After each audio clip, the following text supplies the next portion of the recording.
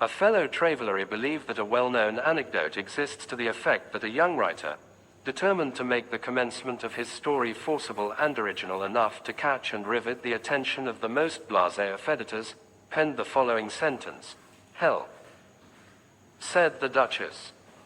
Strangely enough, this tale of mine opens in much the same fashion. Only the lady who gave utterance to the exclamation was not a duchess. It was a day in early June. I had been transacting some business in Paris and was returning by the morning service to London, where I was still sharing rooms with my old friend, the Belgian ex-detective, Hercule Poirot. The Calais express was singularly empty. In fact, my own compartment held only one other traveler. I had made a somewhat hurried departure from the hotel and was busy assuring myself that I had duly collected all my traps when the train started. Up till then I had hardly noticed my companion, but I was now violently recalled to the fact of existence. Jumping up from her seat, she let down the window and stuck her head out, withdrawing it a moment later with the brief and forcible ejaculation, "Hell." Now I am old-fashioned. A woman, I consider, should be womanly. Behave no patience with the modern neurotic girl who jazzes from morning to night, smokes like a chimney, and uses language which would make a Billingsgate fishwoman blush. I looked up now, frowning slightly, into a pretty, impudent face, surmounted by a rakish little red hat. A thick cluster of black curls hid each ear. I judged that she was little more than 17, but her face was covered with powder, and her lips were quite impossibly scarlet. Nothing abashed, she returned my glance, and executed an expressive grimace. "Dear me, we've shocked the kind gentleman," she observed to an imaginary audience. "I apologize for my language. Most unladylike, and all that, but oh, Lord, there's reason enough for it. Do you know I've lost me only sister?" "Really?" I said politely. "How unfortunate." "He disapproves," remarked the lady. "He disapproves utterly of me and my sister, which last is unfair, because he hasn't seen her." I opened my mouth, but she forestalled me. "Say no more. Nobody loves me. I shall go into the garden and eat worms. Boo-hoo. I am crushed." She buried herself behind a large comic French paper. In a minute or two I saw her eyes stealthily peeping at me over the top.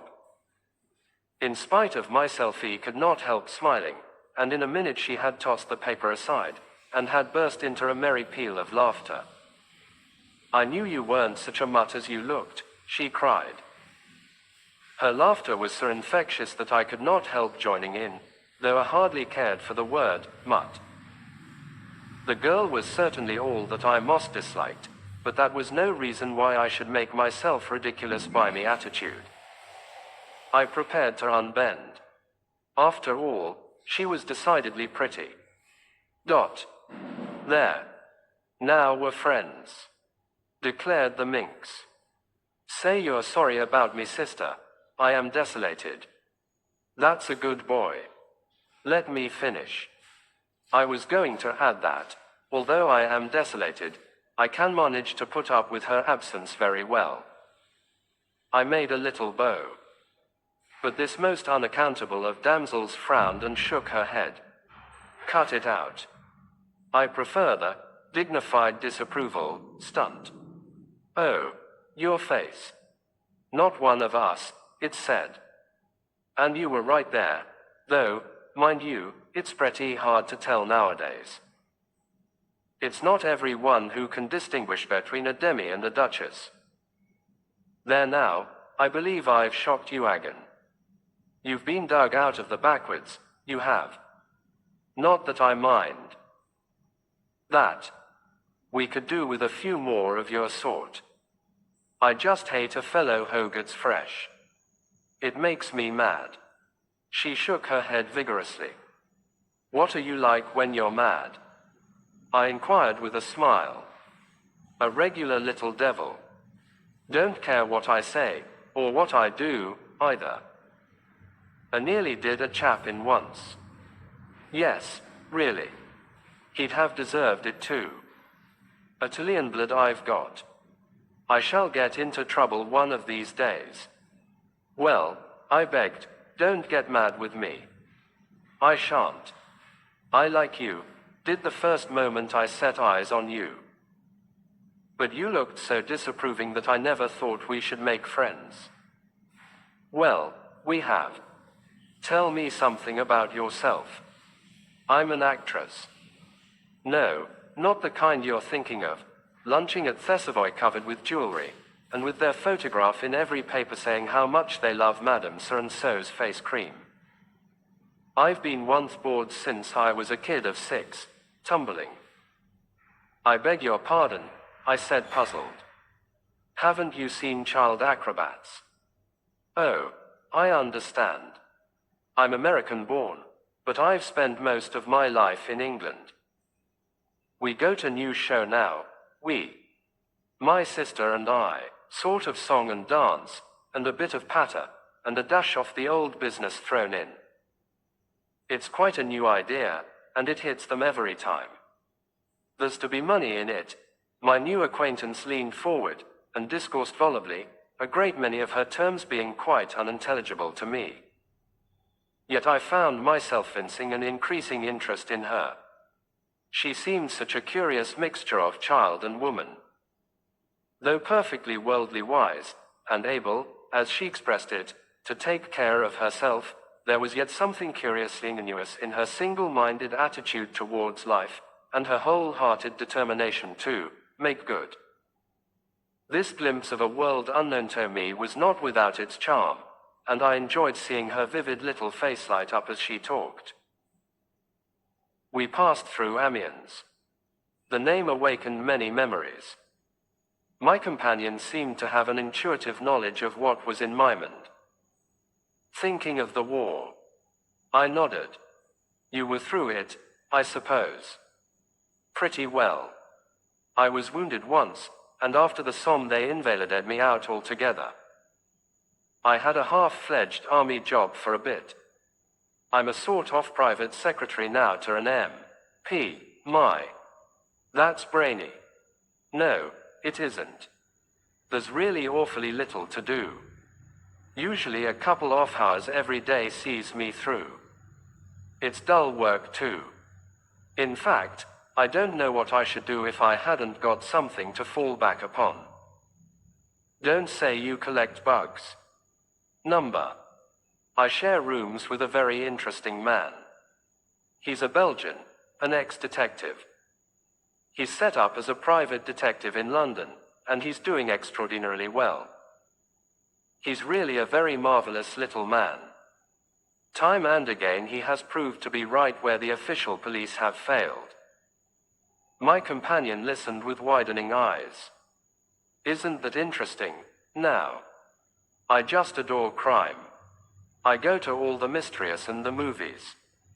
And when there's a murder on, I just devour the papers. Do you remember the Styles case? I asked. Let me see, was that the old lady who was poisoned?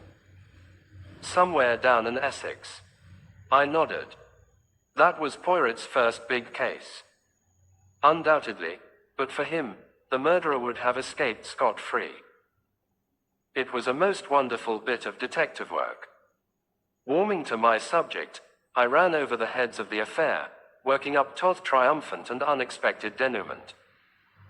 The girl listened spellbound. In fact, we were so absorbed that the train drew into Calais station before we realized it. My goodness gracious me! Cried my companion. Where's my powder puff? Quote. She proceeded to bedaub her face liberally, and then applied a stick-o-flip salve to her lips, observing the effect in a small pocket glass, and betraying not the faintest sign of self-consciousness. I say, I hesitated. I dare say it's cheek on my part, but why do all that sort of thing? The girl paused in her operations, and stared at me with undisguised surprise. It isn't as though you weren't so pretty that you can afford to dow without it, I said stammeringly. My dear boy. I've got to do it. All the girls do. Think I want to look like a little frump up from the country. She took one last look in the mirror, smiled approval, and put it and her vanity box away in her bag. That's better. Keeping up appearances is a bit of a fag, I grant, but if a girl respects herself, it's up to her not to let herself get slack. To this essentially moral sentiment, I had no reply. A point of view makes a great difference. I secured a couple of porters, and we alighted on the platform. My companion held out her hand. Goodbye, and I'll mind my language better in future. Oh, but surely you'll let me look after you on the boat. Mayn't be on the boat. I've got to see whether that sister of mine goes aboard after all anywhere. But thanks all the same. Oh, but we're going to meet again, surely. I hesitated. I want to meet your sister. We both laughed. That's real nice of you. I'll tell her what you say. But I don't fancy we'll meet again. You've been very good to me on the journey, especially after I cheeked you as I did. But what your face expressed first thing is quite true. I'm not your kind. And that brings trouble, I know that well enough. Her face changed. For the moment all the light-hearted gaiety died out of it. It looked angry, revengeful. So goodbye, she finished, in a lighter tone. Aren't you even going to tell me your name? I cried, as she turned away. She looked over her shoulder. A dimple appeared in each cheek. She was like a lovely picture by Greuze. Cinderella, she said, and laughed. But little did I think when and how I should see Cinderella again. An appeal for help. It was 9:05 when I entered our joint sitting room for breakfast on the following morning. My friend Poirot, exact to the minute as usual, was just tapping the shell of his second egg. He beamed upon me as I entered. You have slept well, yes. You have recovered from the crossing so terrible. It is a marvel, almost you are exact this morning. Pardon, but your tie is not symmetrical. Permit that I rearrange him. Elsewhere, I have described Hercule Poirot. An extraordinary little man. Height, 5 feet 4 inches, egg-shaped head carried a little to one side, eyes that shone green when he was excited, stiff military moustache, air of dignity immense. He was neat and dandified in appearance. For neatness of any kind, he had an absolute passion. To see an ornament set-cricked, or a speck of dust, or a slight disarray in one's attire, was torture to the little man until he could ease his feelings by remedying the matter.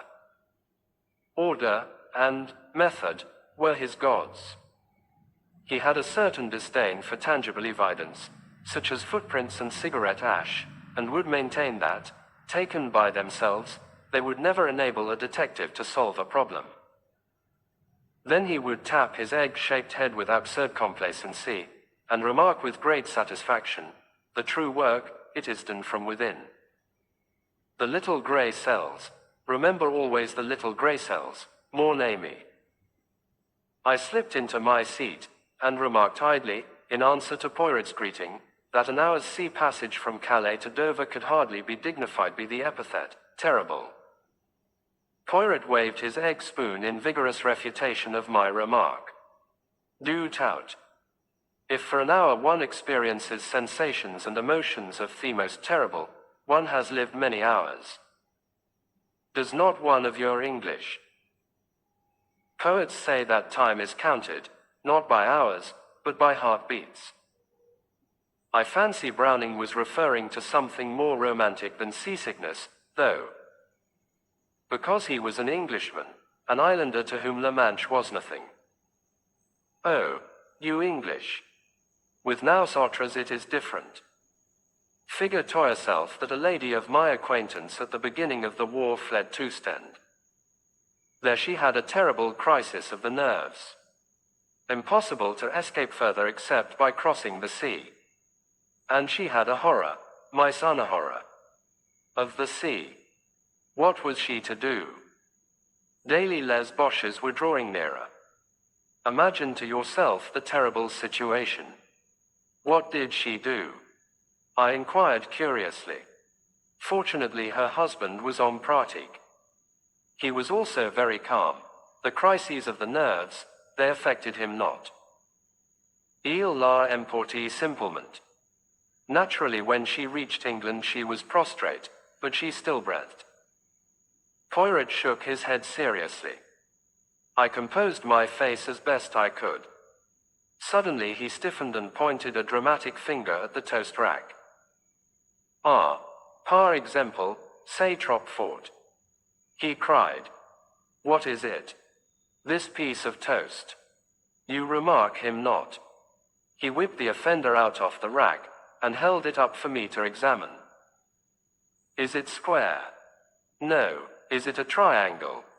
Again no. Is it even round? No. Is it of any shape remotely pleasing to the eye? What symmetry have we here? None. It's cut from a cottage loaf, I explained soothingly.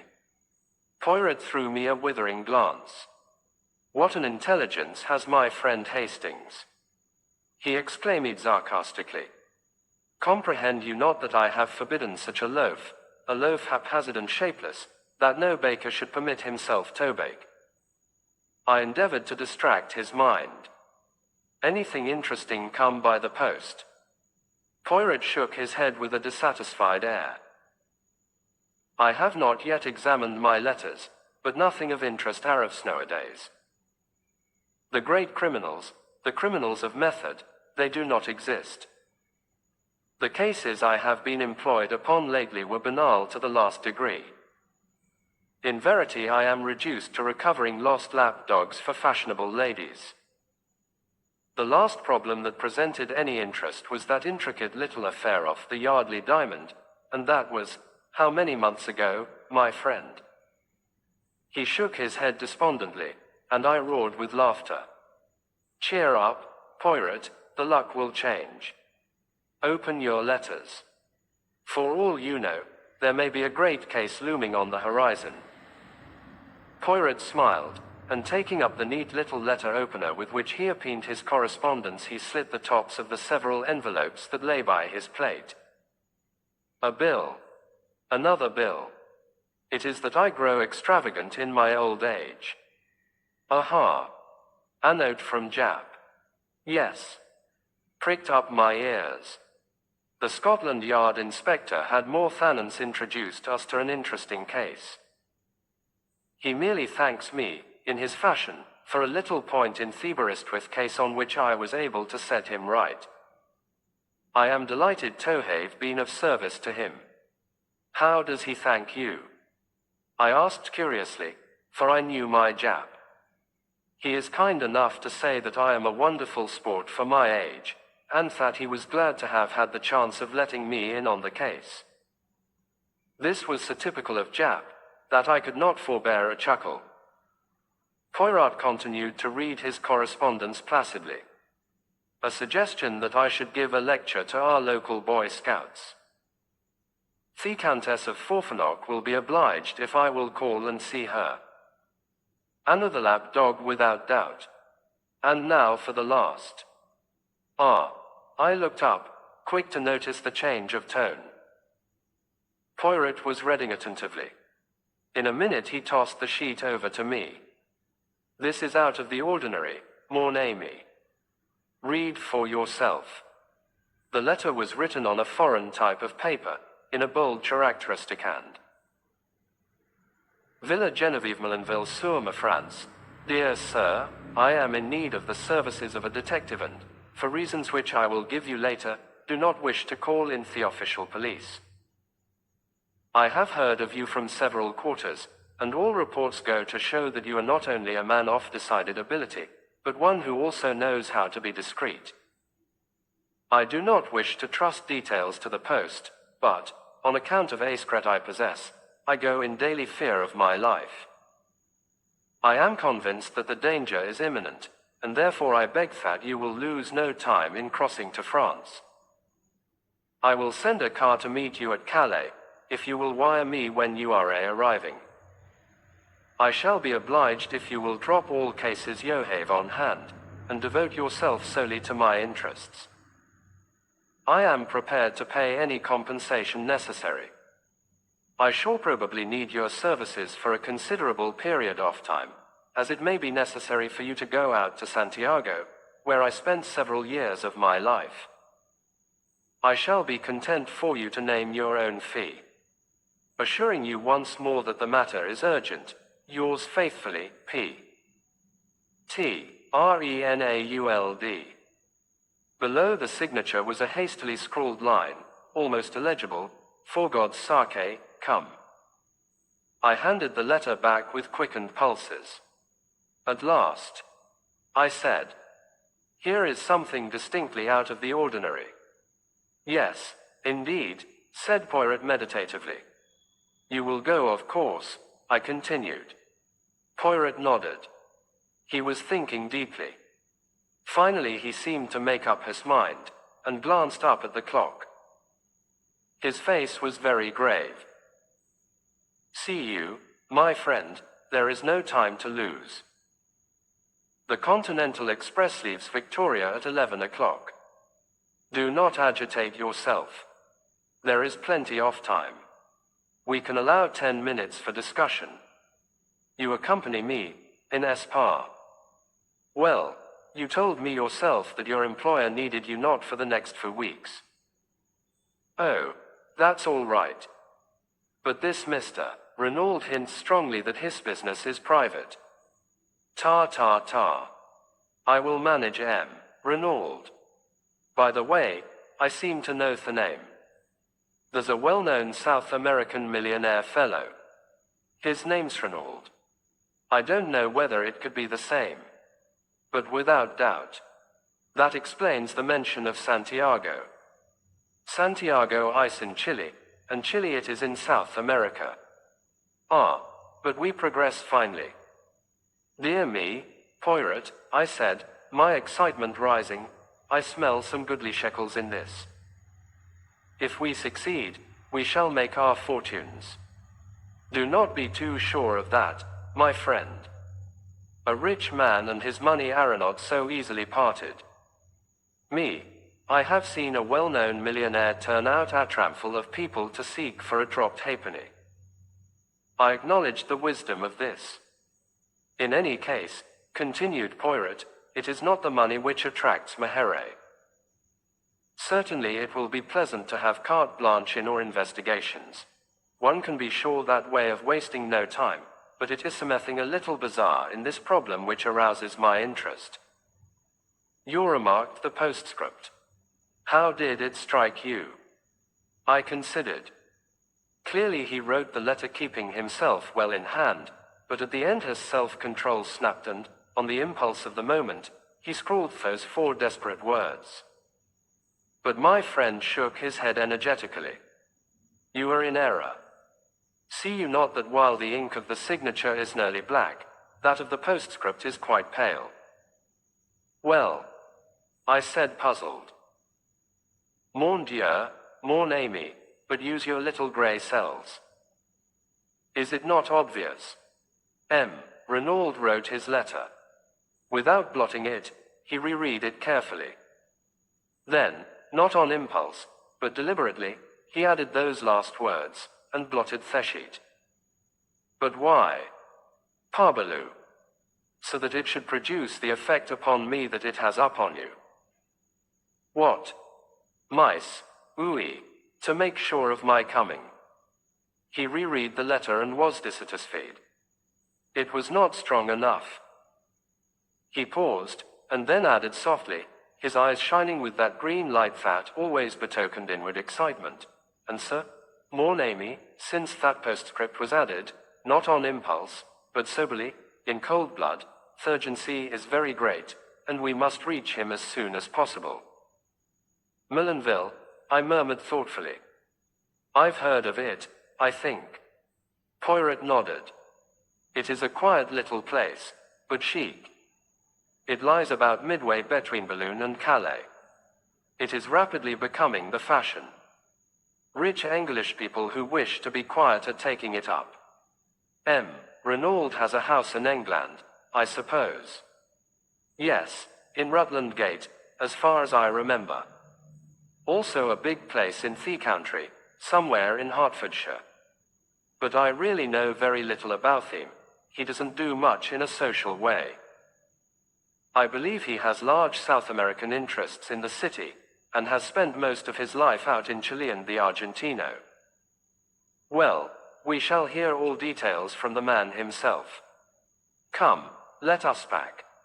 A small suitcase each, and then a taxi to Victoria. And the Countess? I inquired with a smile. Ah, je m'en fiche. Her case was certainly not interesting. Why so sure of that? Because in that case she would have come, not written. A woman cannot wait, always remember that, Hastings. 11 o'clock saw our departure from Victoria on our way to Dover. Before starting, Poirot had dispatched a telegram to Mr. Renaud giving the time of our arrival at Calais. I'm surprised you haven't invested in a few bottles of some seasick remedy, Poirot, I observed maliciously, as I recalled our conversation at breakfast. My friend, who was anxiously scanning the weather, turned a reproachful face upon me. Is it that you have forgotten the method most excellent of Lavagire? His system, I practice it always. One balances oneself, if you remember, turning the head from left to right, breathing in and out, counting 6 between each breath. Hunnam, I demurred. You'll be rather tired of balancing yourself and counting 6 by the time you get to Santiago, or Buenos Aires, or wherever it is you land. Quelle idée. You do not figure to yourself that I shall go to Santiago. Mr. Renaud suggests it in his letter. He did not know the methods of Hercule Poirot. I do not run to and fro, making journeys, and agitating myself. My work is done from within. Here, he tapped his forehead significantly. As usual, this remark roused my argumentative faculty. It's all very well, Poirot, but I think you are falling into the habit of despising certain things too much. A fingerprint has led sometimes to theorist and conviction of a murderer. And has, without doubt, hanged more than one innocent man, remarked Poirot dryly. But surely the study of fingerprints and footprints, cigarette ash, different kinds of mud, and other clues that comprise the minute observation of details, all these are of vital importance. But certainly, I have never said otherwise. The trained observer, the expert, without doubt he is useful. But the others, the Hercules Poirots, they're above the experts. To them the experts bring the facts. Their business is the method of the crime, its logical deduction, the propersequence and order of the facts, above all, the true psychology of the case. You have hunted the fox, yes. I have hunted a bit, now and again, I said, rather bewildered by this abrupt change of subject. Why? Quote. Eh bien, this hunting of the fox, you need the dogs, no. Hounds, I corrected gently. Yes, of course. But yet, Poirot wagged his finger at me. You did not descend from your horse and run along the ground smelling with your nose and uttering loud ow-ows.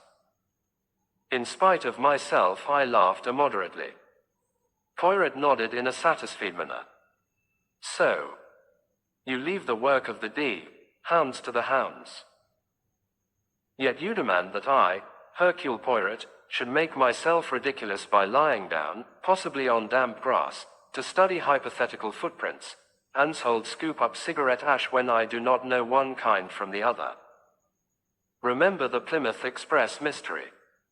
The good Jap departed to make a survey of the railway line. When he returned, I, without having moved from my apartments, was able to tell him exactly what he had found. So you are of the opinion that Jap wasted his time? Not at all, since his evidence confirmed my theory. But I should have wasted my time if I had gone. It is the same with so-called experts. Remember the handwriting testimony in the Cavendish case. Own counsel's questioning brings out testimony as to the resemblances. The defense brings evidence to show dissimilarity. All the language is very technical. And the result? What we all knew in the first place. The writing was very like that of John Cavendish. And the psychological mind is faced with the question, why? Because it was actually his. Or because someone wished us to think it was his. I answered that question, more namely, and answered it correctly. And Poirot, having effectually silenced, if not convinced me, leaned back with a satisfied air. On the boat, I knew better than to disturb my friend's solitude. The weather was gorgeous, and the sea as smooth as the proverbial mill pond, so I was hardly surprised to hear that Lavagaire's method had once more justified itself when a smiling Poirot joined me on disembarking at Calais. A disappointment was in store for us, as no car had been sent to meet us, but Poirot put this down to his telegram having been delayed in transit. Since it is carte blanche, we will hire a car, he said cheerfully. And a few minutes later saw us creaking and jolting along, in the most ramshackle of automobiles that ever plied for hire, in the direction of Millenville. My spirits were at their highest. What gorgeous air! I exclaimed. This promises to be a delightful trip. For you, yes. For me, I have work to do, remember, at our journey's end. Bah! I said cheerfully. You will discover all, ensure this Mr. Renaud's safety, run the would-be assassins to earth, and all will finish in a blaze of glory. You are sanguine, my friend. Yes, I feel absolutely assured of success. Are you not the one and only Hercule Poirot? But my little friend did not rise to the bait. He was observing me gravely. You are what the Scotch people call, Fay, Hastings. It presages disaster. Nonsense. At any rate, you do not share my feelings. No, but I am afraid. Afraid of what? I do not know. But I have a premonition, je ne sais quoi. He spoke so gravely, that I was impressed in spite of myself. I have a feeling, he said slowly, that this is going to be a big affair, a long, troublesome problem that will not be easy to work out. I would have questioned him further, but we were just coming into the little town of Millenville, and we slowed up to inquire the way to the Villa Genevieve. Straight on, monsieur, through the town. The Villa Genevieve is about half a mile the other side. You cannot miss it. A big villa, overlooking the sea. Quote. We thanked our informant, and drove on, leaving the town behind. A fork in the road brought us to a second halt. A peasant was trudging towards us, and we waited for him to come up to us in order to ask the way again. There was a tiny villa standing right by the road, but it was too small and dilapidated to be the one we wanted. As we waited, the gate of it swung open and a girl came out. The peasant was passing us now, and the driver leaned forward from his seat and asked for direction. The Villa Genevieve. Just a few steps up this road to the right, monsieur.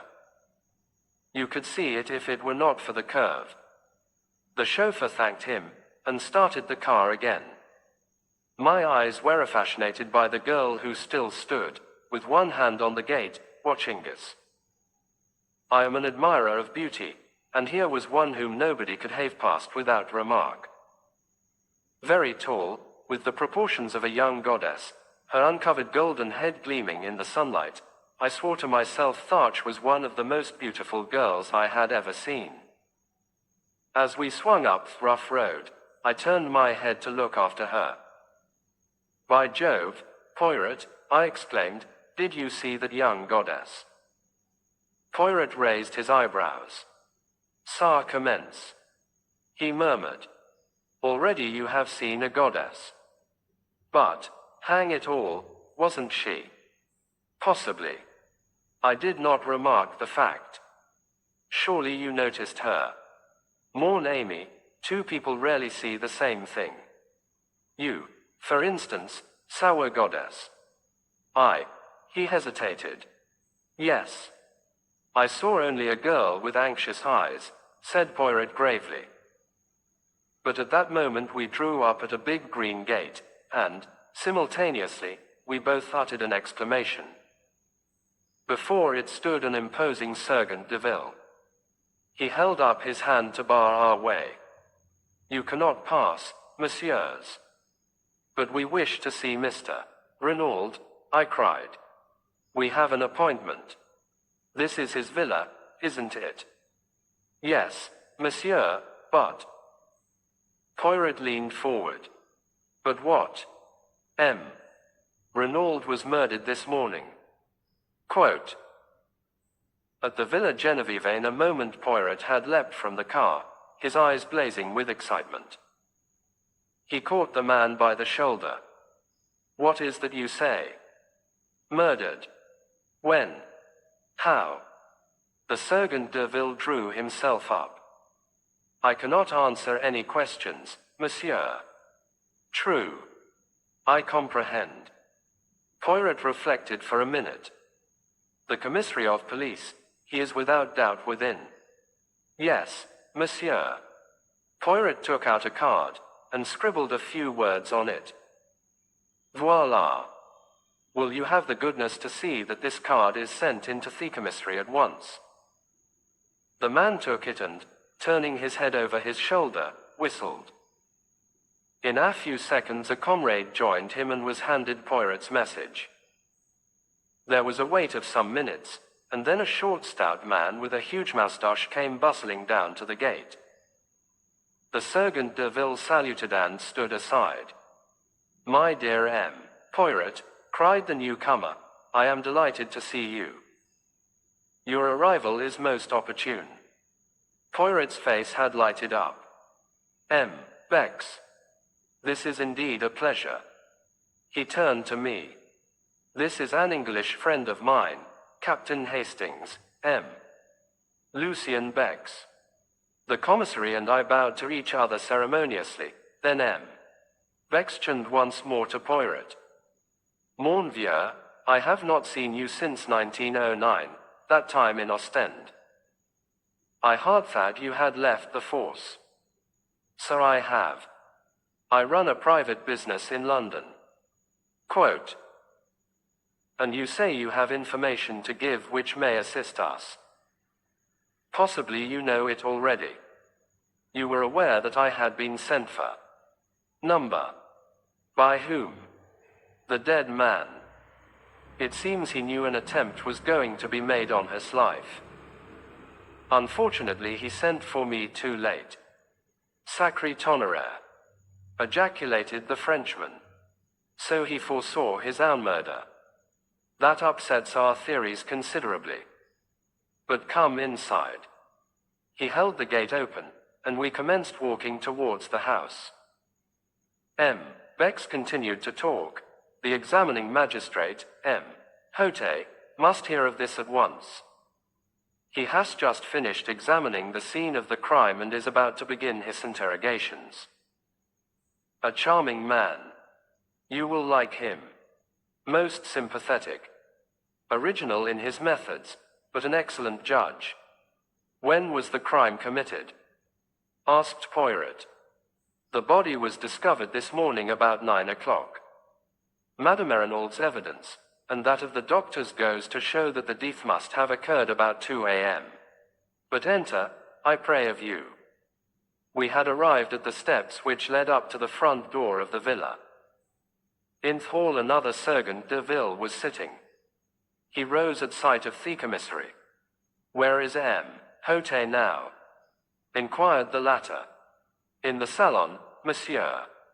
M. Bex opened a door to the left of the hall, and we passed in. M. Houtet and his clerk were sitting at a big round table. They looked up as we entered. The commissary introduced us, and explained our presence.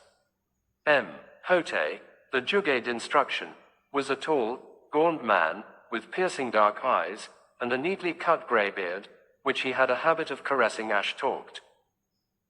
Standing by the mantelpiece was an elderly man, with slightly stooping shoulders, who was introduced to us as Dr. Durand. "Most extraordinary," remarked M. Hote, as the commissary finished speaking. "You have the letter here, monsieur." Poirot handed it to him, and the magistrate read it. "Hunnam. He speaks of a secret. What a pity he was not more explicit. We're much indebted to you, M. Poirot. I hope you will do us the honor of assisting us in our investigations. Or are you obliged to return to London?" M. Le Juge, I propose to remain. I did not arrive in time to prevent my client's death, but I feel myself bound in honor to discover the assassin. The magistrate bowed. "These sentiments do you honor. Also, without doubt, Madame Erinaud will wish to retain your services. We are expecting M. Giraud from the Cité in Paris any moment, and I am sure that you and he will be able to give each other mutual assistance in your investigations. In the meantime, I hope that you will do me the honor to be present at my interrogations, and I need hardly say that if there is any assistance you require, it is at your disposal. I thank you, monsieur. You will comprehend that at present I am completely in the dark. I know nothing whatever." M. Hote nodded to the commissary, and the latter took up the tale. "This morning, the old servant Françoise, on descending to start her work, found the front door ajar. Feeling a momentary alarm as to burglars, she looked into the dining room, but seeing the silver was safe, she thought no more about it, concluding that her master had, without doubt, risen early, and gone for a stroll. Pardon, monsieur, for interrupting, but was that a common practice of his?" "No, it was not, but old Françoise has the common idea as regards the English, that they are mad, and liable to do the most unaccountable things at any moment. Going to call her mistress as usual, a younger maid, Leonie, was horrified to discover her gagged and bound, and almost at the same moment news was brought that M. Renaud's body had been discovered, stone dead, stabbed in the back. Where? That is one of the most extraordinary features of the case. M. Poirot, the body was lying, face downwards, in an open grave. What? Quote. Yes. The pit was freshly dug, just a few yards outside the boundary of the villa grounds. And he had been dead, how long? Dr. Durand answered this. I examined the body this morning at 10 o'clock. Death must have taken place at least 7, and possibly 10 hours previously. Hunnam, that fixes it at between midnight and 3 a.m. Exactly, and Madame Renaud's evidence places it at after 2 a.m., which narrows the field still further. Death must have been instantaneous, and naturally could not have been self-inflicted. Poirot nodded, and the commissary resumed. Madame Renaud was hastily freed from the cords that bound her by the horrified servants. She was in a terrible condition of weakness, almost unconscious from the pain of her bonds. It appears that 2 masked men entered the bedroom, gagged and bound her, whilst forcibly abducting her husband.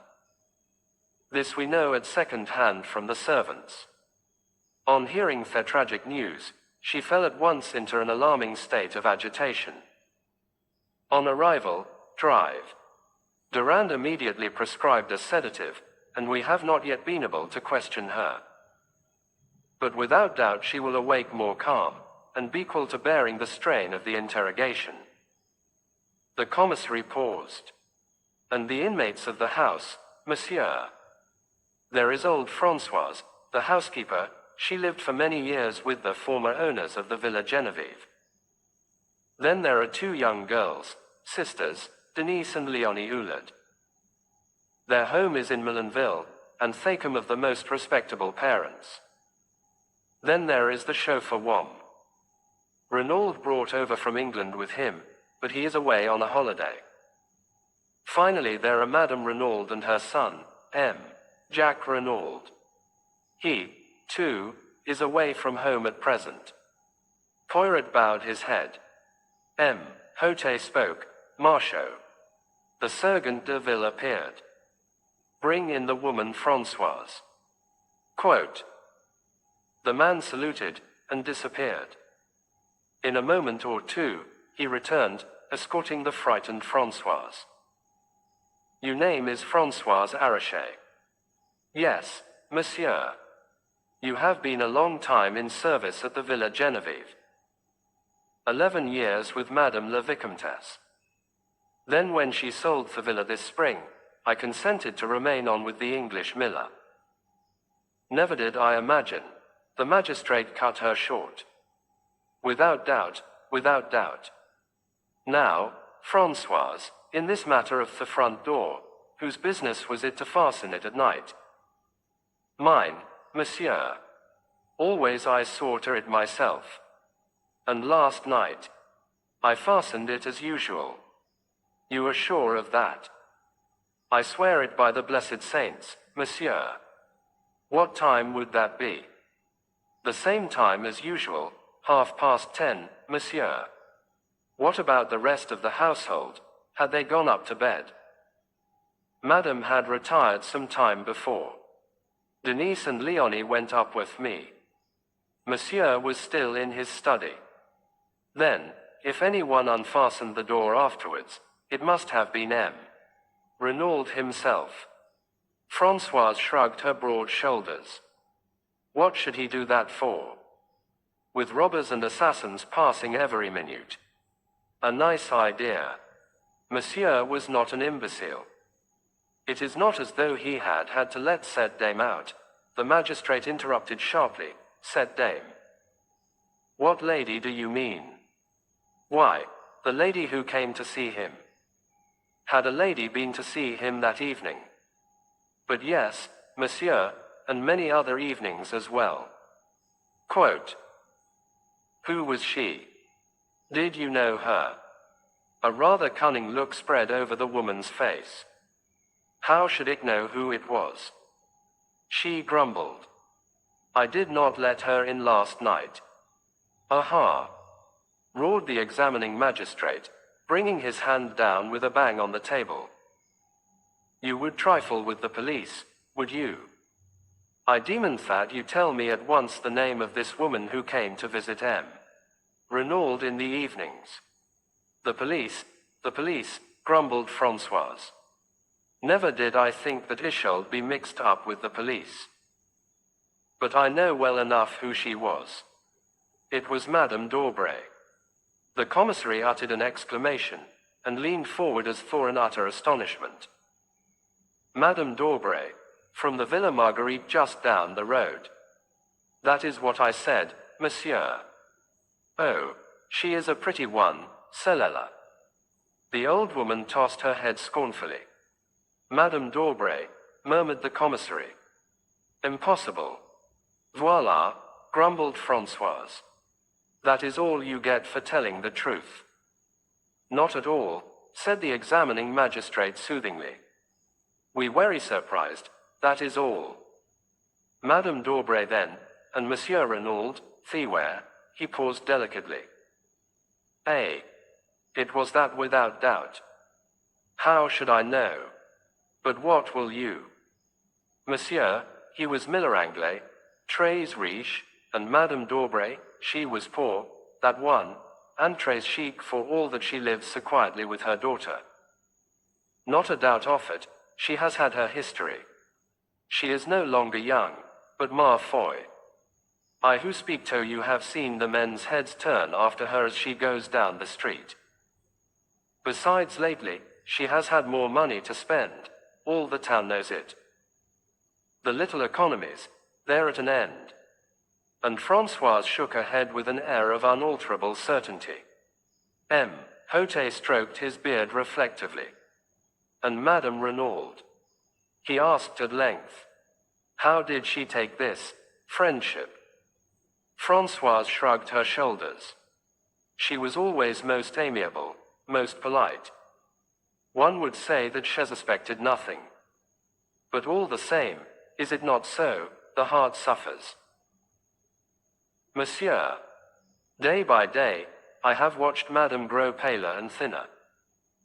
She was not the same woman who arrived here a month ago.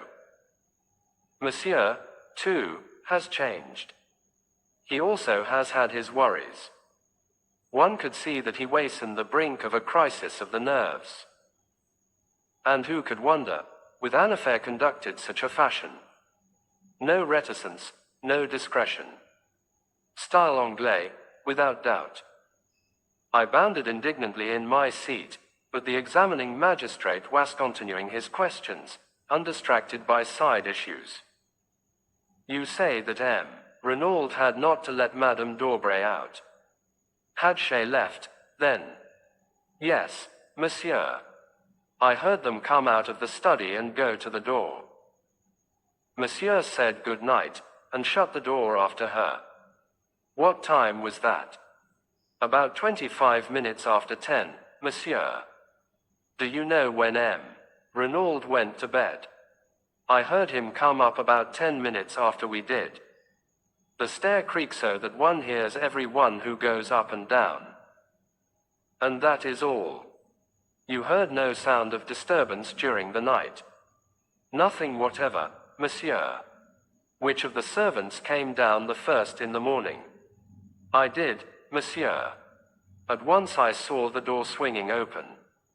What about the other downstairs windows? Were they all fastened? Every one of them. There was nothing suspicious or out of place anywhere. Good, Françoise, you can go. The old woman shuffled towards the door.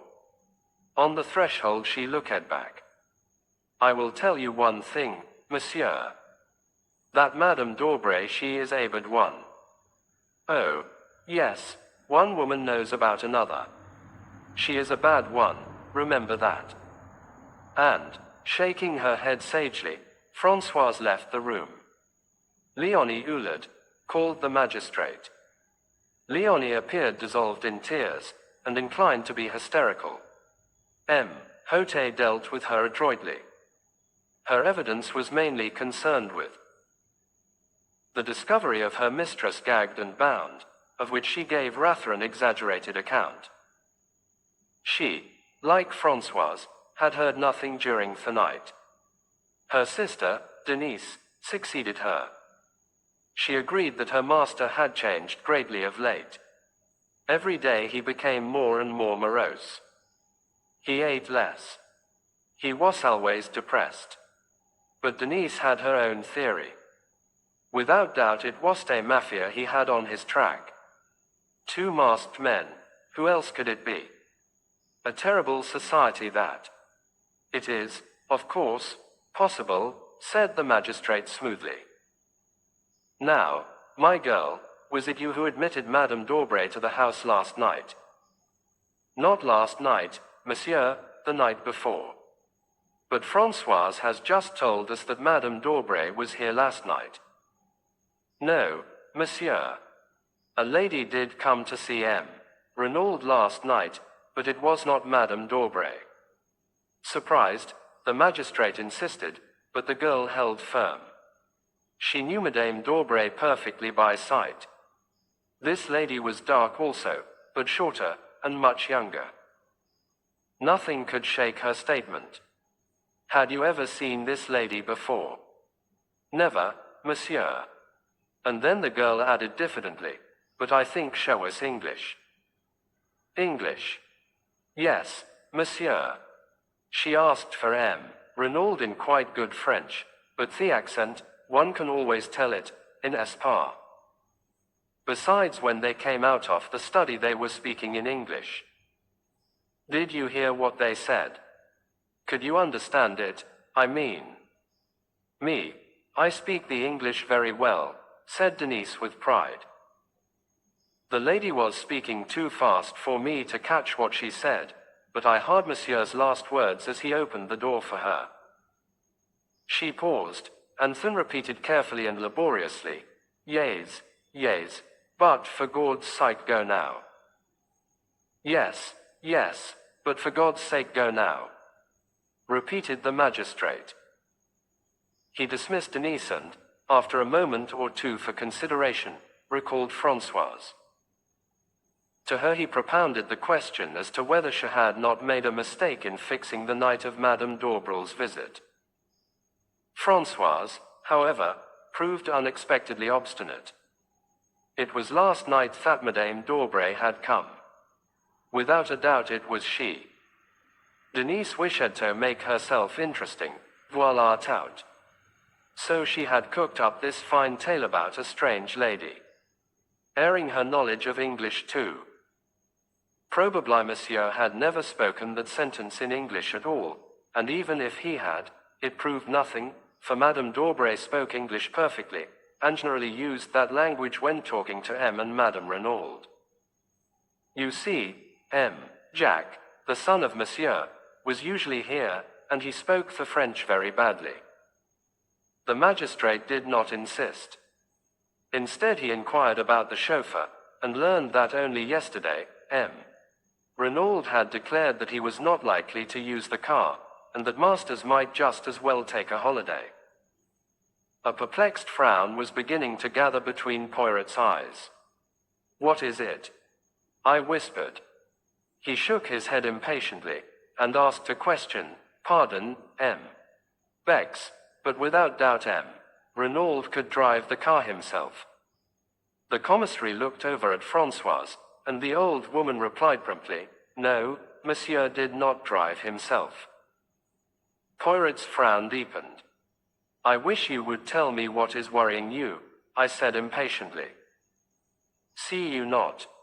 In his letter M. Renaud speaks of sending the car for me to Calais. Perhaps he meant a hired car," I suggested. "Doubtless that is so. But why hire a car when you have one of your own? Why choose yesterday to send away the chauffeur on a holiday, suddenly, at a moment's notice? Was it that for some reason he wanted him out of the way before we arrived?" Quote. The letter signed, Bella, Françoise had left the room. The magistrate was drumming thoughtfully on the table. "M. Bex," he said at length, "here we have directly conflicting testimony. Which are we to believe, Françoise or Denise?" "Denise," said the commissary decidedly. "It was she who let the Visitoren. Françoise is old and obstinate, and has evidently taken a dislike to Madame d'Aubray. Besides, our own knowledge tends to show that Renaud was entangled with another woman." "Tiens!" cried M. Hote. "We have forgotten to inform M. Poirot of that." He searched amongst the papers on the table, and finally handed Theone he was in search of to my friend. "This letter, M. Poirot, we found in the pocket of the dead man's overcoat." Poirot took it and unfolded it. It was somewhat worn and crumbled, and was written in English in a rather unformed hand. "My dearest one, why have you not written for so long? You do love me still, don't you? Your letters lately have been so different, cold and strange, and now this long silence. It makes me afraid. If you were to stop loving me. But that's impossible. What a silly kid I am, always imagining things. But if you did stop loving me, I don't know what I should do, kill myself perhaps. I couldn't live without you. Sometimes I fancy another woman is coming between us. Let her look out, that's all, and you too. I'd as soon kill you as let her have you. I mean it. But there, I'm writing high-flown nonsense. You love me, and I love you, yes, love you, love you, love you. Your own adoring, Bella. There was no address or date. Poirot handed it back with a grave face. And the assumption is, M. Le Juge. The examining magistrate shrugged his shoulders. Obviously M. Renaud was entangled with this Englishwoman, Bella. He comes over here, meets Madame d'Aubray, and starts an intrigue with her. He calls off to the other, and she instantly suspects something. This letter contains a distinct threat. M. Poirot, at first sight the case seemed simplicity itself. Jealousy. The fact that M. Renaud was stabbed in the back seemed to point distinctly to its being a woman's crime. Poirot nodded. The stab in the back, yes, but not the grave. That was laborious work, hard work, no woman dug that grave, monsieur. That was a man's doing. The commissary exclaimed excitedly, yes, yes, you are right. We did not think of that. As I said, continued M. Hote, at first sight the case seemed simple, but the masked men, and the letter you received from M. Renaud complicate matters. Here we seem to have an entirely different set of circumstances, with no relationship between the two. As regards the letter written to yourself, do you think it is possible that it referred in any way to this, Bella, and her threats? Poirot shook his head. Hardly. A man like M. Renaud, who has led an adventurous life in out-of-the-way places, would not be likely to ask for protection against a woman. The examining magistrate nodded his head emphatically. My view exactly. Then we must look for the explanation of the letter, in Santiago, finished the commissary. I shall cable without delay to the police in that city, requesting full details of the murdered man's life out there, his love affairs, his business transactions, his friendships, and any enmities he may have incurred. It will be strange if, after that, we do not hold a clue to his mysterious murder. Quote. The commissary looked round for approval. Excellent, said Poirot appreciatively. His wife, too, may be able to give us a pointer, added the magistrate. You have found no other letters from this Bella amongst M. Renaud's effects? Asked Poirot. No. Of course, one of our first proceedings was to search through his private papers in the study. We found nothing of interest, however. Al seemed square and above board. The only thing at all out of the ordinary was his will. Here it is. Poirot ran through the document. So, a legacy of £1,000 to Mr. Stoner, who is he, by the way? M. Renaud's secretary. He remained in England, but was over here once or twice for a weekend. And everything else left unconditionally to his beloved wife, Eloise. Simply drawn up, but perfectly legal. Witnessed by the two servants, Denise and Francoise. Nothing so very unusual about that. He handed it back. Perhaps, began Bex, you did not notice the date. Twinkled Poirot. But yes, I noticed it. A fortnight ago. Possibly it marks his first intimation of danger. Many rich men intestate through never considering the likelihood of the demise.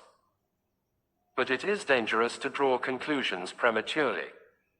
It points, however, to his having a real liking and fondness for his wife, in spite of his amorous intrigues. Yes, said M. Hote doubtfully. But it is possibly a little unfair on Hisson, since it leaves him entirely dependent on his mother. If she were to marry again, and her second husband obtained an ascendancy over her, this boy might never touch a penny of his father's money. Poirot shrugged his shoulders. Man is a vain animal. M. Renaud figured to himself, without doubt, that his widow would never marry again. As to the son, it may have been a wise precaution to leave the money in his mother's hands. The sons of rich men are proverbially wild. Quote, "It may be as you say. Now, M. Poirot, you would without doubt like to visit the scene of the crime. I am sorry that the body has been removed, but of course photographs have been taken from every conceivable angle, and will be at your disposal as soon as they are available. I thank you, monsieur, for all your courtesy." The commissary rose. "Come with me, messieurs." He opened the door, and bowed ceremoniously to Poirot to precede him. Poirot, with equal politeness, drew back and bowed to the commissary. "Monsieur, monsieur." At last they got out into the hall. "That room there, it is the study, hein?" asked Poirot suddenly, nodding towards the door opposite. "Yes. You would like to see it." He threw the door open as he spoke, and Way entered. The room which M. Renaud had chosen for his own particular use was small, but furnished with great taste and comfort. A businesslike writing desk, with many pigeon-holes, stood in the window. Two large leather-covered armchairs faced the fireplace, and between them was a round table covered with the latest books and magazines. Bookshelves lined two of the walls, and at the end of the room opposite the window there was a handsome oak sideboard with a tantalus on top. The curtains and portiere were of a soft dull green, and the carpet matched them in tone. Poirot stood a moment talking in the room, then he stepped forward, passed his hand lightly over the backs of the leather chairs, picked up a magazine from the table, and drew a finger gingerly over the surface of the oak sideboard. His face expressed complete approval. "No dust?" I asked, with a smile. He beamed on me, appreciative of my knowledge of his peculiarities. "Not a particle, mon ami. And for once, perhaps, it is a pity." His sharp, bird-like eyes darted here and there. "Ah," he remarked suddenly, with an intonation of relief. "The hearth rug is crooked," and he bent down to straighten it. Suddenly he uttered an exclamation and rose. In his hand he held a small fragment of paper. "In France, as in England," he remarked, "the domestics omit to sweep under the mats." Bex took the fragment from him, and I came closer to examine it. "You recognize it, eh, Hastings?" I shook my head, puzzled, and yet the particular shade of pink paper was very familiar. The commissary's mental processes were quicker than mine. "A fragment of a check," he exclaimed. The piece of paper was roughly about 2 inches square. On it was written in ink the word, Duveen. "Bien," said Bex. "This check was payable to, or drawn by, one Nemeduveen." "The former, I fancy," said Poirot, "for, if I am not mistaken, the handwriting is that of M. Renaud." That was soon established, by comparing it with a memorandum from the desk. "Dear me," murmured the commissary, with a crestfallen air, "I really cannot imagine how I came to overlook this." Poirot laughed. "The moral of that is, always look under the mats. My friend Hastingshire will tell you that anything in the least crooked is a torment to me." As soon as I saw that the hearth rug was out of the straight, I said to myself, "Tiens." The leg of the chair caught it in being pushed back. Possibly there may be something beneath it which the good Françoise overlooked. Françoise. Or Denise, or Leonie. Whoever did this room. Since there is no dust, the room must have been done this morning. I reconstruct the incident like this. Yesterday, possibly last night, M. Renaud drew a check to the order of someone named Duveen. Afterwards it was torn up, and scattered on the floor. This morning, but M. Bex was already pulling impatiently at the bell. Françoise answered it. Yes, there had been a lot of pieces of paper on the floor. What had she done with them? Put them in the kitchen stove, of course. What else? With a gesture of despair, Bex dismissed her. Then, his face lightening, he ran to the desk. In a minute he was hunting through the dead man's checkbook. Then he repeated his former gesture. The last counterfoil was blank. Courage! Cried Poirot, clapping him on the back. Without doubt, Madame Renaud will be able to tell us all about this mysterious personam Duveen. The commissary's face cleared. That is true. Let us proceed. As we turned to leave the room, Poirot remarked casually, "It was Herathat M. Renaud received his guest last night, eh?" "It was, but how did you know?" "By this. I found it on the back of the leather chair." And he held up between his finger and thumb a long black hair, a woman's hair. Bex took us out by the back of the house to where there was a small sh leaning against the house. He produced a key from his pocket and unlocked it. "The body is here. We moved it from the scene of the crime just before you arrived, as the photographers had done with it." He opened the door and we passed in. The murdered man lay on the ground, with a sheet over him. Bex dexterously whipped off the covering. Renaud was a man of medium height, slender and lithe in figure. He looked about 50 years of age, and his dark hair was plentifully streaked with grey. He was clean-shaven with a long thin nose, and eyes set rather close together, and his skin was deeply bronzed, as that of a man who had spent most of his life beneath tropical skies. His lips were drawn back from his teeth and an expression of absolute amazement and terror was stamped on the livid features. "One can see by his face that he was stabbed in the back," remarked Poirot. Very gently, he turned the dead man over. There, between the shoulder blades, staining the light fawn overcoat, was a round dark patch. In the middle of it there was a slit in the cloth. Poirot examined it narrowly. "Have you any idea with what weapon the crime was committed?" "It was left in the wound." The commissary reached down a large glass jar. In it was a small object that looked to me more like a paper knife than anything else. It had a black handle, and a narrow shining blade. The whole thing was not more than 10 inches long. Poirot tested the discolored point gingerly with his fingertip. "Ma foi! But it is sharp. A nice easy little tool for murder." "Unfortunately, we could find no trace of fingerprints on it," remarked Bex regretfully. "The murderer must have worn gloves." "Of course he did," said Poirot contemptuously. "Even in Santiago they know enough for that. The veriest amateur of an English mise knows it, thanks to the publicity the Bertillon system has been given in the press. All the same, it interests me very much that there were no fingerprints. It is so amazingly simple to leave the fingerprints of someone else. And then the police are happy." He shook his head. "I very much fear our criminal is not a man of method. Either that or he was pressed for time. But we shall see." He let the body fall back into its original position. He wore only underclothes under his overcoat. "I see," he remarked. "Yes, the examining magistrate thinks that is rather a curious point."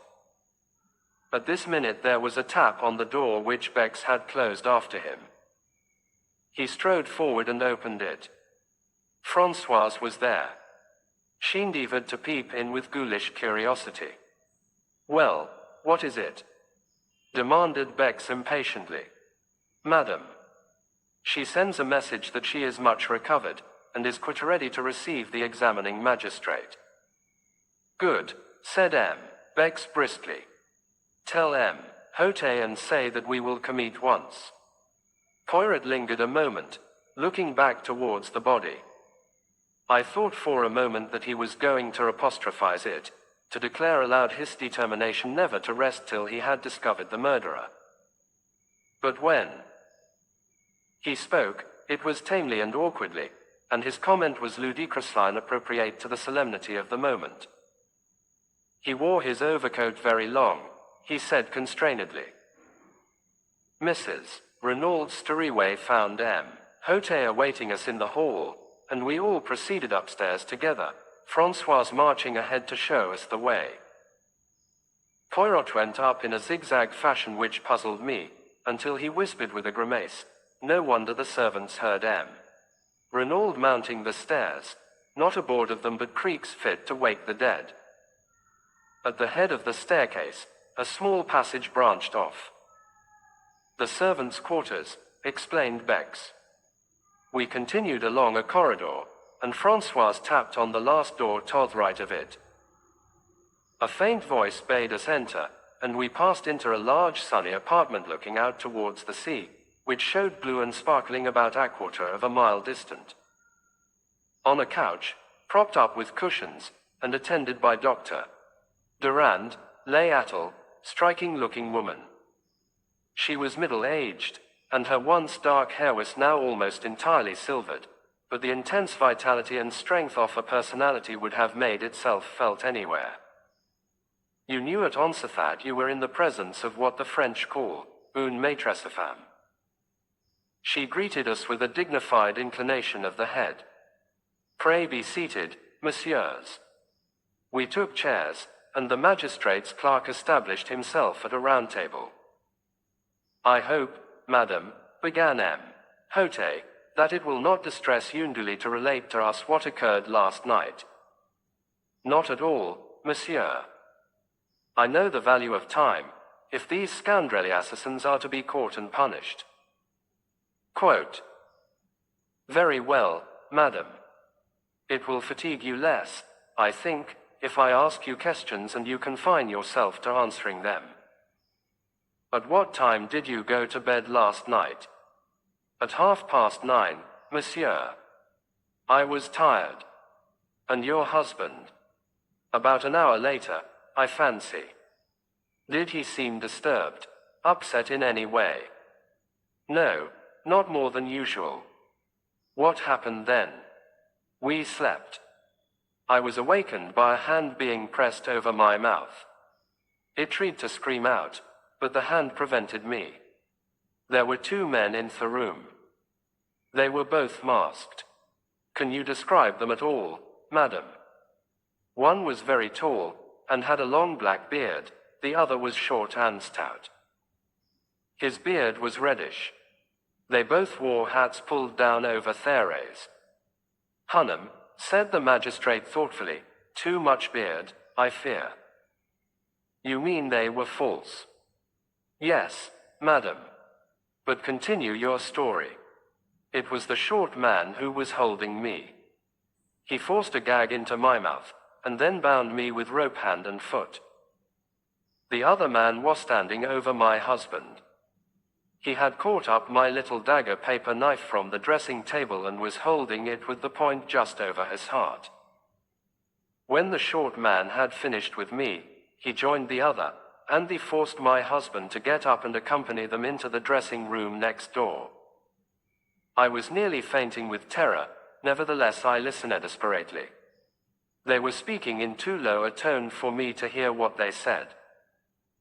But I recognized the language, a bastard Spanish such as is spoken in some parts of South America. They seemed to be demanding something from my husband, and presently they grew angry, and their voices rose a little. I think the tall man was speaking. You know what we want. He said. Thescret. Where is it? I do not know what my husband answered, but the other replied fiercely, you lie. We know you have it. Where are your keys? Then I heard sounds of drawers being pulled out.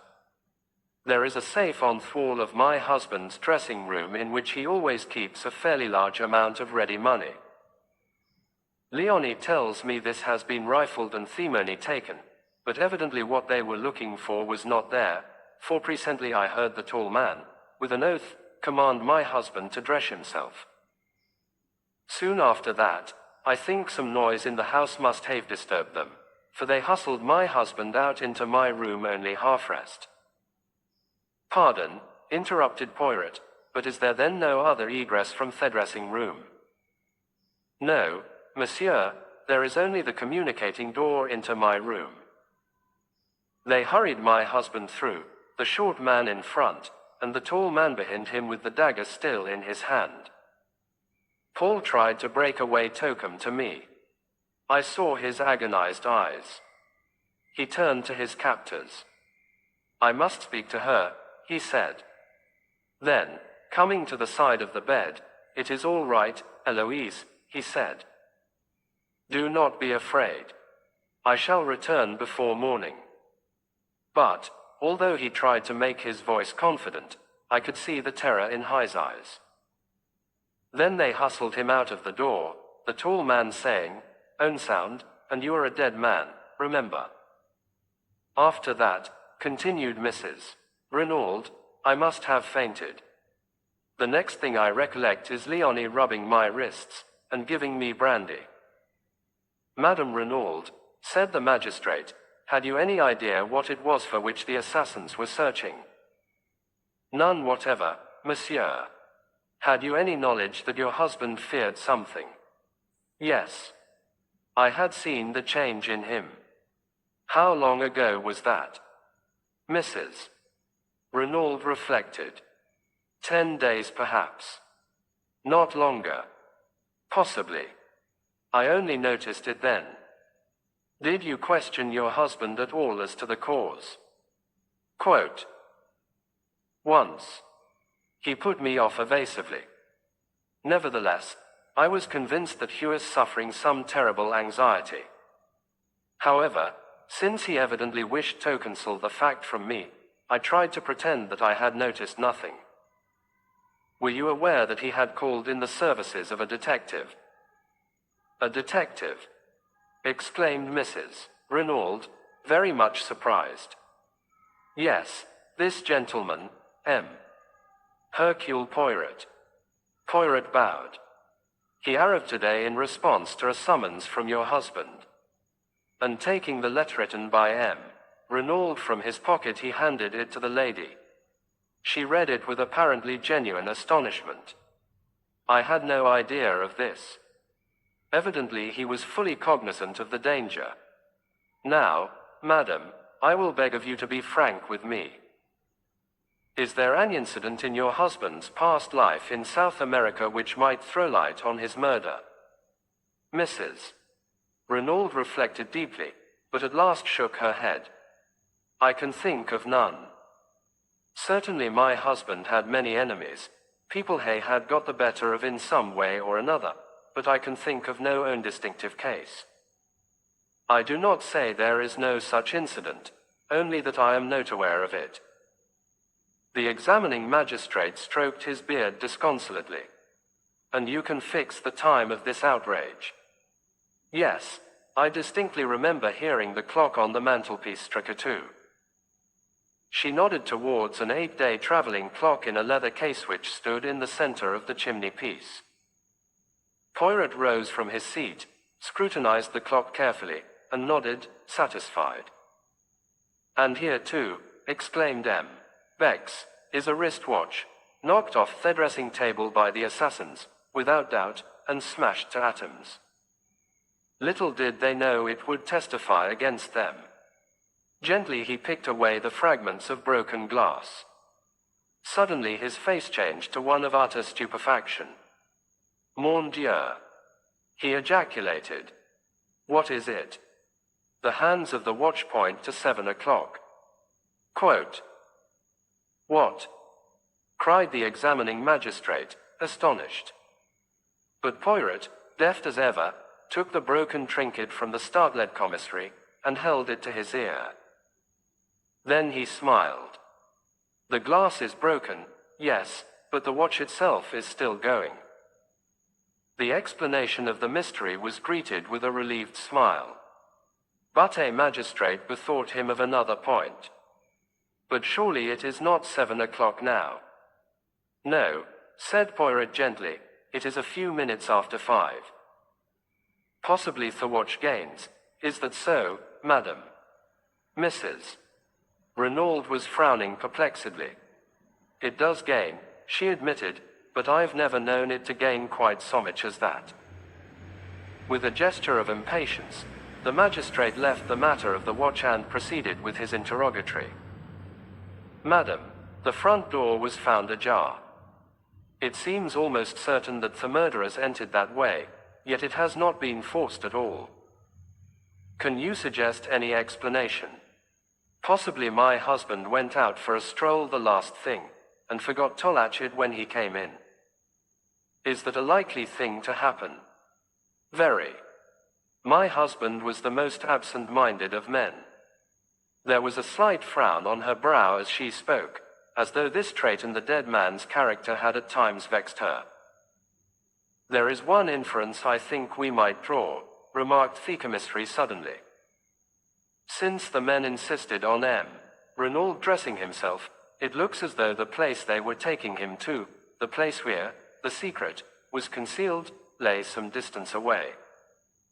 The magistrate nodded. Yes, far, and yet not too far, since he spoke of being back by morning. What times does the last train leave the station of Millenville? Asked Poirot. 11:51 way, and 12:17 the other, but it is more probable Thathy had a motor waiting. Quote. Of course, agreed Poirot, looking somewhat crestfallen. Indeed, that might be one way of tracing him, continued the magistrate, brightening. A motor containing 2 foreigners is quite likely to have been noticed. That is an excellent point, Bex. He smiled to himself, and then, becoming grave once more, he said Thomas.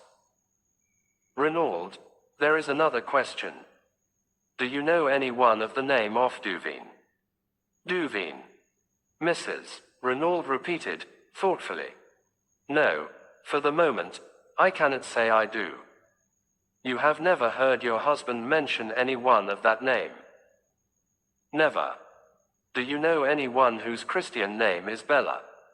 He watched Mrs. Renaud narrowly as he spoke, seeking to surprise any signs of anger or consciousness, but she merely shook her head in quite a natural manner. He continued his questions. Are you aware that your husband had a visitor last night? Now he saw the red mount slightly in her cheeks, but she replied composedly. No, who was that? A lady. Indeed. But for the moment the magistrate was content to say no more. It seemed unlikely that Madame d'Aubray had any connection with the crime, and he was anxious not to upset Mrs. Renaud more than necessary. He made a sign to the commissary, and the latter replied with a nod. Then rising, he went across the room, and returned with the glass jar we had seen in the outhouse in his hand. From this, he took the dagger. Madam, he said gently, do you recognize this? She gave a little cry. Yes, that is my little dagger. Then, she saw the stained point, and she drew back, her eyes widening with horror. Is that blood? Quote. Yes, madam. Your husband was killed with this weapon. He removed it hastily from sight. You are quite sure about its being the one that was in your dressing table last night? Oh, yes. It was a present from my son. He was in the Air Force during the war. He gave his age as older than it was. There was a touch of the proud mother in her voice. This was made from a streamline aeroplane wire, and was given to me by my son as a souvenir of the war. I see, madam. That brings us to another matter. Your son, where is Heno? It is necessary that he should be telegraphed to without delay. Jack. He is on his way to Buenos Aires. What? Yes. My husband telegraphed to him yesterday. He had sent him on business to Paris, but yesterday he discovered that it would be necessary for him to proceed without delay to South America. There was a boat leaving Cherbourg for Buenos Aires last night, and he wired him to catch it. Have you any knowledge of what the business in Buenos Aires was? No, monsieur, I know nothing of its nature, but Buenos Aires is not my son's final destination. He was going overland from there to Santiago. And, in unison, the magistrate and the commissary exclaimed, Santiago. Again Santiago. It was at this moment, when we were all stunned by the mention of Thatwood, that Poirot approached Mrs. Renaud. He had been standing by Thundo like a man lost in a dream, and I doubt if he had fully taken in what had passed. He paused by the lady's side with a bow. Pardon, madam, but may I examine your wrists? Though slightly surprised at the request, Mrs. Renaud held them out to him. Round each of them was a cruel red mark where the cords had bitten into the flesh. As he examined them, I fancied that a momentary flicker of excitement I had seen in his eyes disappeared. They must cause you great pain, he said, and once more he looked puzzled. But the magistrate was speaking excitedly. Young M. Renaud must be communicated with at once by wireless. It is vital that we should know anything he can tell us about this trip to Santiago. He hesitated. I hoped he might have been near at hand, so that way could have saved you pain, madam. He paused. You mean, she said in a low voice, the identification of my husband's body. The magistrate bowed his head. I am a strong woman, monsieur. I can bear all that is required of me. I am ready, now. Oh, tomorrow will be quite soon enough, I assure you. I prefer to get it over, she said in a low tone, a spasm of pain crossing her face. If you will be so good as to give me your arm, doctor. The doctor hastened forward, a cloak was thrown over Mrs. Renaud's shoulders, and a slow procession went down the stairs. M. Bex hurried on ahead to open the door of the shed. In a minute or two Mrs. Renaud appeared in the doorway. She was very pale, but resolute. Behind her, M. Hote was clacking commiserations and apologies like an animated hen. She raised her hand to her face. A moment, messieurs, while I steel myself. She took her hand away and looked down at the dead man. Then the marvelous self-control which had upheld her so far deserted her. Paul, she cried. Husband. Oh, God. And pitching forward she fell unconscious to the ground. Instantly Poirot was beside her, he raised the lid of her eye, felt her pulse. When he had satisfied himself that she had really fainted, he drew aside. He caught me by the arm. I am an imbecile, my friend. If ever there was love and grief in a woman's voice, I heard it then. My little idea was all wrong. Eh bien. I must start again. Quote. The scene of the crime between them, the doctor and M. Hote carried the unconscious woman into the house. The commissary looked after them, shaking his head. Pauvre femme, he murmured to himself. The shock was too much for her.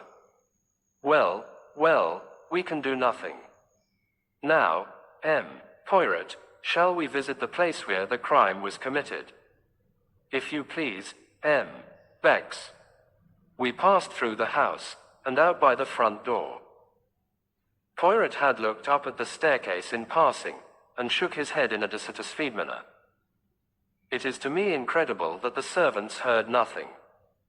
The creaking oft-had staircase, with 3 people descending it, would awaken the dead. It was the middle of the night, remember.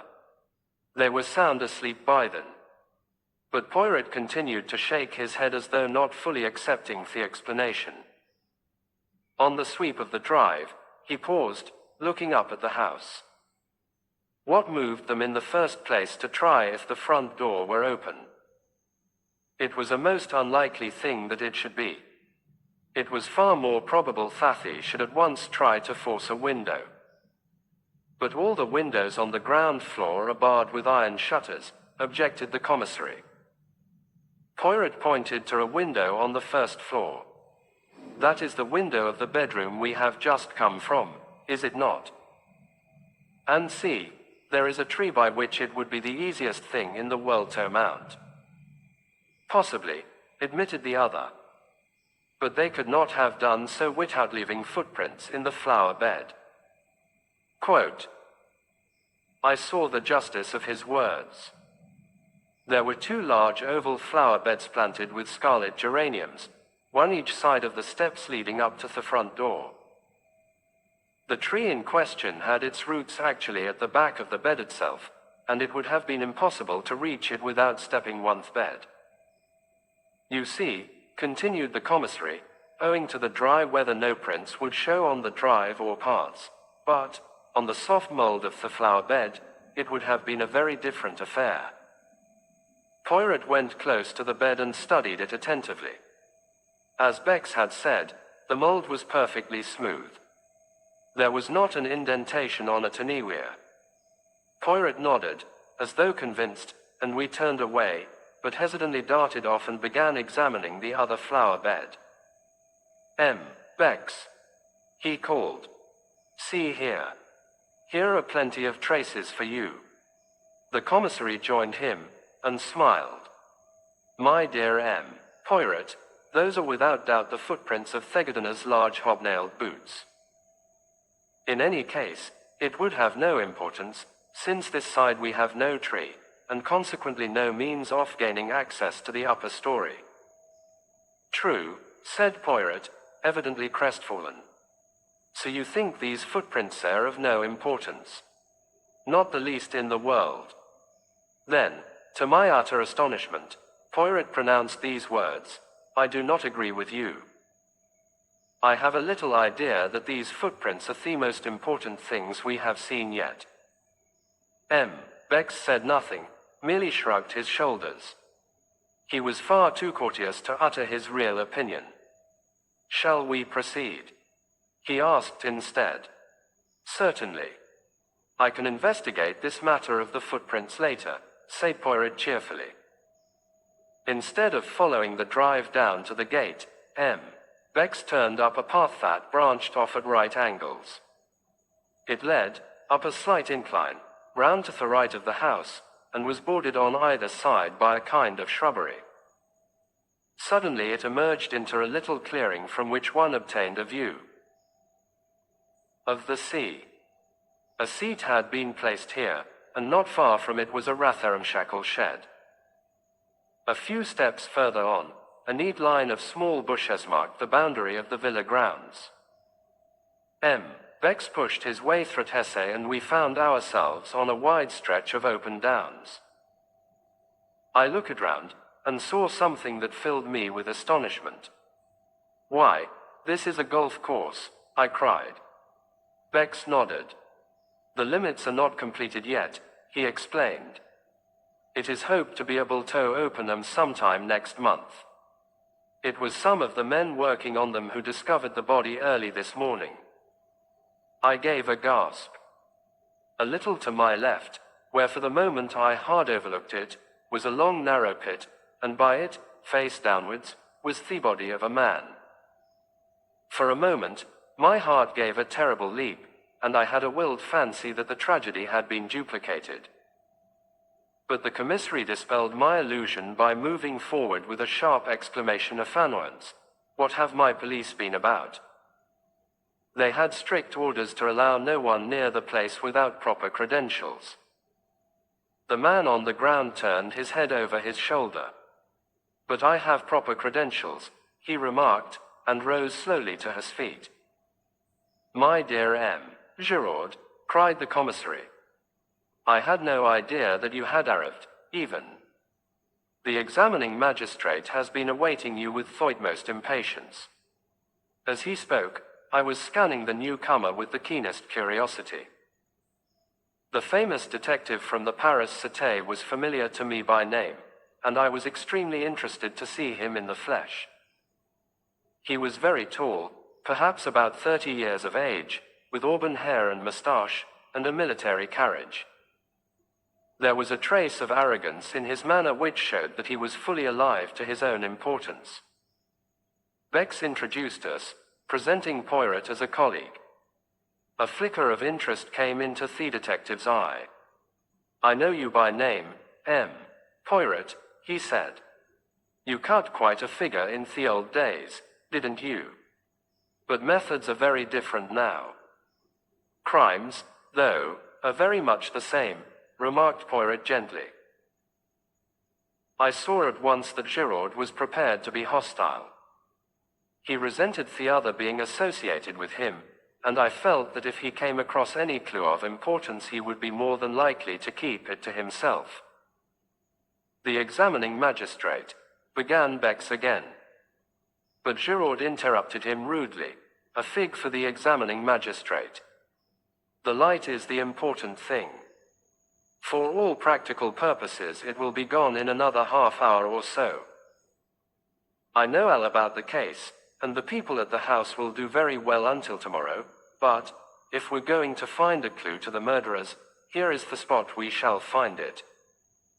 Is it your police who have been trampling all over the place? I thought they knew better nowadays." "Assuredly they do. The marks you complain of were made by the workman who discovered the body." The other grunted disgustedly. "I can see the tracks where the three of them came through the hedge, but they were cunning. You can just recognize the center footmarks as those of M. Renaud, but those on either side have been carefully obliterated. Not that there would really be much to see anyway on Theshard ground, but they weren't taking any chances." "The external sign," said Poirot. "That is what you seek, eh?" The other detective stared. "Of course." A very faint smile came to Poirot's lips. He seemed about to speak, but checked himself. He bent down to where a spade was lying. "That's what the grave was dug with, right enough," said Giraud. "But you'll get nothing from it. It was Renaud's own spade, and the man worsted wore gloves. Here they are." He gesticulated with his foot to where two soiled earth-stained gloves were lying. "And they're Renaud's too, or at least his gardener's. I tell you, the men who planned out this crime were taking no chances. The man was stabbed with his own dagger, and would have been buried with his own spade.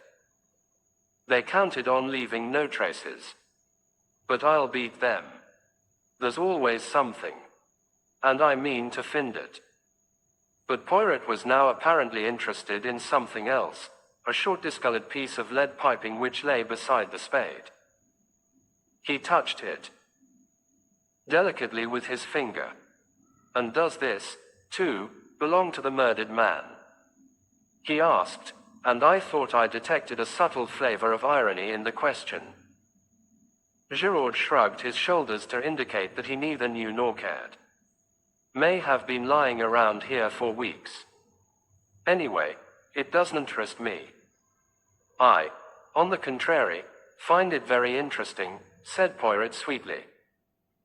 I guessed that he was merely bent on annoying the Paris detective and, if so, he succeeded. The other turned away rudely, remarking that he had no time to waste, and bending down he resumed his minute search of the ground. Meanwhile Poirot, as though struck by a sudden idea, stepped back over the boundary, and tried the door of the little shed. "That's locked," said Giraud over his shoulder. "But it's only a place where the gardener keeps his rubbish. The spade didn't come from there, but from the tool shop by the house." "Marvelous," murmured M. Bex, to me ecstatically. "He has been here about half an hour, and he already knows everything. What a man. Undoubtedly Giraud is the greatest detective alive today. Although I disliked the detective heartily, I nevertheless was secretly impressed. Efficiency seemed to radiate from the man.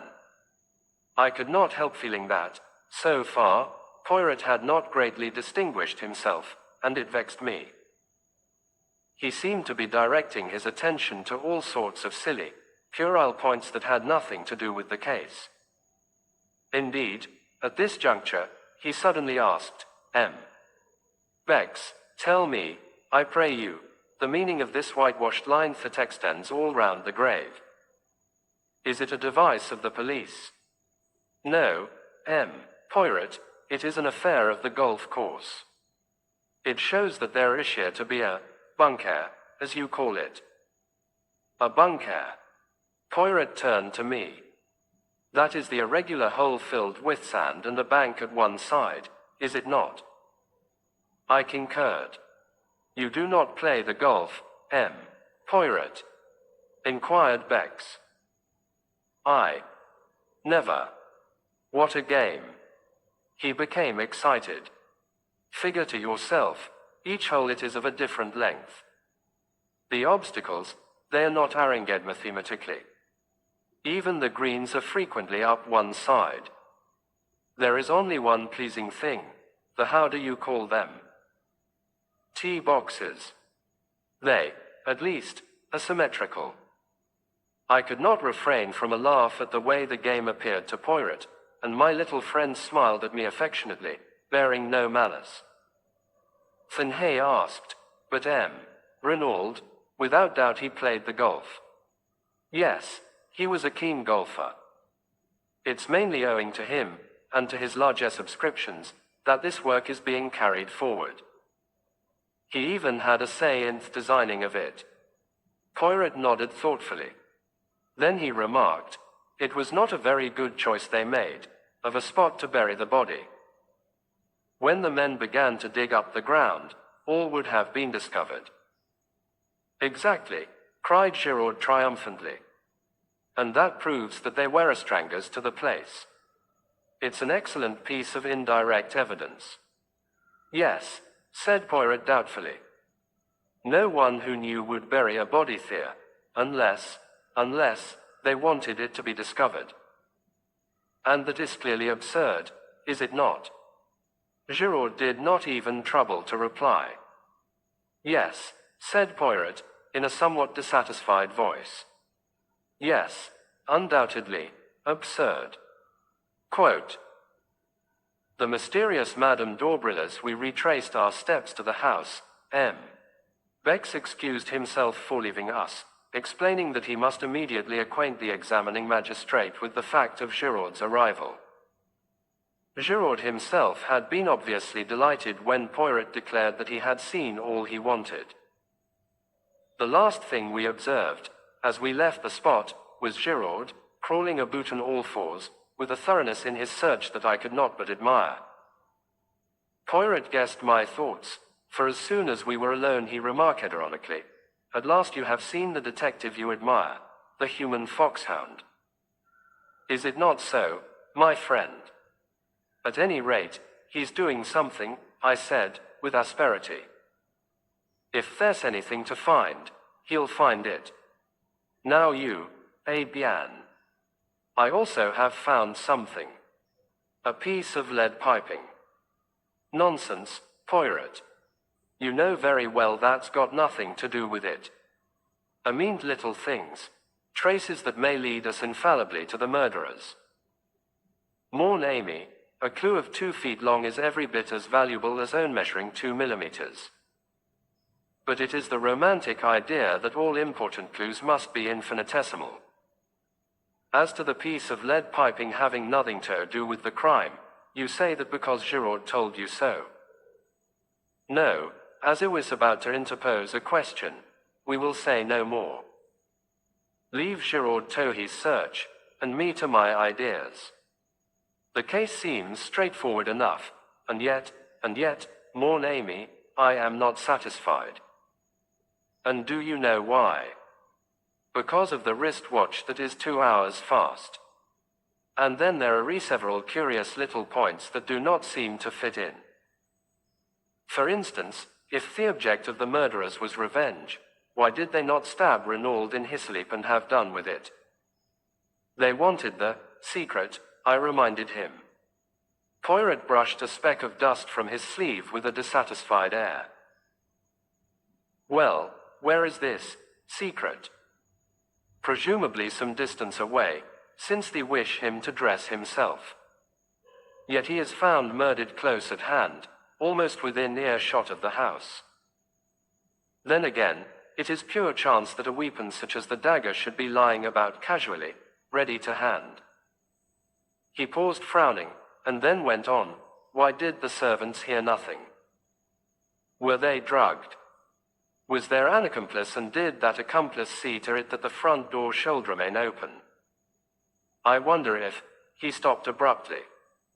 We had reached the drive in front of the house. Suddenly he turned to me. My friend, I am about to surprise you, to please you. I have taken your reproaches to heart. We will examine some footprints. Where? In that right-hand bed yonder. Bex says that they are the footmarks of the gardener. Let us see if that is so. See, he approaches with his wheelbarrow. Indeed, an elderly man was just crossing the drive with a barrow full of seedlings. Poirot called to him, and he set down the barrow and came hobbling towards us. You were going to ask him for one of his boots to compare with the footmarks? I asked breathlessly. My faith in Poirot revived a little. Since Hayes said the footprints in this right-hand bed were important, presumably they were. Exactly, said Poirot. But won't he think it very odd? He will not think about it at all. We could say no more, for the old man had joined us. You want me for something, monsieur? Yes. You have been gardener here a long time, haven't you? 24 years, monsieur. And your name is? Auguste, monsieur. Quote. I was admiring these magnificent geraniums. They are truly superb. They have been planted long. Some time, monsieur. But of course, to keep the beds looking smart, one must keep bedding out a few new plants, and remove those that are over, besides keeping the old blooms well picked off. You put in some new plants yesterday, didn't you? Those in the middle there, and in the other bed also. Monsieur has a sharp eye. It takes always a day or so for them to pick up. Yes, I put 10 new plants in each bed last night. As Monsieur doubtless knows, one should not put in plants when the sun is hot. Auguste was charmed with Poirot's interest, and was quite inclined to be garrulous. That is a splendid specimen there, said Poirot, pointing. Might I perhaps have a cutting of it? But certainly, monsieur. The old fellow stepped into the bed, and carefully took a slip from the plant Poirot had admired. Poirot was profuse in his thanks, and Auguste departed to his barrow.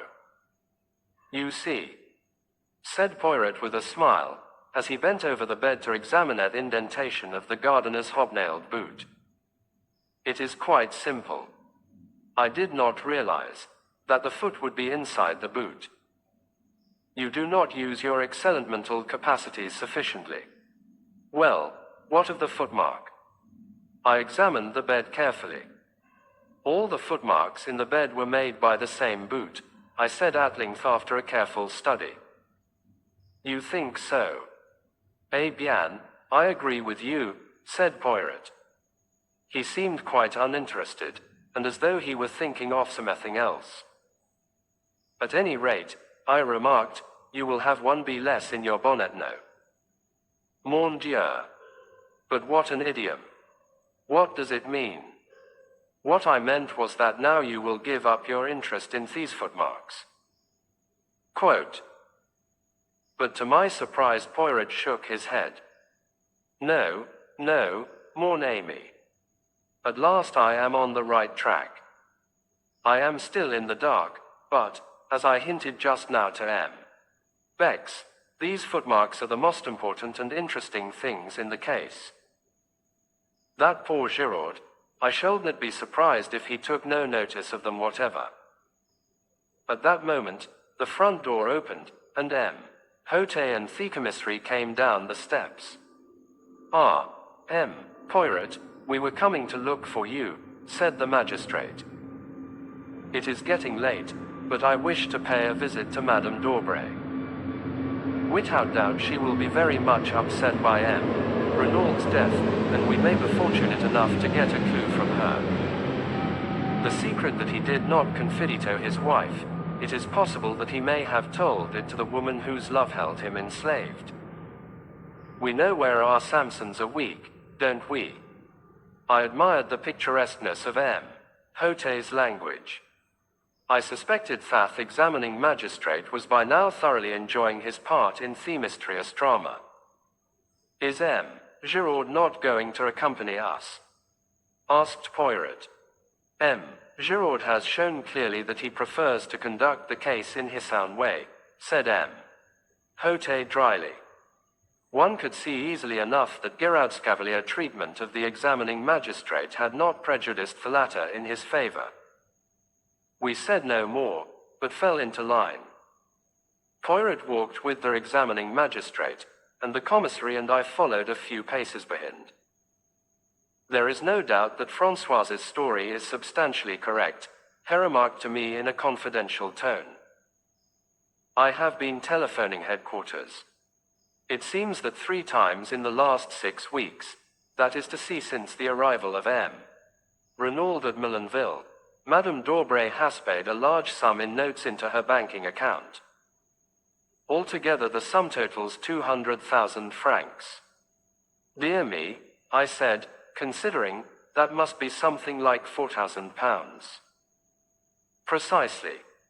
Yes, there can be no doubt that he was absolutely infatuated.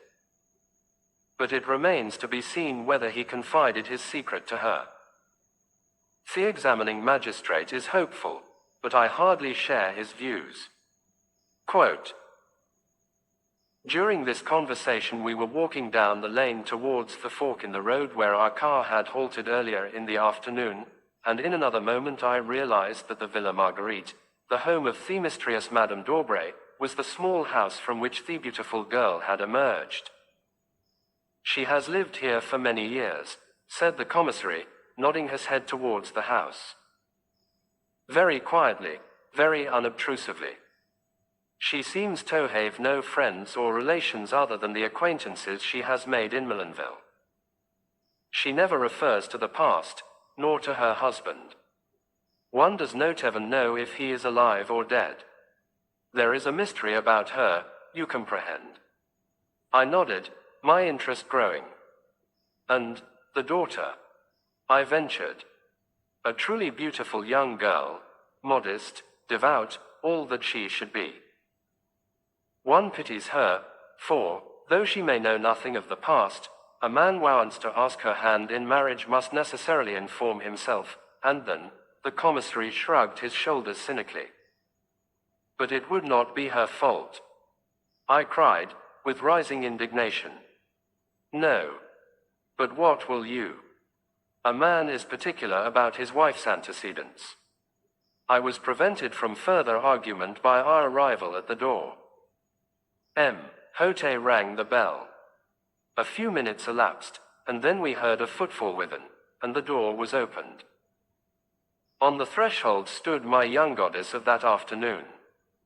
When she saw us, the color left her cheeks, leaving her deathly white, and her eyes widened with apprehension. There was no doubt about it, she was afraid. "Mademoiselle d'Aubray," said M.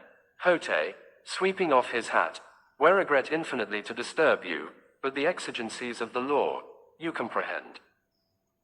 My compliments to Madame your mother, and will she have the goodness to grant me a few moments' interview?"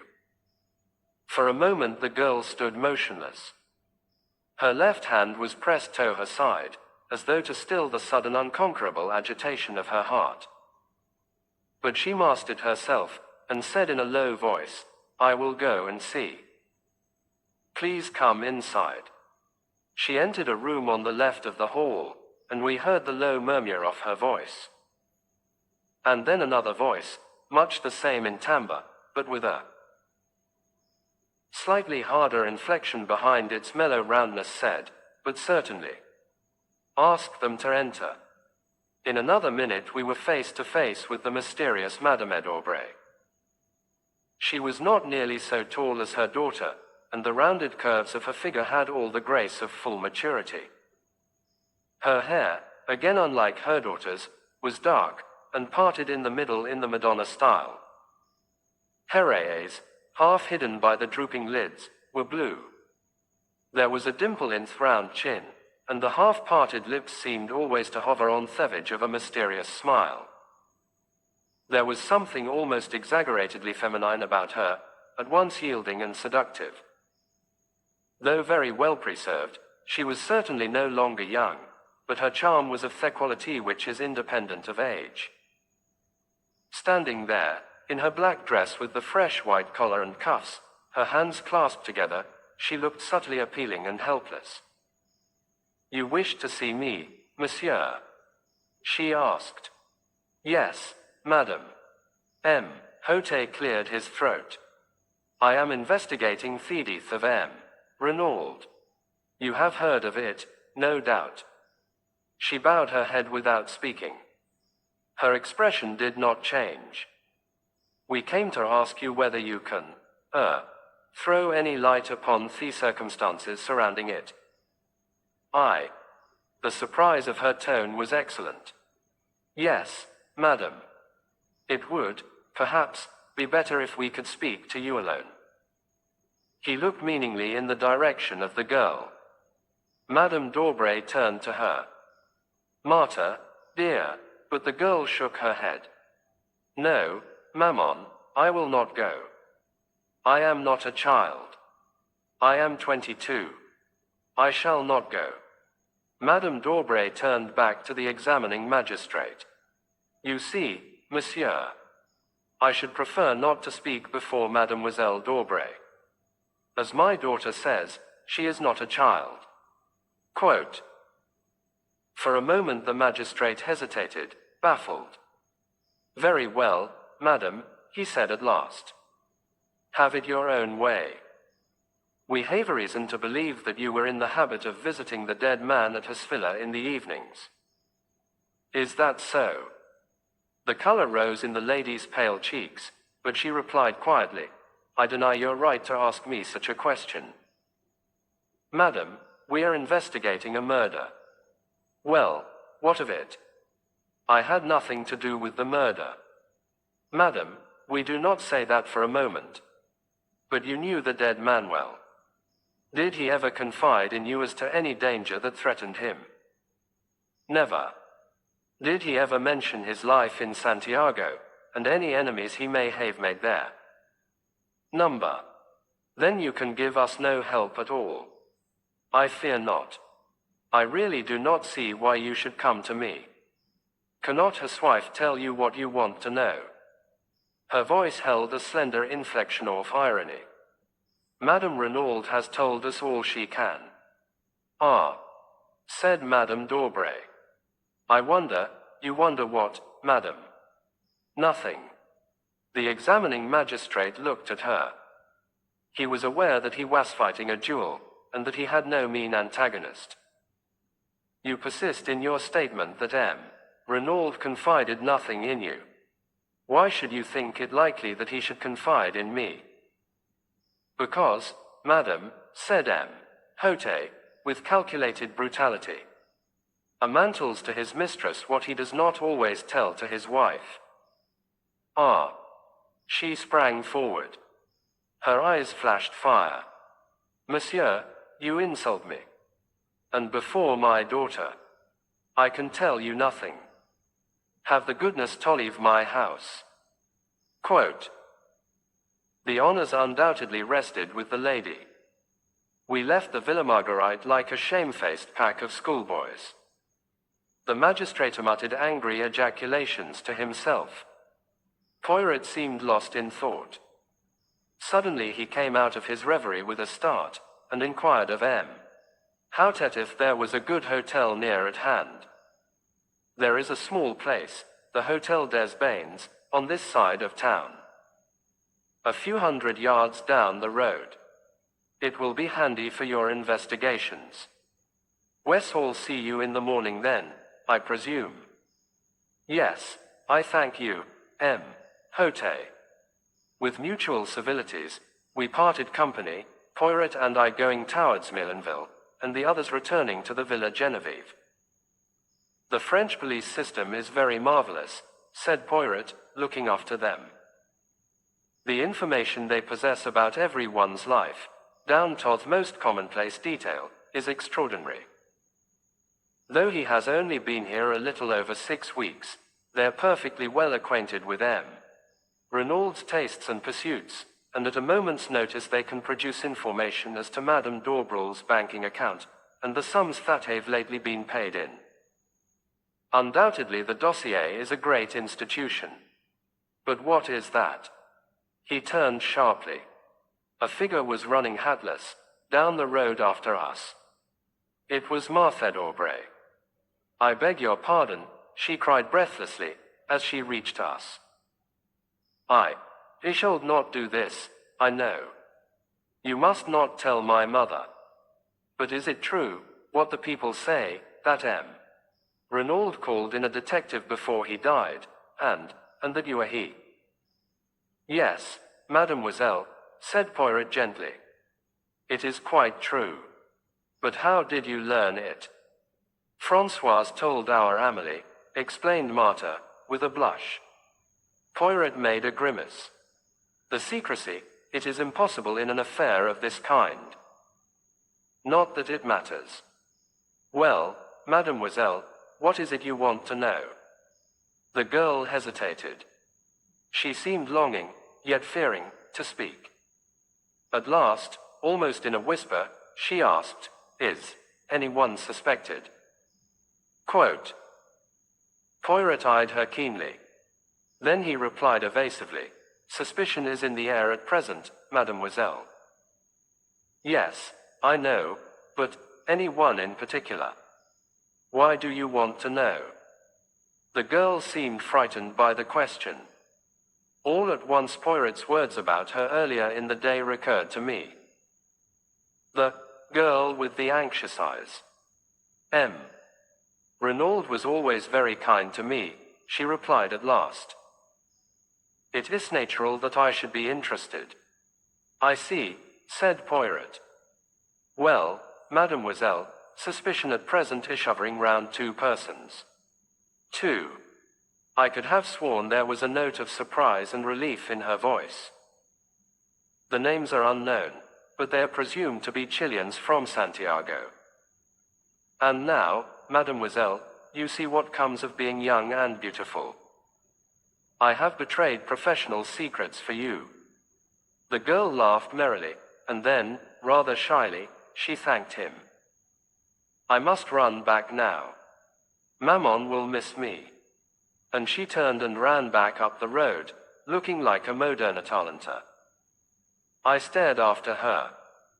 Mon ami, said Poirot, in his gentle ironical voice, is it that we are tormain planted here all night, just because you have seen a beautiful young woman, and your head is in a whirl?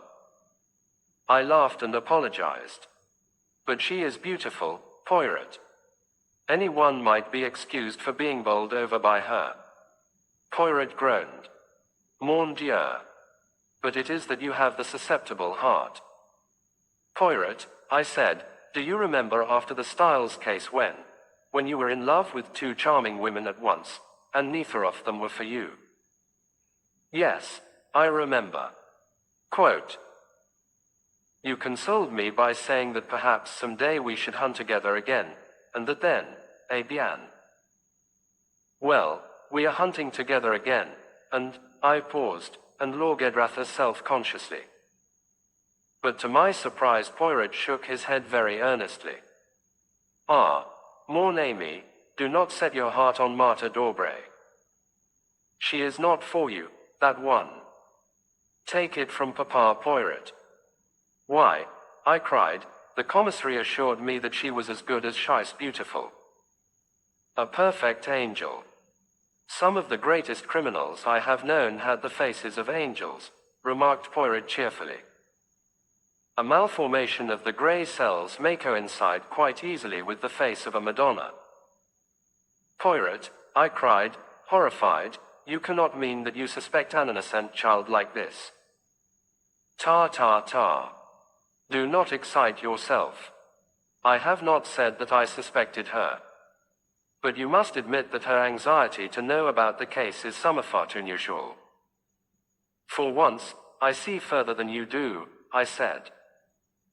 Her anxiety is not for herself, but for her mother. My friend, said Poirot, as usual, you see nothing at all.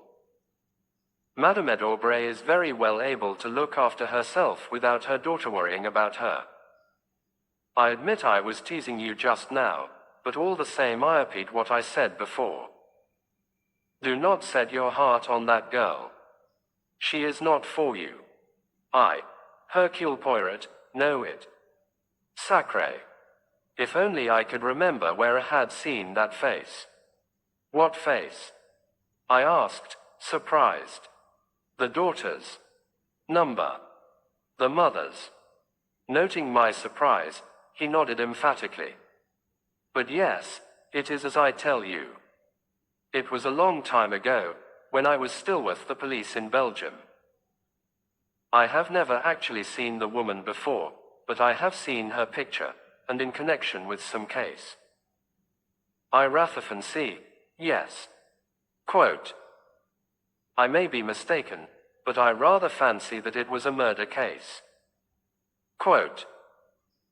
An unexpected meeting. We were up at the Villa betimes next morning. The man on guard at the gate did not bar our way this time. Instead, he respectfully saluted us, and we passed on to the house. The maid Leonie was just coming down the stairs, and seemed not averse to the prospect of a little conversation. Poirot inquired after the health of Mrs. Renaud. Leonie shook her head. She is terribly upset, la pauvre dame. She will eat nothing, but nothing. And she is as pale as a ghost. It is heartrending to see her. Ah, par exemple, it is not I who would grieve like that for a man who had deceived me with another woman. Poirot nodded sympathetically. What you say is very just, but what will you? The heart of a woman who loves will forgive many blows. Still, undoubtedly there must have been many scenes of recrimination between them in the last few months. Again Leonie shook her head. Never, monsieur. Never have I heard Madame utter a word of protest, of reproach, even. She had the temper and disposition of an angel, quite different to monsieur. Monsieur Renaud had not the temper of an angel. Far from it. When he enraged himself, the whole house knew of it. The day that he quarrelled with M. Jack Marfoy. They might have been hard in the marketplace, they shouted so loud. Indeed, said Poirot. And when did this quarrel take place? Oh. It was just before M. Jack went to Paris. Almost he missed her train. He came out of the library, and caught up his bag which he had left in the hall. The automobile, it was being repaired, and he had to run for the station. I was dusting the salon, and I saw him pass, and his face was white, with 2 burning spots of red. Ah, but he was angry. Leonie was enjoying her narrative thoroughly. And the dispute, what was it about? Ah, that I do not know, confessed Leonie. It is true that they shouted, but their voices were so loud and high, and they spoke so fast, that only one well acquainted with English could have comprehended. But monsieur, he was like a thundercloud all day. Impossible to please him. The sound of a door shutting upstairs cut short Leonie's loquacity. And Françoise who awaits me, she exclaimed, awakening to a tardy remembrance of her duties. That old one, she always scolds. One moment, mademoiselle. The examining magistrate, where is he? They have gone out to look at the automobile in the garage. Monsieur the commissary had some idea that it might have been used on the night of the murder. Quelle idée, murmured Poirot, as the girl disappeared. You will go out and join them. No, I shall await their return in the salon. It is cool there on this hot morning. This placid way of taking things did not quite commend itself to me. If you don't mind, I said, and hesitated. Not in the least. You wish to investigate on your own account, eh? Well, I'd rather like to have a look at Giraud, if he's anywhere about, and see what he's up to. The human foxhound, murmured Poirot, as he leaned back in a comfortable chair, and closed his eyes. By all means, my friend. Au revoir. I strolled out of the front door. It was certainly hot. I turned up the pathway had taken the day before. I had a mind to study the scene of the crime myself. I did not go directly to the spot, however, but turned aside into the bushes, so as to come out on the links some 100 yards or so further to the right. If Giraud was still on the spot, I wanted to observe his methods before he knew of my presence. But the shrubbery here was much denser, and I had quite a struggle to force my way through.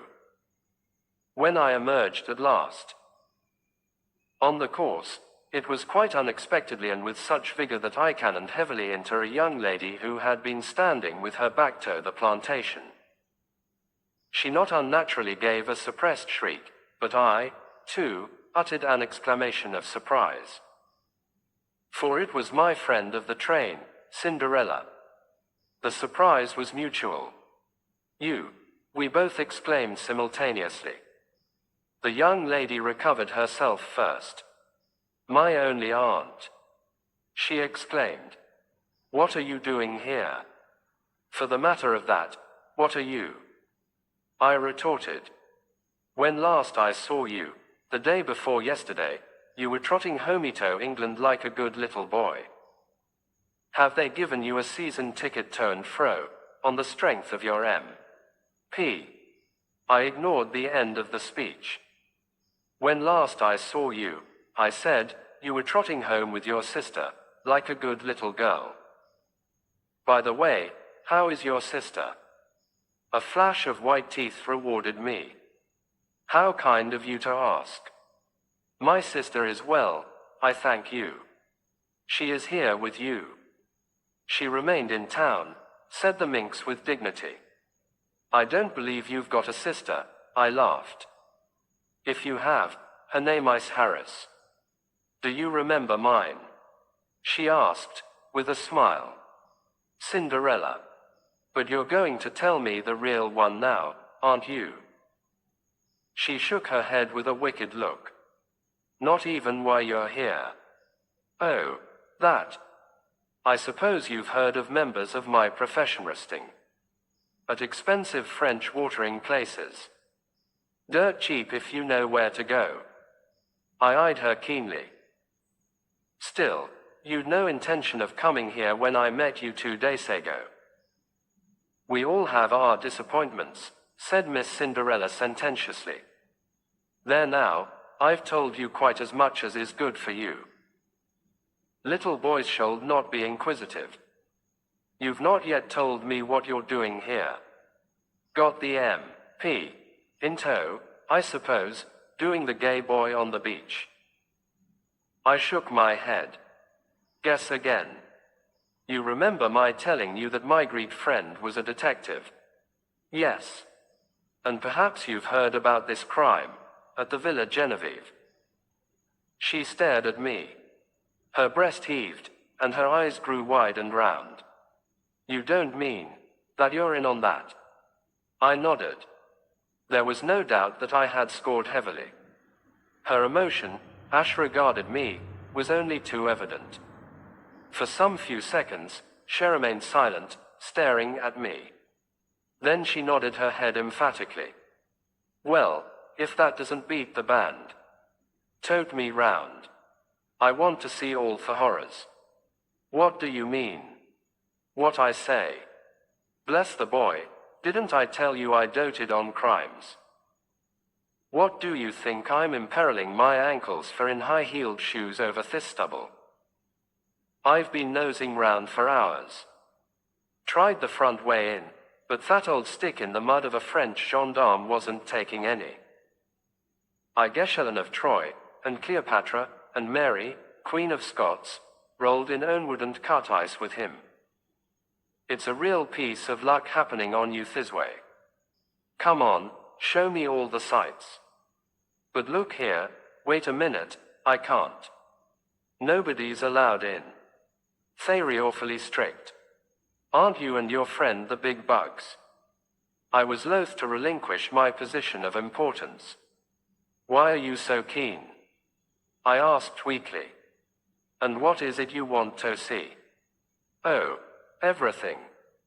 The place where it happened, and the weapon, and the body, and any fingerprints or interesting things like that. I've never had a chance of being right in on a murder like this before. It'll last me all my life. I turned away, sickened. What were women coming to nowadays? The girl's ghoulish excitement nauseated me. I had read of the mobs of women who besieged the law courts when some wretched man was being tried for his life on the capital charge. I had sometimes wondered who these women were. Now I knew. They were of the likeness of Cinderella, young, yet obsessed with a yearning for morbid excitement, for sensation at any price, without regard to any decency or good feeling.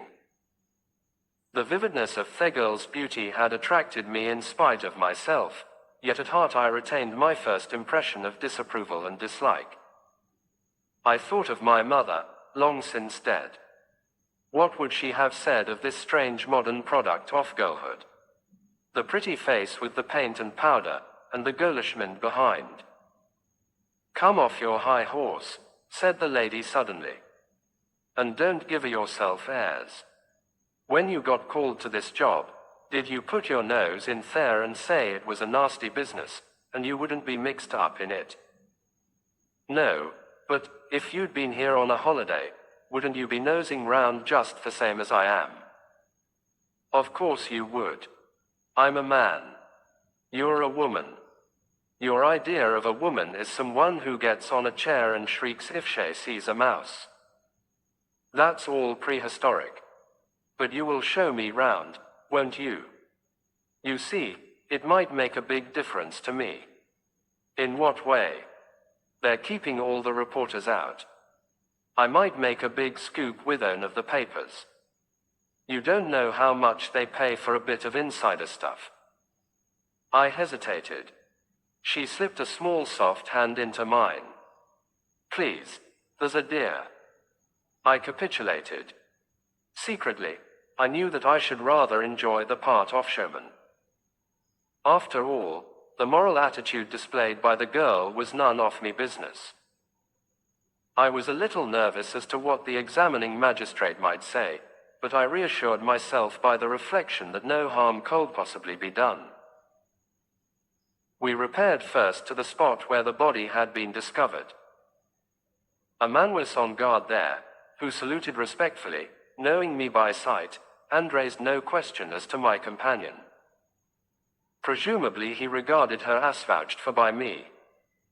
I explained to Cinderella just how the discovery had been made, and she listened attentively, sometimes putting an intelligent question.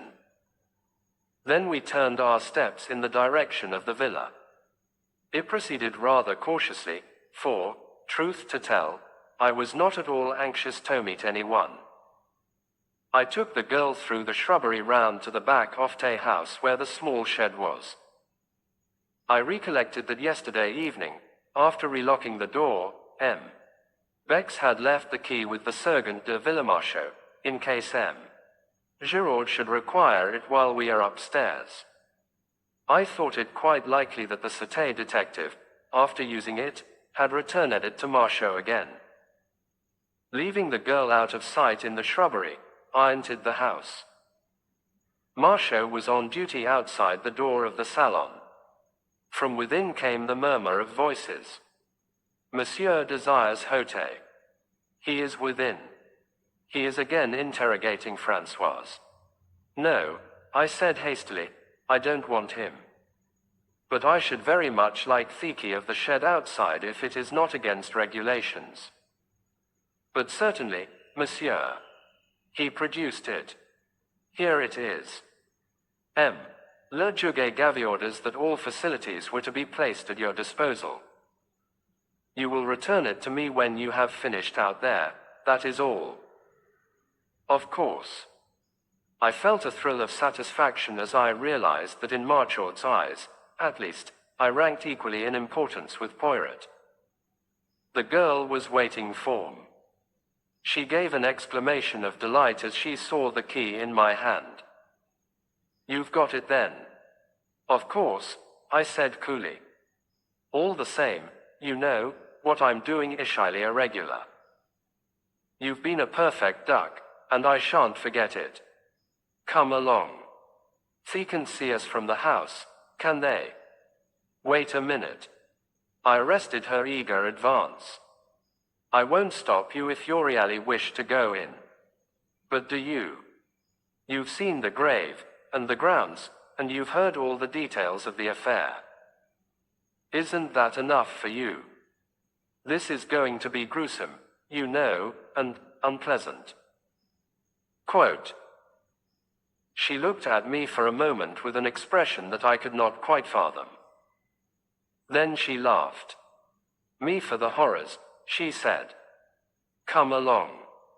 In silence we arrived at the door of the shed. I opened it and we passed in. I walked over to the body, and gently pulled down the sheet as Bex had done the preceding afternoon. A little gasping sound escaped from Thegirl's lips, and I turned and looked at her.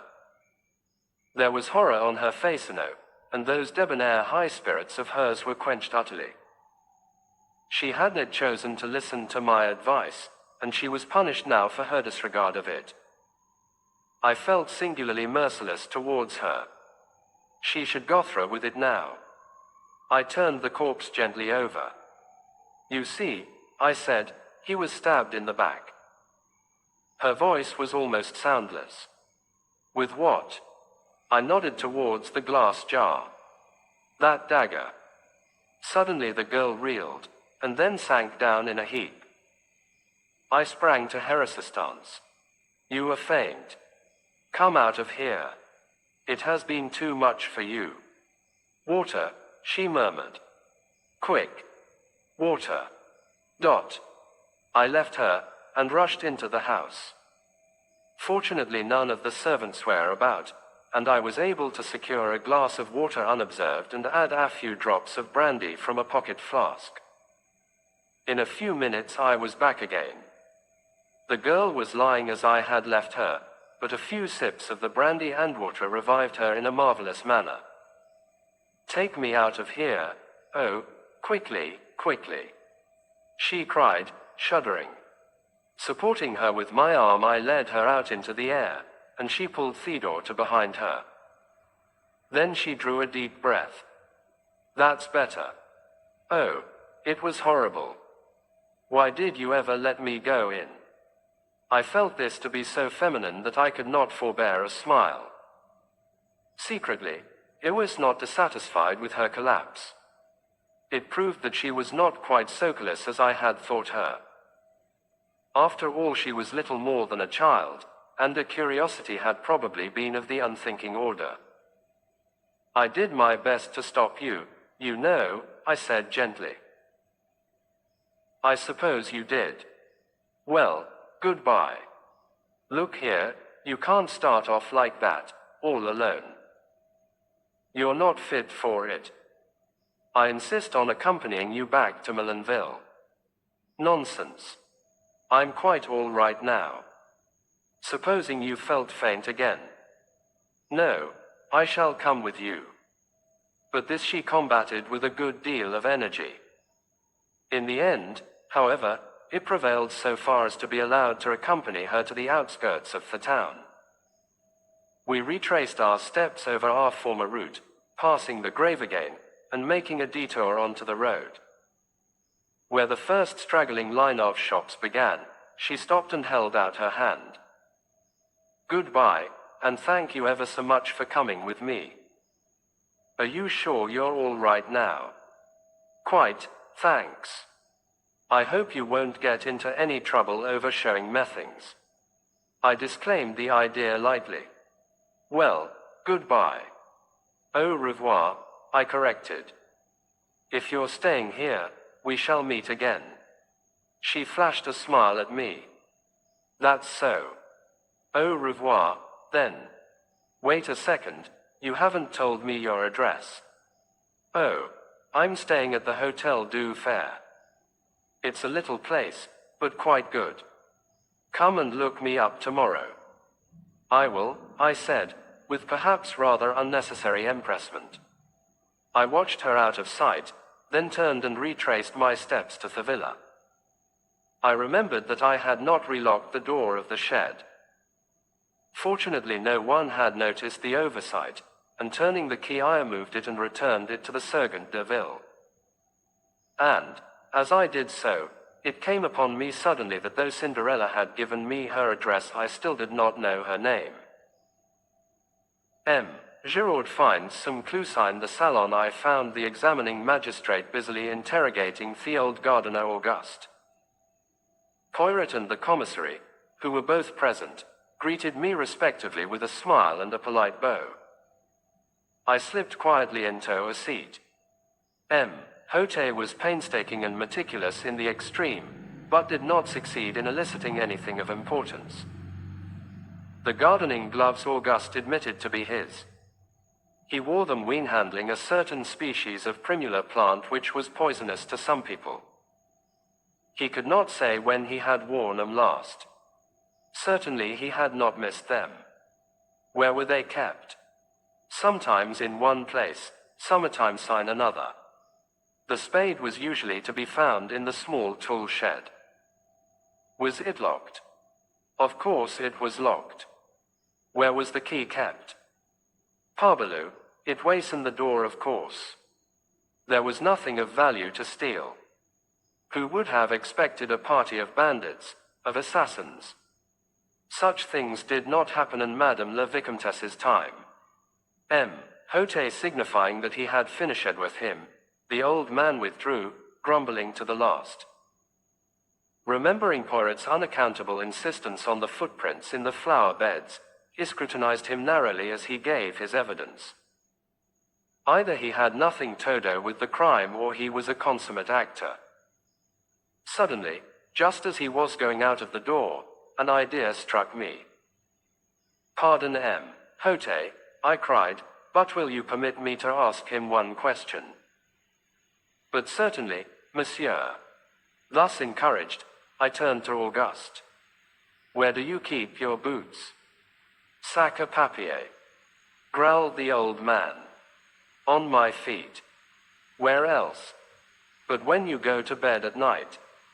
"Under my bed." "But who cleans them?" Quote, "Nobody. Why should they be cleaned? Is it that I promenade myself once front like a young man? On Sunday I wear the Sunday boots, bien entendu, but otherwise." He shrugged his shoulders. I shook my head, discouraged. "Well, well," said the magistrate. "We do not advance very much. Undoubtedly we are held up until we get the return cable from Santiago. Has anyone seen Giraud? In verity that one lacks politeness. I have a very good mind to send for him, and you will not have to send far, le juge." The quiet voice startled us. Giraud was standing outside looking in through the open window. He leaped lightly into the room, and advanced to the table. "Here I am, le juge, at your service. Accept my excuses for not presenting myself sooner." "Not at all. Not at all," said the magistrate, rather confused. "Of course I am only a detective," continued the other. "I know nothing of interrogatories. Were I conducting one, I should be inclined to do so without an open window. Anyone standing outside can so easily hear Althat passes. Dot. But no matter. M. Hote flushed angrily. There was evidently going to be no love lost between the examining magistrate and the detective in charge of the case. They had fallen foul of each other at the start. Perhaps in any event it would have been much the same. To Giraud, all examining magistrates were fools, and to M. Hote, who took himself seriously, the casual manner of the Paris detective could not fail to give offense. Eh bien, M. Giraud, said the magistrate rather sharply. Without doubt you have been employing your time to a marvel. You have the names of the assassins for us, have you not? And also the precise spot where they find themselves now. Unmoved by this irony, Giraud replied, I know at least where they have come from. Comment. Giraud took two small objects from his pocket and laid them down on the table. We crowded round. The objects were very simple ones, the stub of a cigarette and an unlighted match. The detective wheeled round on Poirot. What do you see there? He asked. There was something almost brutal in his tone. It made my cheeks flush. But Poirot remained unmoved. He shrugged his shoulders. A cigarette end, and a match. And what does that tell you? Poirot spread out his hands. It tells me nothing. Ah, said Giraud, in a satisfied voice. You haven't made a study of essay things. That's not an ordinary match, not in this country at least. It's common enough in South America. Luckily it's unlighted. I mightn't have recognized it otherwise. Evidently one of the men threw away his cigarette end, and lit another, spilling one match out of the box as he did so. And the other match? Asked Poirot. Which match? The one he did light his cigarette with. You have found that also. Number. Perhaps you didn't search very thoroughly. Not search thoroughly. For a moment it seemed as though the detective were going to break out angrily, but with an effort he controlled himself. I see you love a joke, M.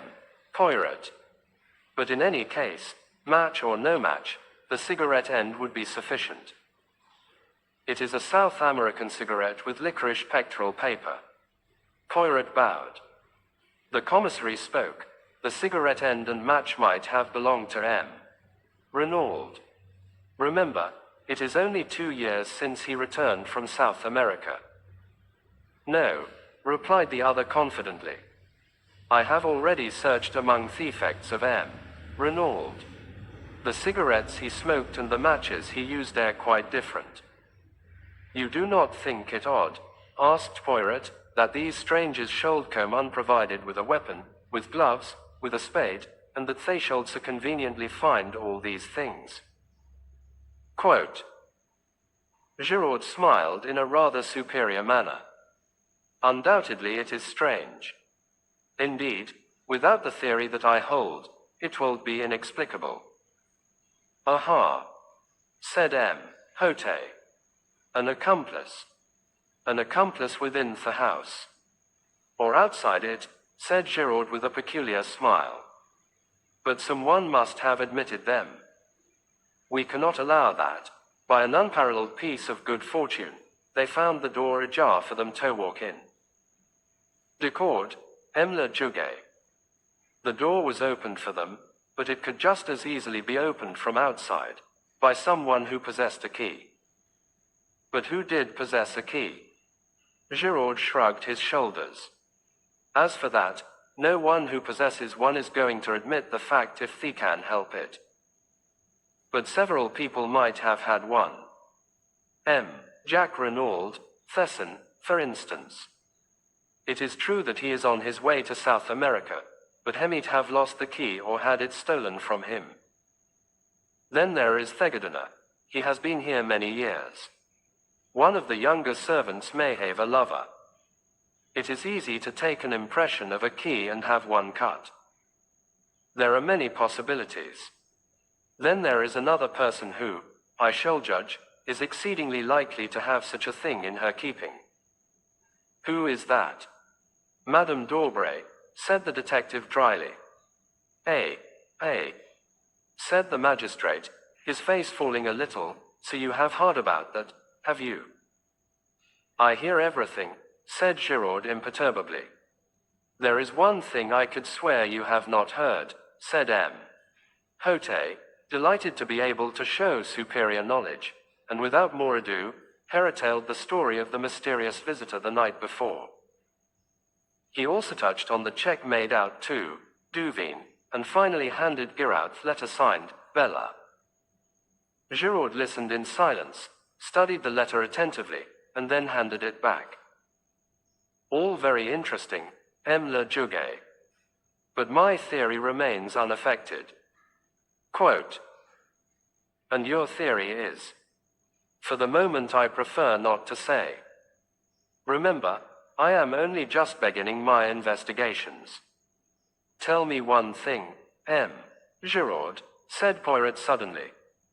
Your theory allows for the door being opened. It does not explain why it was left open. When they departed, would it not have been natural for them to close it behind them? If a Sergeant de Ville had chanced to come up to the house, as he's sometimes done to see that all is well, they might have been discovered and overtaken almost at once. Bah! They forgot it. A mistake, I grant you. Then, to my surprise, Poirot uttered almost the same words as he had uttered to Bex the previous evening. I do not agree with you. The door being left open was the result of either design or necessity, and any theory that does not admit that fact is bound to prove vain. We all regarded the little man with a good deal of astonishment. The confession of ignorance drawn from him over the match end had, I thought, been bound to humiliate him, but here he was self-satisfied as ever, laying down the law to the great Giraud without a tremor. The detective twisted his moustache, eyeing my friend in a somewhat bantering fashion. You don't agree with me, eh? Well, what strikes you particularly about the case? Let's hear your views. One thing presents itself to me as being significant. Tell me, M. Giraud, does nothing strike you as familiar about this case? Is there anything it reminds you of? Familiar. Reminds me of. I can't say offhand. I don't think so, though. You are wrong, said Poirot quietly. A crime almost precisely similar has been committed before. When? And where? That, unfortunately, I cannot for the moment remember, but I shall do so. I had hoped you might be able to assist me. Giraud snorted incredulously. There have been many affairs of masked men. I cannot remember the details of them all. These crimes all resemble each other more or less. There is such a thing as the individual touch. Poirot suddenly assumed his lecturing manner, and addressed us collectively. I am speaking to you now of the psychology of crime. M. Giraud knows quite well that each criminal has his particular method, and that the police, when called in to investigate, say a case of burglary, can often make a shrewd guess at the offender, simply by the peculiar method he has employed. Jap would tell you the same, Hastings. Man is an unoriginal animal. Unoriginal within law in his daily respectable life, equally unoriginal outside the law. If a man commits a crime, any other crime he commits will resemble it closely. The English murderer who disposed of his wives in succession by drowning them in their baths was a case in point. Had he varied his methods, he might have escaped detection to this day. But he obeyed the common dictates of human nature, arguing that what had once succeeded will succeed again, and he paid the penalty of his lack of originality. And the point of all this, sneered Giraud, that when you have two crimes precisely similar in design and execution, you find the same brain behind them both. I am looking for that brain, M. Giraud, and I shall find it. Here we have a true clue, a psychological clue. You may know all about cigarettes and match ends, M. Giraud, but I, Hercule Poirot, know the mind of man. And the ridiculous little fellow tapped his forehead with emphasis. Giraud remained singularly unimpressed. For your guidance, continued Poirot, I will also advise you of own fact which might fail to be brought to your notice. The wristwatch of Madame Renaud, on the day following the tragedy, had gained 2 hours. It might interest you to examine it. Giraud stared. Perhaps it was in the habit of gaining. As a matter of fact, I am told it did. Eh bien, then. All the same, 2 hours is a good deal, said Poirot softly. Then there's the matter of the footprints in the flower bed. Quote. He nodded his head towards the open window. Giraud took 2 eager strides, and looked out. This bed here. Yes. But I see no footprints. No, said Poirot, straightening a little pile of books on a table. There are none. For a moment an almost murderous rage obscured Giraud's face. He took 2 strides towards his tormentor, but at that moment the salon door was opened, and Marchot announced. M. Stoner, the secretary, has just arrived from England. May he enter? Quote. Gabriel Stonorth man who entered the room was a striking figure. Very tall, with a well-knit athletic frame, and a deeply bronzed face and neck, he dominated the assembly. Even Giraud seemed anemic beside him. When I knew him better, I realized that Gabriel Stoner was quite an unusual personality. English by birth, he had knocked about all over the world. He had shot big game in Africa, traveled in Korea, ranched in California, and traded in the South Sea Islands. He had been secretary to a New York railway magnate, and had spent a year encamped in the desert with a friendly tribe of Arabs. His unerring eye picked out M. Hote, the examining magistrate in charge of the case. Pleased to meet you, M. Le Juge. This is a terrible business. How's Mrs. Renaud? Is she bearing up fairly well? It must have been an awful shock to her. Terrible, terrible, said M. Hote. Permit me to introduce M. Bex, our commissary of police, M. Giraud of the Cité. This gentleman is M. Hercule Poirot. M. Renaud sent for him, but he arrived too late to do anything to avert the tragedy. A friend of M. Poirot's, Captain Hastings. Stoner looked at Poirot with some interest. Sent for you, did he? You did not know, then, that M. Renaud contemplated calling in a detective. Interposed M. Bex. No, I didn't. But it doesn't surprise me a bit. Why? Because the old man was rattled. I don't know what it was all about. He didn't confide in me. We weren't on those terms. But rattled he was, and badly. Hunnam, said M. Hote. But you have no notion of the cause. That's what I said, sir. Quote.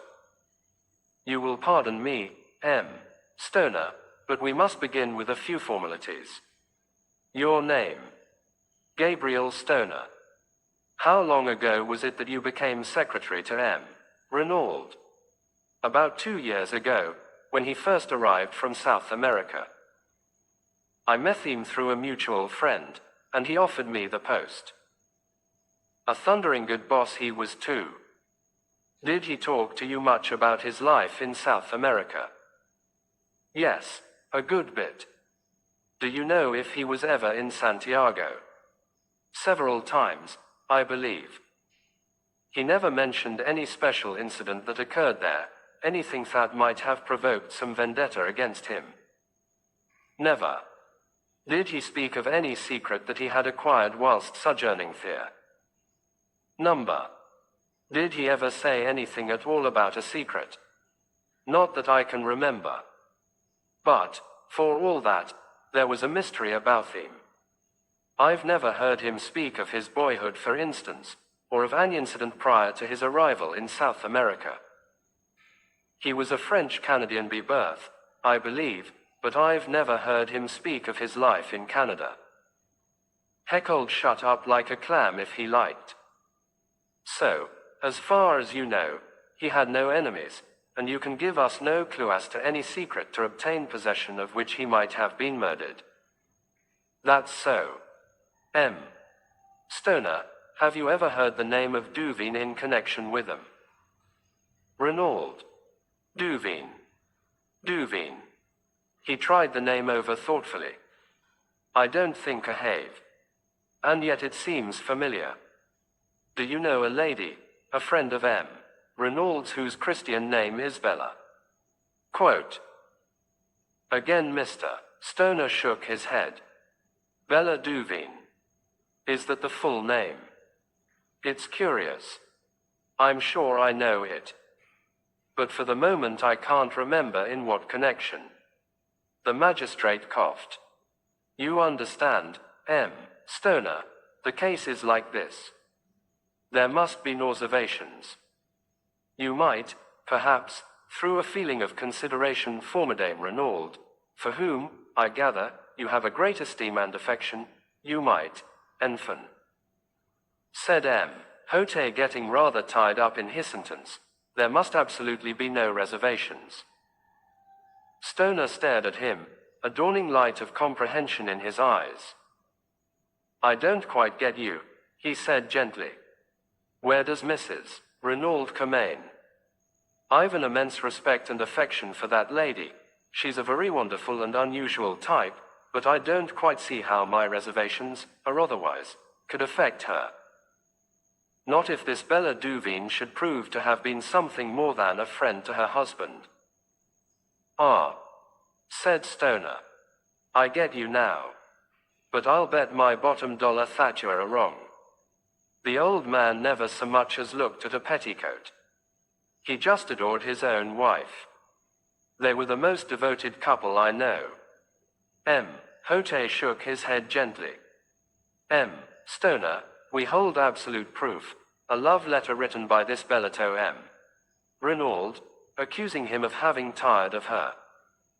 Moreover, we have further proof that, at the time of his death, he was carrying on an intrigue with a Frenchwoman, a Madame d'Aubray, who rents the adjoining villa. And this is the man who, according to you, never looked at a petticoat. The secretary's eyes narrowed. Hold on, M. Le Juge. You're barking up the wrong tree. I knew Paul Renaud.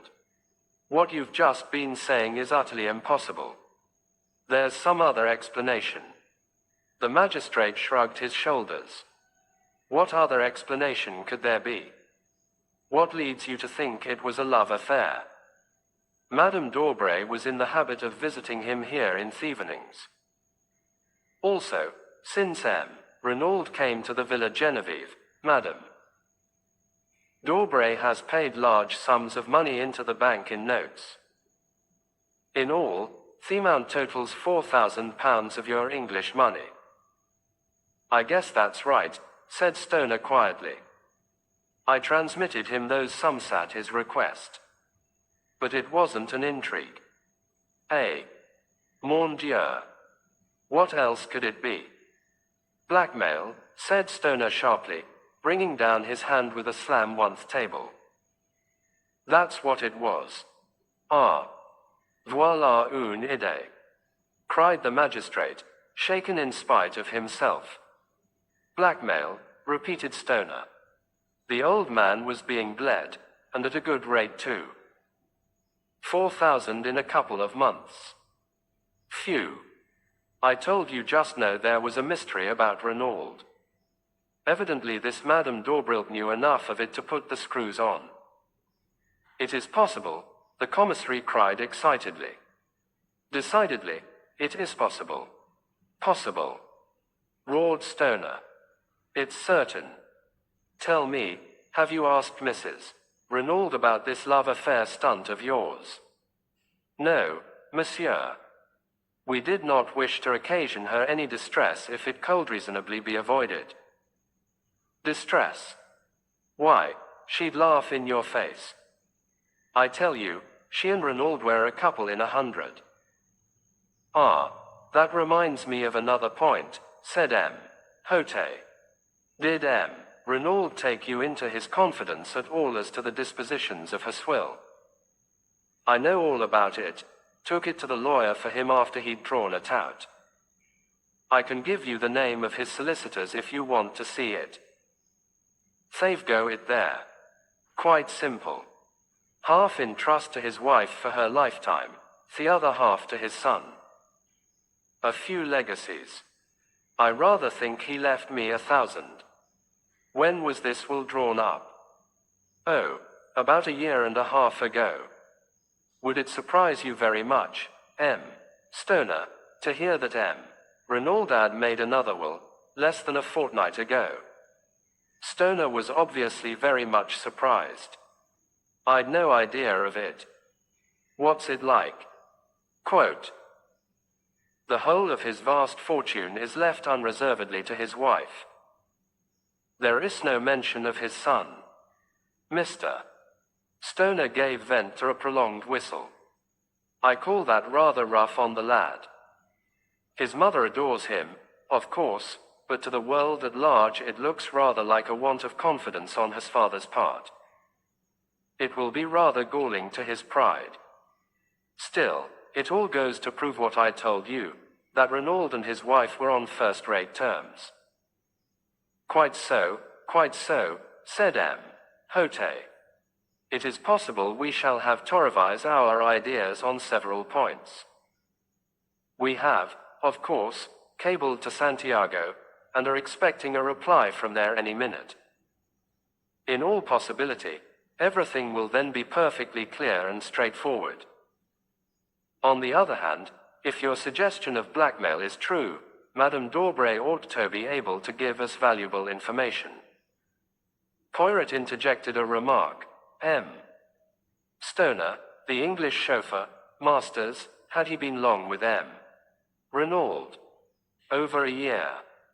Have you any idea whether he has ever been in South America?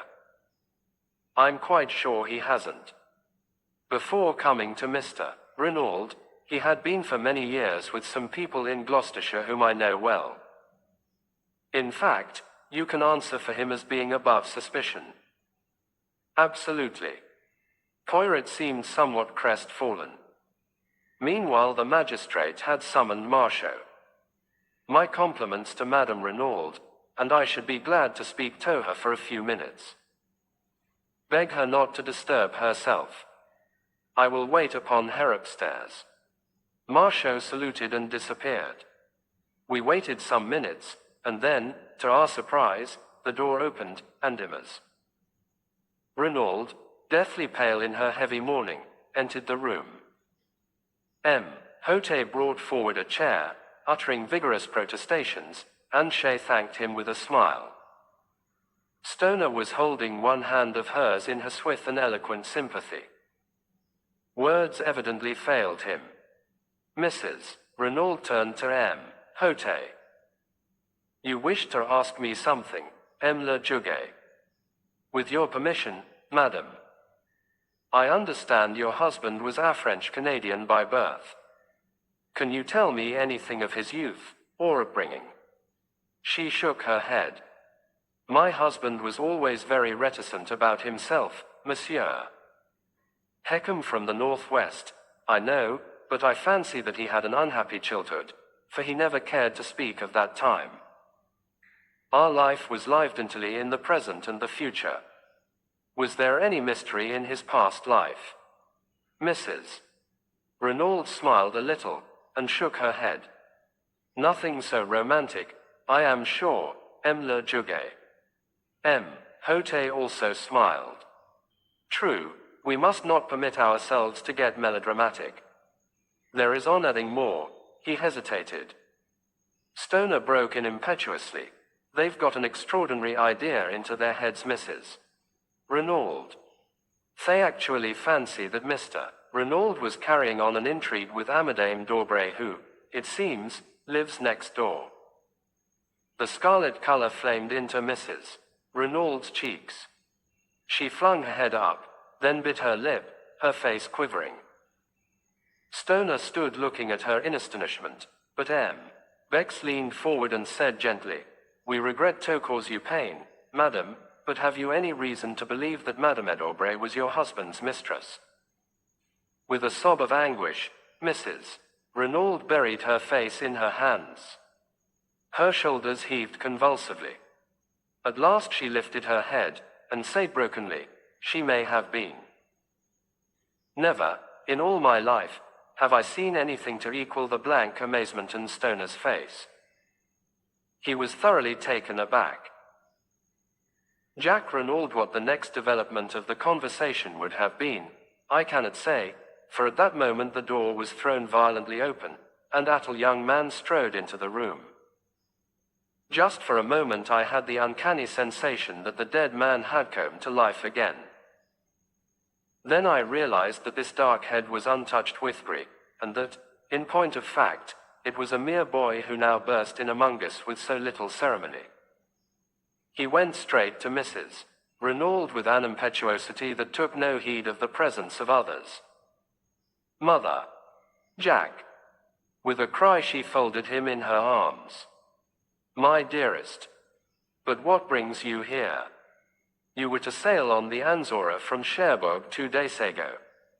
Then, suddenly recalling to herself the presence of others, she turned with a certain dignity, "My son, messieurs." "Aha!" said Hote, acknowledging the young man's bow. "So you did not sail on the Anzora?" "No, monsieur. As I was about to explain, the Anzora was detained 24 hours through engine trouble. I should have sailed last night instead of the night before, but, happening to buy an evening paper, I saw in it an account of the awful tragedy that had befallen us." His voice broke and the tears came into his eyes. "My poor father, my poor father." Staring at him like one in a dream, Mrs. Renaud repeated, "So you did not sail?" And then, with a gesture of infinite weariness, she murmured astau to herself, "After all, it does not matter, now." "Sit down, Renaud, I beg of you," said Hote, indicating a chair. "My sympathy for you is profound. It must have been a terrible shock to you to learn the news as you did. However, it is most fortunate that you were prevented from sailing. I am in hopes that you may be able to give us just the information we need to clear up this mystery. I am at your disposal, le Juge. Ask me any questions you please. To begin with, I understand that this journey was being undertaken at your father's request." "Quite so, le Juge. I received a telegram bidding me to proceed without delay to Buenos Aires, and from thence via the Andes to Valparaiso and on to Santiago." "Ah. And the object of this journey?" "I have no idea, le Juge." "What number?" "See, here is the telegram." The magistrate took it and read it aloud. "Proceed immediately Cherbourg, embark Anzora sailing tonight Buenos Aires. Ultimate destination Santiago. Further instructions will await you Buenos Aires. Do not fail. Matter is of utmost importance. Renaud." And there had been no previous correspondence on the matter. Jack Renaud shook his head. "That is the only intimation of any kind. I knew, of course, that my father, having lived so long out there, had necessarily many interests in South America. But he had never mooted any suggestion of sending out. You have, of course, been a good deal in South America, Renaud. I was there as a child.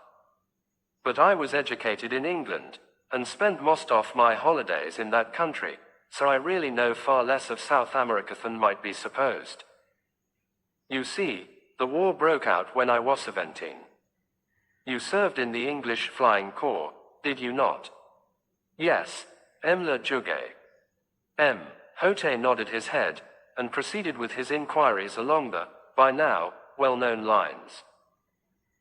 In response, Jack Renaud declared definitely that he knew nothing of any enmity his father might have incurred in the city of Santiago, or elsewhere in the South American continent, that he had noticed no change in his father's manner of late, and that he had never heard him refer to a secret. He had regarded the mission to South America as connected with business interests. As Hote paused for a minute, the quiet voice of Giraud broke in. I should like to put a few questions on my own account, le Juge. By all means, Giraud, if you wish, said the magistrate coldly. Giraud edged his chair a little nearer to the table. Were you on good terms with your father, Renaud? Certainly I was, returned the lad haughtily. You assert that positively? Yes. No little disputes, eh? Jack shrugged his shoulders. Every one may have a difference of opinion now and then. Quite so, quite so. But if anyone were to assert that you had a violent quarrel with your father on the eve of your departure for Paris, that person, without doubt, would be lying. I could not but admire the ingenuity of Giraud. His boast, I know of everything, had been no idle one. Jack Renaud was clearly disconcerted by the question. We did have an argument, he admitted. Ah, an argument. In the course of that argument did you use this phrase, when you are dead, I can do as I please? I may have done, muttered the other. I don't know. In response to that, did your father say, but I am not dead yet? Towhitch responded, I wish you were. The boy made no answer. His hands fiddled nervously with the things on the table in front of him. I must request an answer, please, Renaud, said Giraud sharply.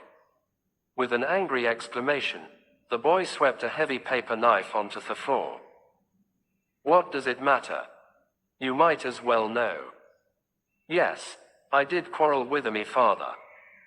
I dare say I said all those things. I was so angry I cannot even remember what I said. I was furious, I could almost have killed him at that moment. There, make the most of that. He leant back in his chair, flushed and defiant. Giraud smiled, then, moving his chair back a little, said, that is all. You would, without doubt, prefer to continue the interrogatory, le Juge. Ah, yes, exactly, said Hote. And what was the subject of your quarrel? I decline to state. Hote sat up in his chair. Renaud, it is not permitted to trifle with the law. He thundered. What was the subject of the quarrel? Young Renaud remained silent, his boyish face sullen and overcast.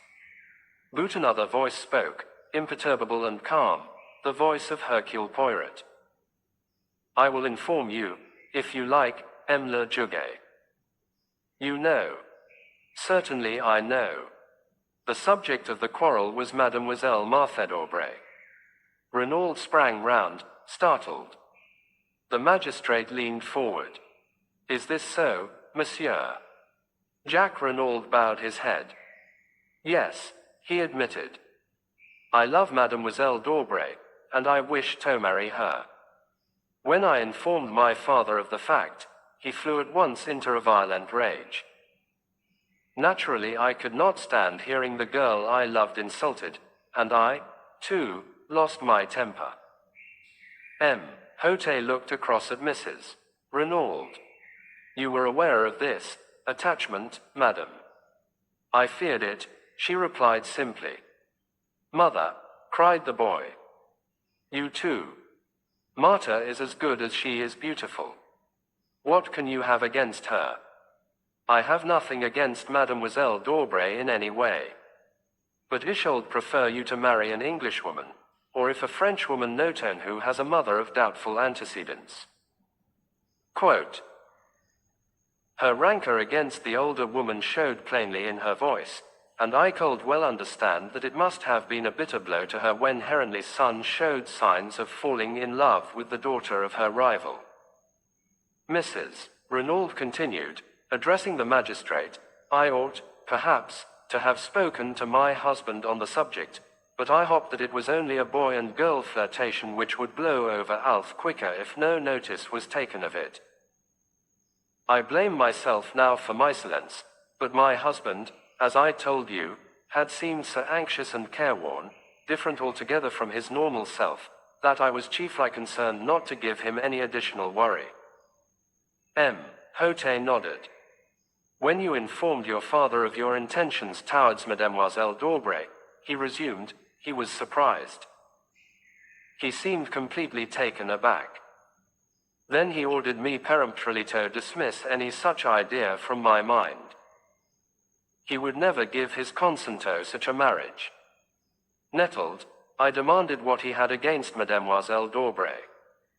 To that he could give no satisfactory reply, but spoke in slighting terms of the mystery surrounding the lives of the mother and daughter. I answered that I was marrying Marta, and not her antecedents, but he shouted me down with a peremptory refusal to discuss the matter in any way. The whole thing must be given up. The injustice and high-handedness of it all maddened me, especially since he himself always seemed to go out of his way to be attentive to the D'Aubrays and was always suggesting that they should be asked to the house. I lost my head, and we quarreled in earnest. My father reminded me that I was entirely dependent on him, and it must have been in answer to that Amade the remark about doing as I pleased after his death. Poirot interrupted with a quick question. You were aware, then, of the terms of your father's will? I knew that he had left half his fortune to me, the other half in trust for me mother to come to me at her death, replied the lad. Proceed with your story, said the magistrate. After that we shouted at each other in sheer rage, until I suddenly realized that I was in danger of missing my train to Paris. I had to run Fourth Station, still in a white heat of fury. However, once well away, I calmed down. I wrote to Marta, telling her what had happened, and her reply soothed me still further. She pointed out to me that we had only to be steadfast, and any opposition was bound to give way at last. Our affection for each other must be tried and proved, and when my parents realized that it was no light infatuation on my part, they would doubtless relent towards us. Of course, to her, I had not dwelt on my father's principal objection to the match. I soon saw that I should do my cause no good by violence. My father wrote me several letters to Paris, affectionate in tone, and which did not refer to our disagreement or its cause, and I replied in the same strain.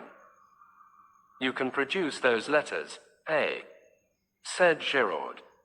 I did not keep them. No matter, said the detective. Renauld looked at him for a moment, but the magistrate was continuing his questions. To pass to another matter, are you acquainted with the name of Duveen, M. Renauld?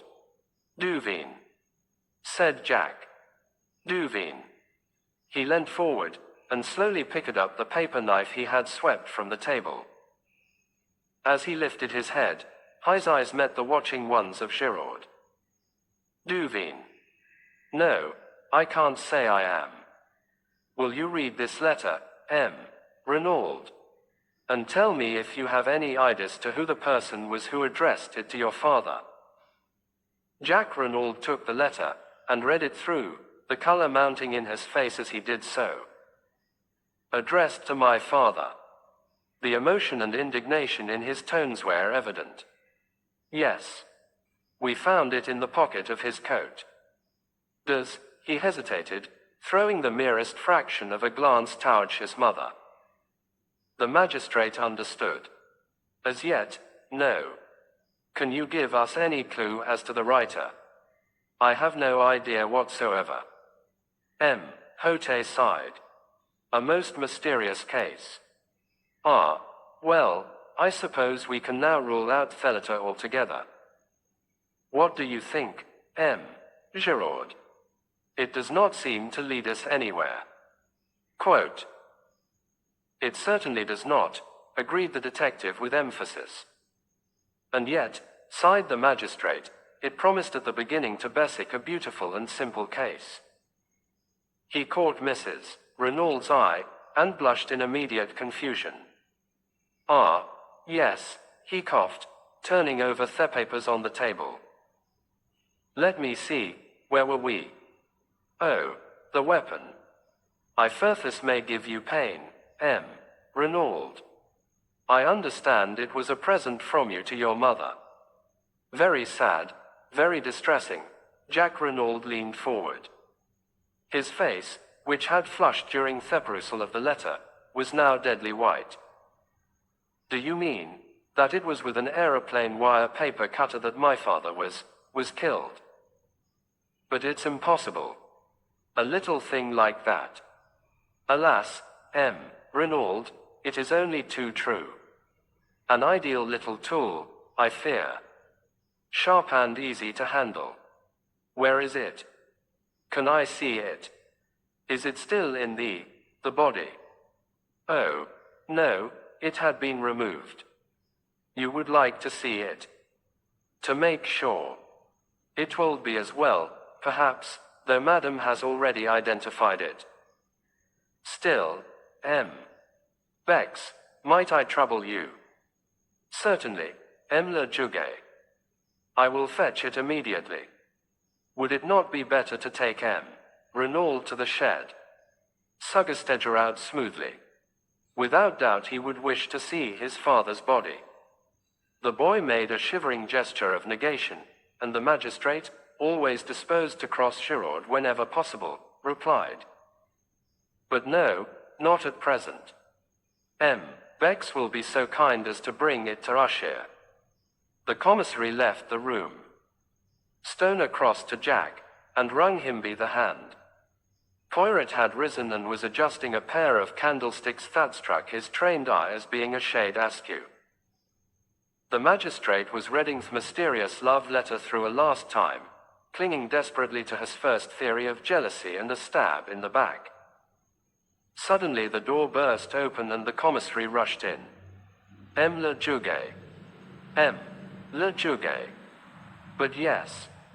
What is it? The dagger. It is gone. Comment, gone. Quote. Vanished. Disappeared. The glass jar that contained it is empty. What? I cried. Impossible. Why, only this morning I saw, words died on my tongue. But the attention of the entire room was diverted to me. What is that you say?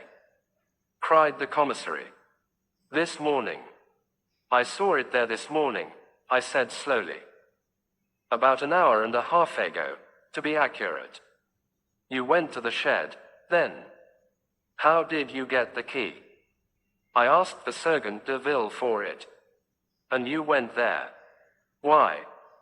I hesitated, but in the end I decided that the only thing to do was to make a clean breast of it. Le Juguet, I said.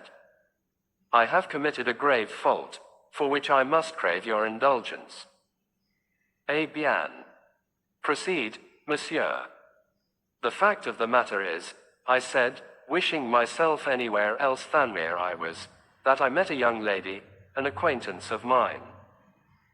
She displayed a great desire to see everything that was to be seen, and well, in short, I took the key to show her the body.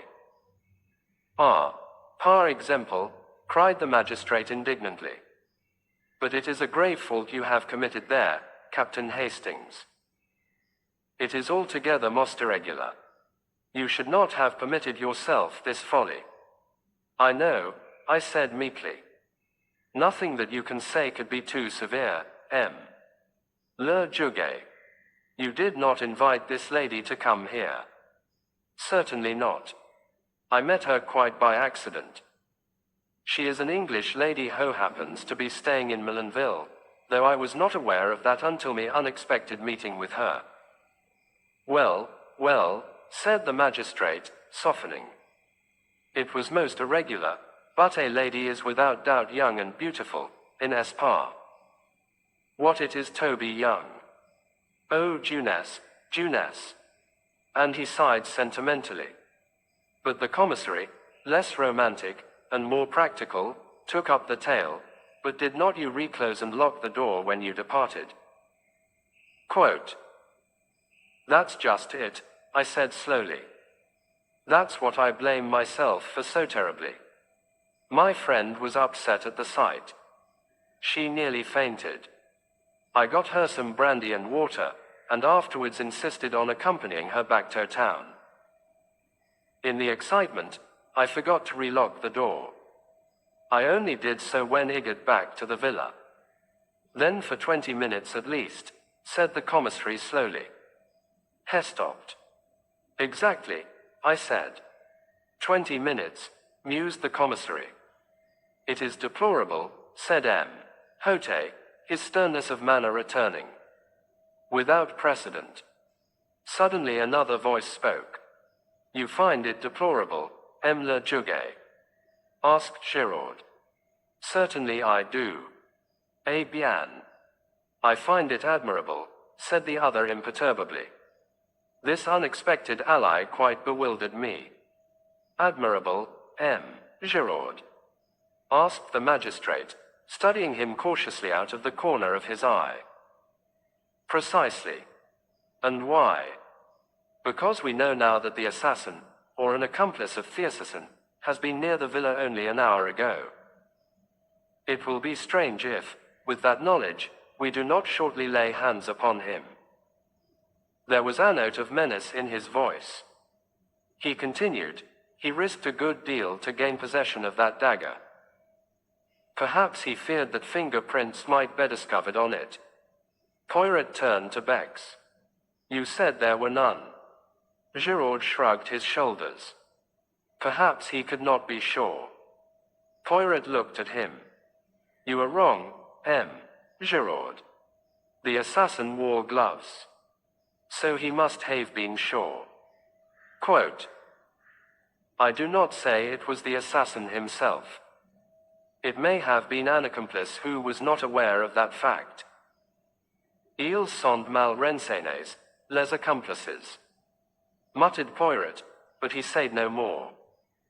The magistrate's clerk was gathering up the papers on the table. Hote addressed us. Our work here is finished. Perhaps, Renaud, you will listen whilst your evidence is read over to you. I have purposely kept all the proceedings as informal as possible. I have been called original in my methods, but I maintain that there is much to be said for originality. The case is now in the clever hands of the renowned Giraud. He will without doubt distinguish himself. Indeed, I wonder that he has not already laid his hands upon the murderers. Madam, again let me assure you of me heartfelt sympathy. Messieurs, I wish you all good day. And, accompanied by his clerk and the commissary, he took his departure. Poirot tugged out that large turnip of a watch of his, and observed the time. Let us return to the hotel for lunch, my friend, he said. And you shall recount to me in full the indiscretions of this morning. No one is observing us. We need make no adieu. We went quietly out of the room. The examining magistrate had just driven off in his car. I was going down the steps when Poirot's voice arrested me. One little moment, my friend. Dexterously, he whipped out his yard measure, and proceeded, quite solemnly, to measure an overcoat hanging in the hall from the collar to the hem. I had not seen it hanging there before, and guessed that it belonged to either Mr. Stoner, or Jack Renaud. Then, with a little satisfied grunt, Poirot returned the measure to his pocket, and followed me out into the open air. Poirot elucidates certain points. Why did you measure that overcoat? I asked, with some curiosity, as we walked down the hot white road at a leisurely pace. Parbleu!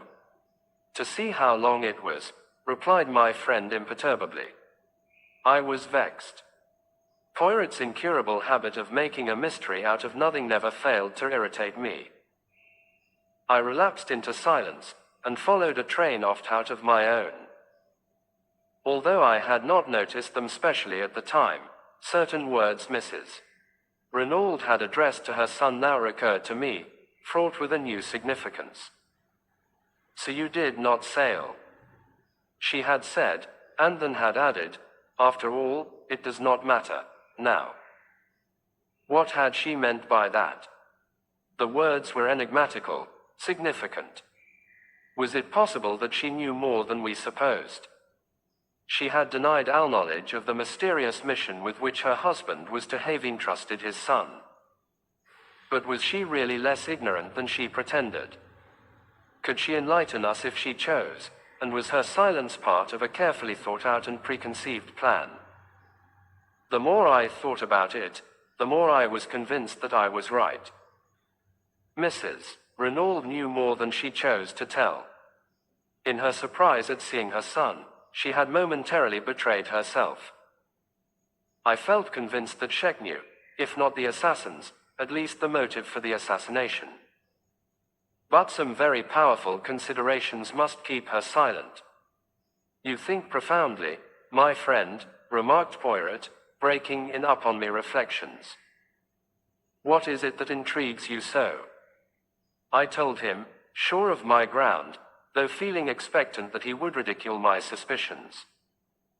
But to my surprise he nodded thoughtfully. You are quite right, Hastings. From the beginning I have been sure Tharch was keeping something back. At first I suspected her, if not of conspiring, at least of conniving at the crime. You suspected her? I cried. But certainly. She benefits enormously.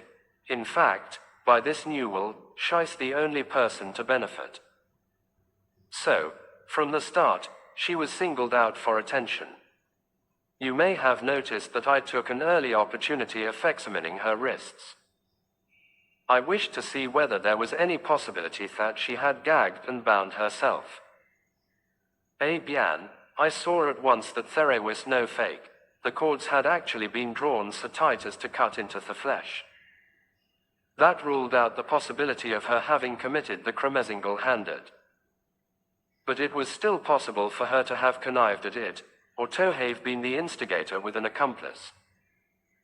Moreover, the story, as she told it, was singularly familiar to me. The masked men that she could not recognize, the mention of the secret, I had heard, or read, all the things before. Another little detail confirmed my belief that she was not speaking the truth. The wristwatch, Hastings, the wristwatch. Again that wristwatch. Poirot was eyeing me curiously. You see, mon ami. You comprehend. No, I replied with some ill humor. I neither see nor comprehend. You make all these confounded mysteries, and it's useless asking you to explain. You always like keeping everything up your sleeve to the last minute. Do not enrage yourself, my friend, said Poirot with a smile. I will explain if you wish. But not a word to Giraud, say entendu. He treats me as an old one of no importance. We shall see. In common fairness I gave him a hint. If he does not choose to act upon it, that is his own lookout. I assured Poirot that he could rely upon my discretion. C'est bien. Let us then employ our little grey cells. Tell me, my friend, at what time, according to you, did the tragedy take place? Why, at 2 o'clock or thereabouts, I said, astonished. You remember, Mrs. Renaud told us that she heard the clock strike while Themen were in the room. Exactly, and on the strength of that, you, the examining magistrate, Bex, and everyone else, accept the time without further question. But I, Hercule Poirot, say that Madame Renaud lied. The crime took place at least 2 hours earlier.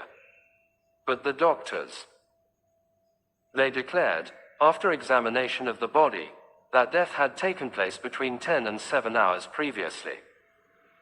Mon ami, for some reason, it was imperative that the crime should seem to have taken place later than it actually did. You have read of a smashed watch or clock recording the exact hour of a crime. So that the time should not rest on Mrs. Renaud's testimony alone, someone moved on the hands of that wristwatch to 2 o'clock, and then dashed it violently to the ground.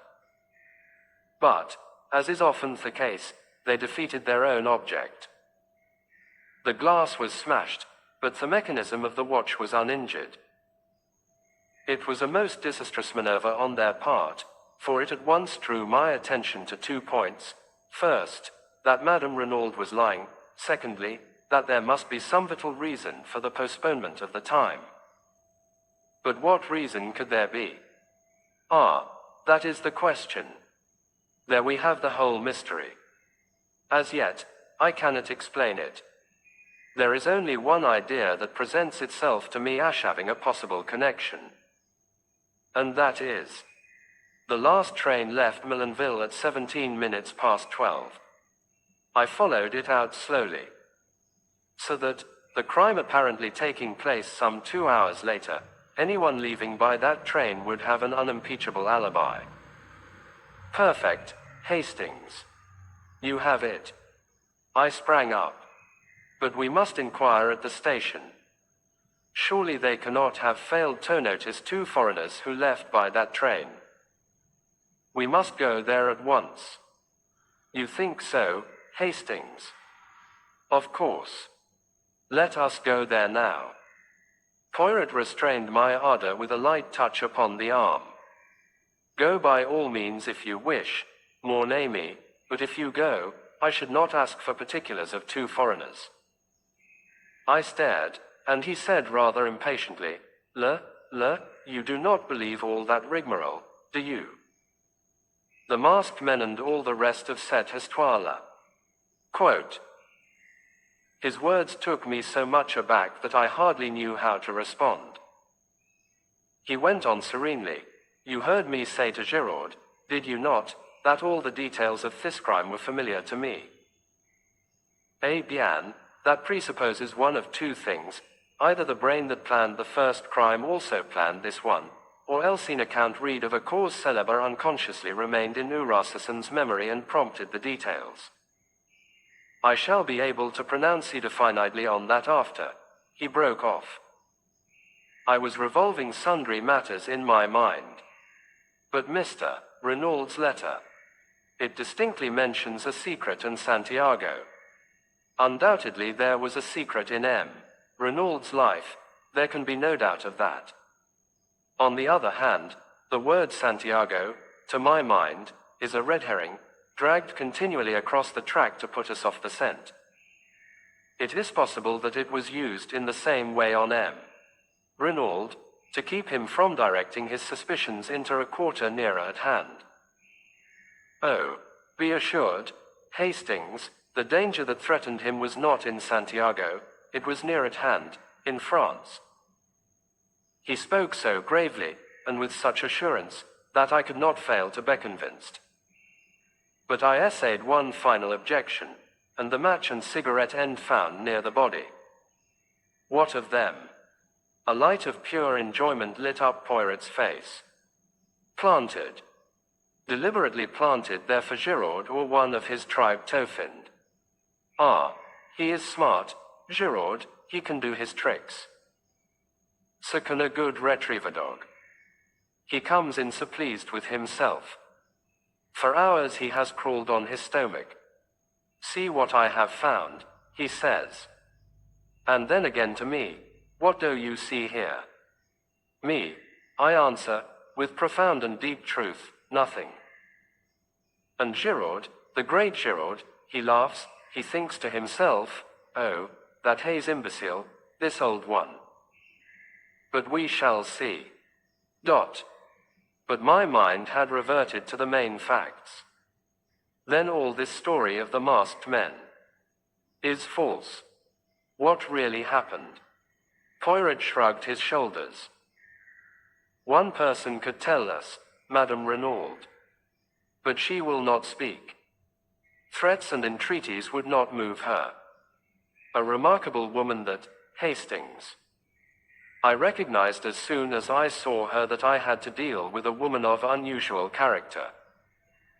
At first, as I told you, I was inclined to suspect her of being concerned in the crime. Afterwards I altered my opinion. What made you do that? Her spontaneous and genuine grief at the sight of her husband's body. I could swear that the agony in that cry of hers was genuine. Yes, I said thoughtfully, one cannot mistake these things. I beg your pardon, my friend, one can always be mistaken. Regard a great actress. Does not her acting of grief carry you away and impress you with its reality? No, however strong my own impression and belief, I needed other evidence before I allowed myself to be satisfied. The great criminal can be a great actor.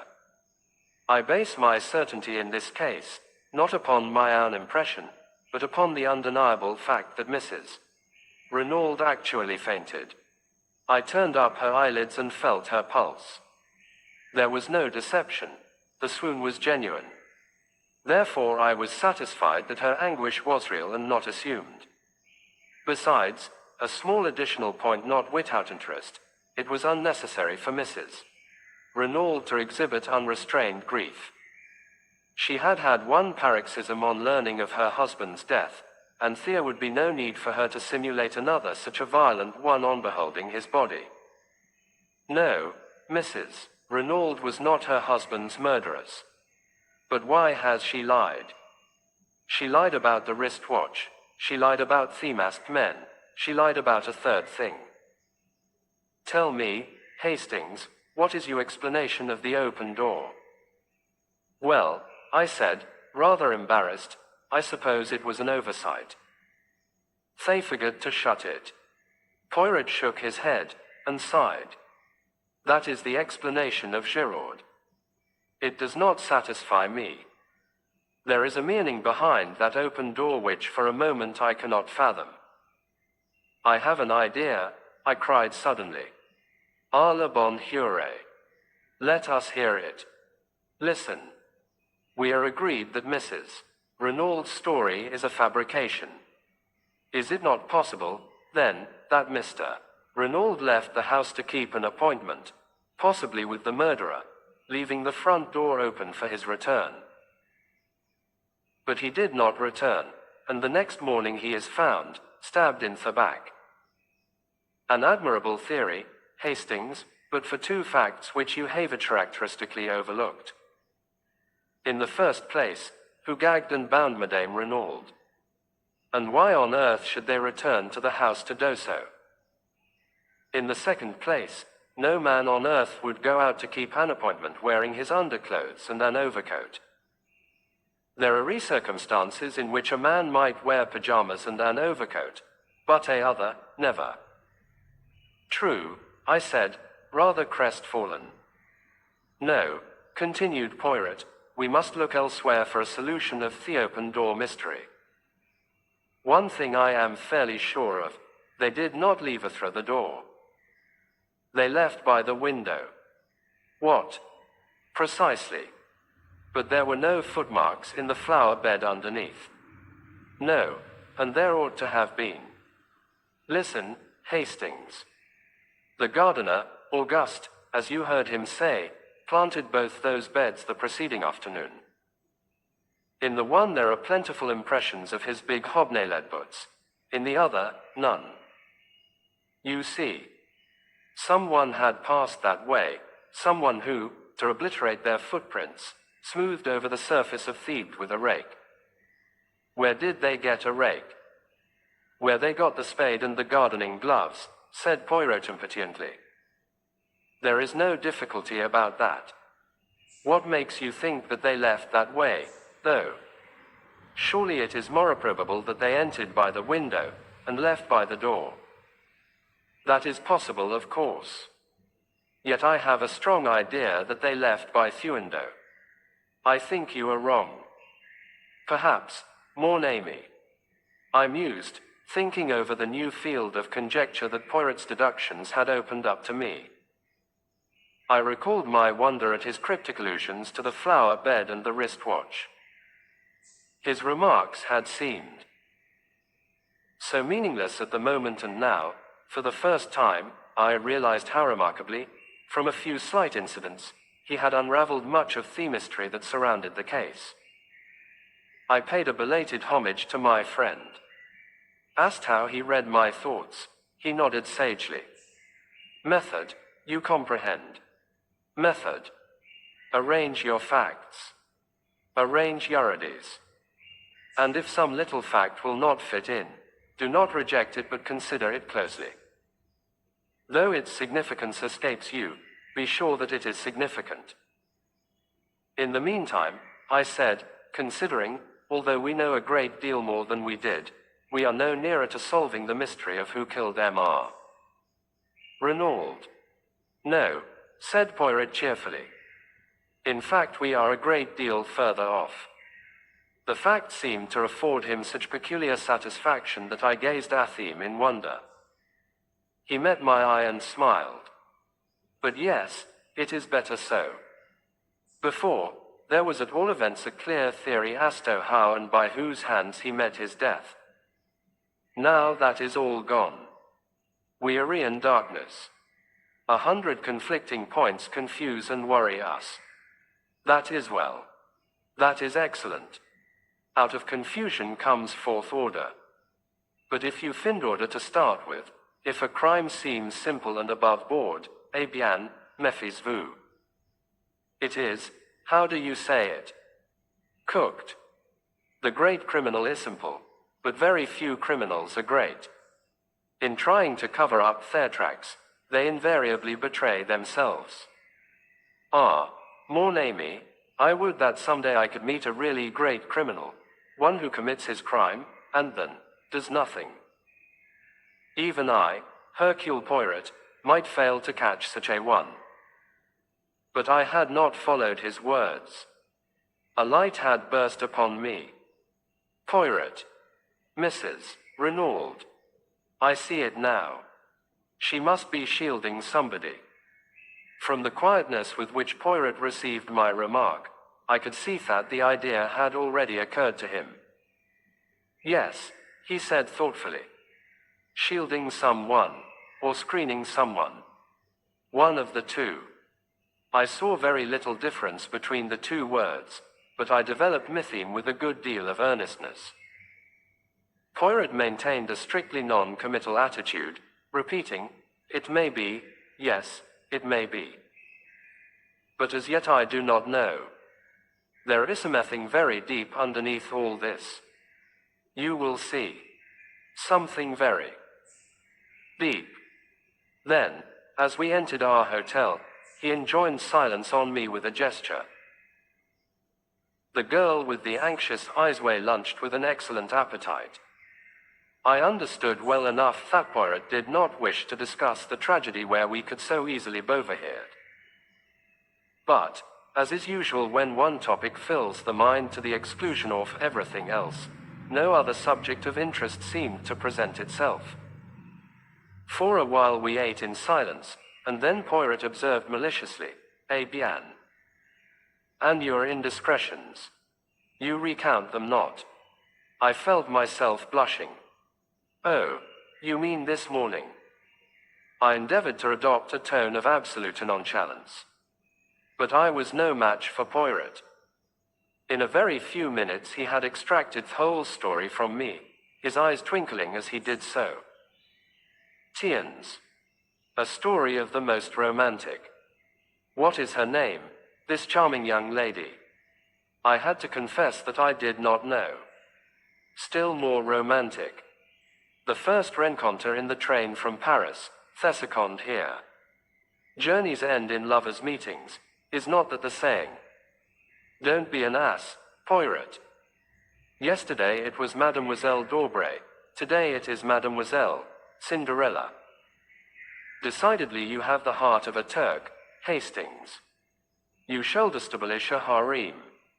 It's all very well to rag me.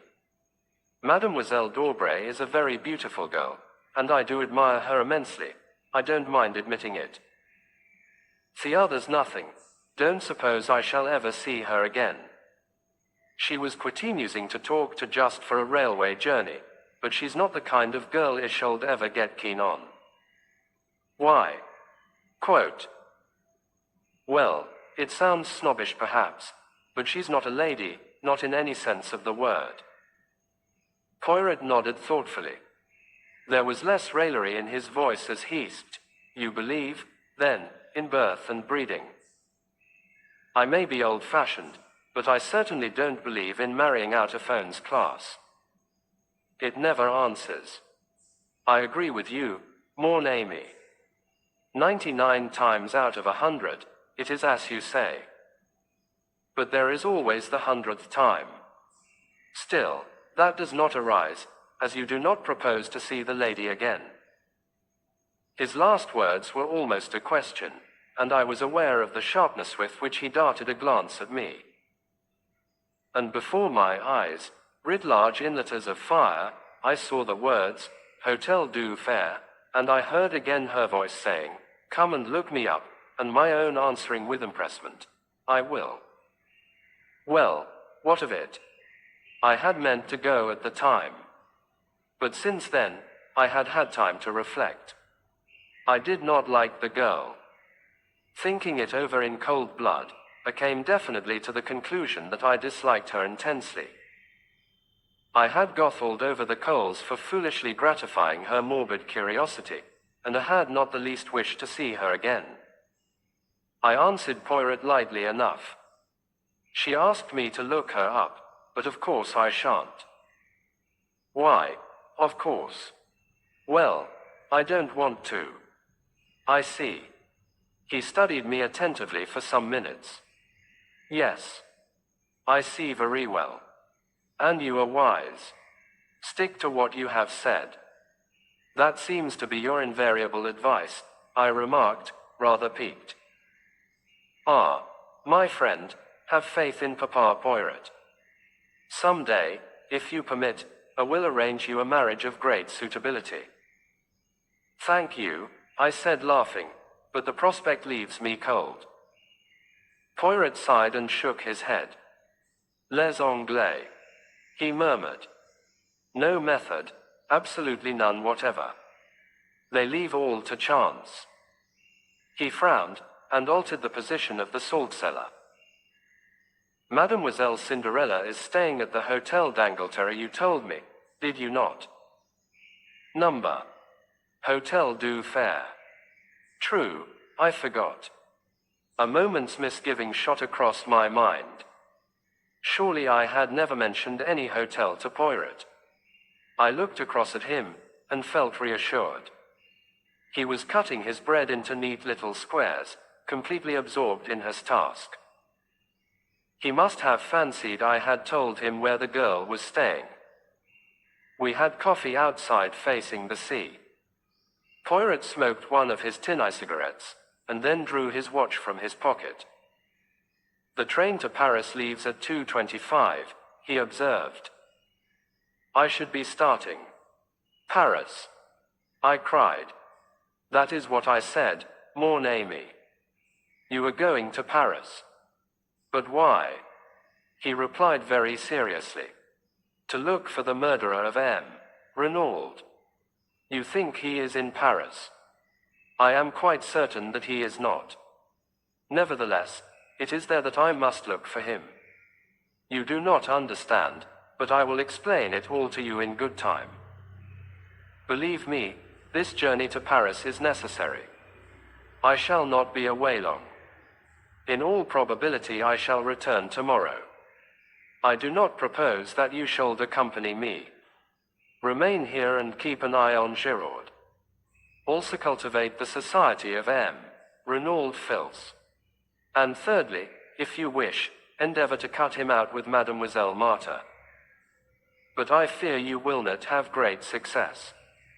I did not quite relish the last remark. That reminds me, I said. I meant to ask you how you knew Abutos too. Mon ami, I know human nature. Throw together a boy young Renaud and a beautiful girl like Mademoiselle Martha, and the result is almost inevitable. Then, the quarrel. It was money or a woman, and, remembering Leonie's description of the lad's anger, I decided on the latter. So I made me guess, and I was right. Quote, and that was why you warned me against setting my heart on the lady. You already suspected that she loved young Renaud. Poirot smiled. At any rate, I saw that she had anxious eyes. That is how I always think of Mademoiselle d'Aubray as the girl with the anxious eyes. Dot. His voice was so grave that it impressed me uncomfortably. What do you mean by that, Poirot? I fancy, my friend, that we shall see before very long.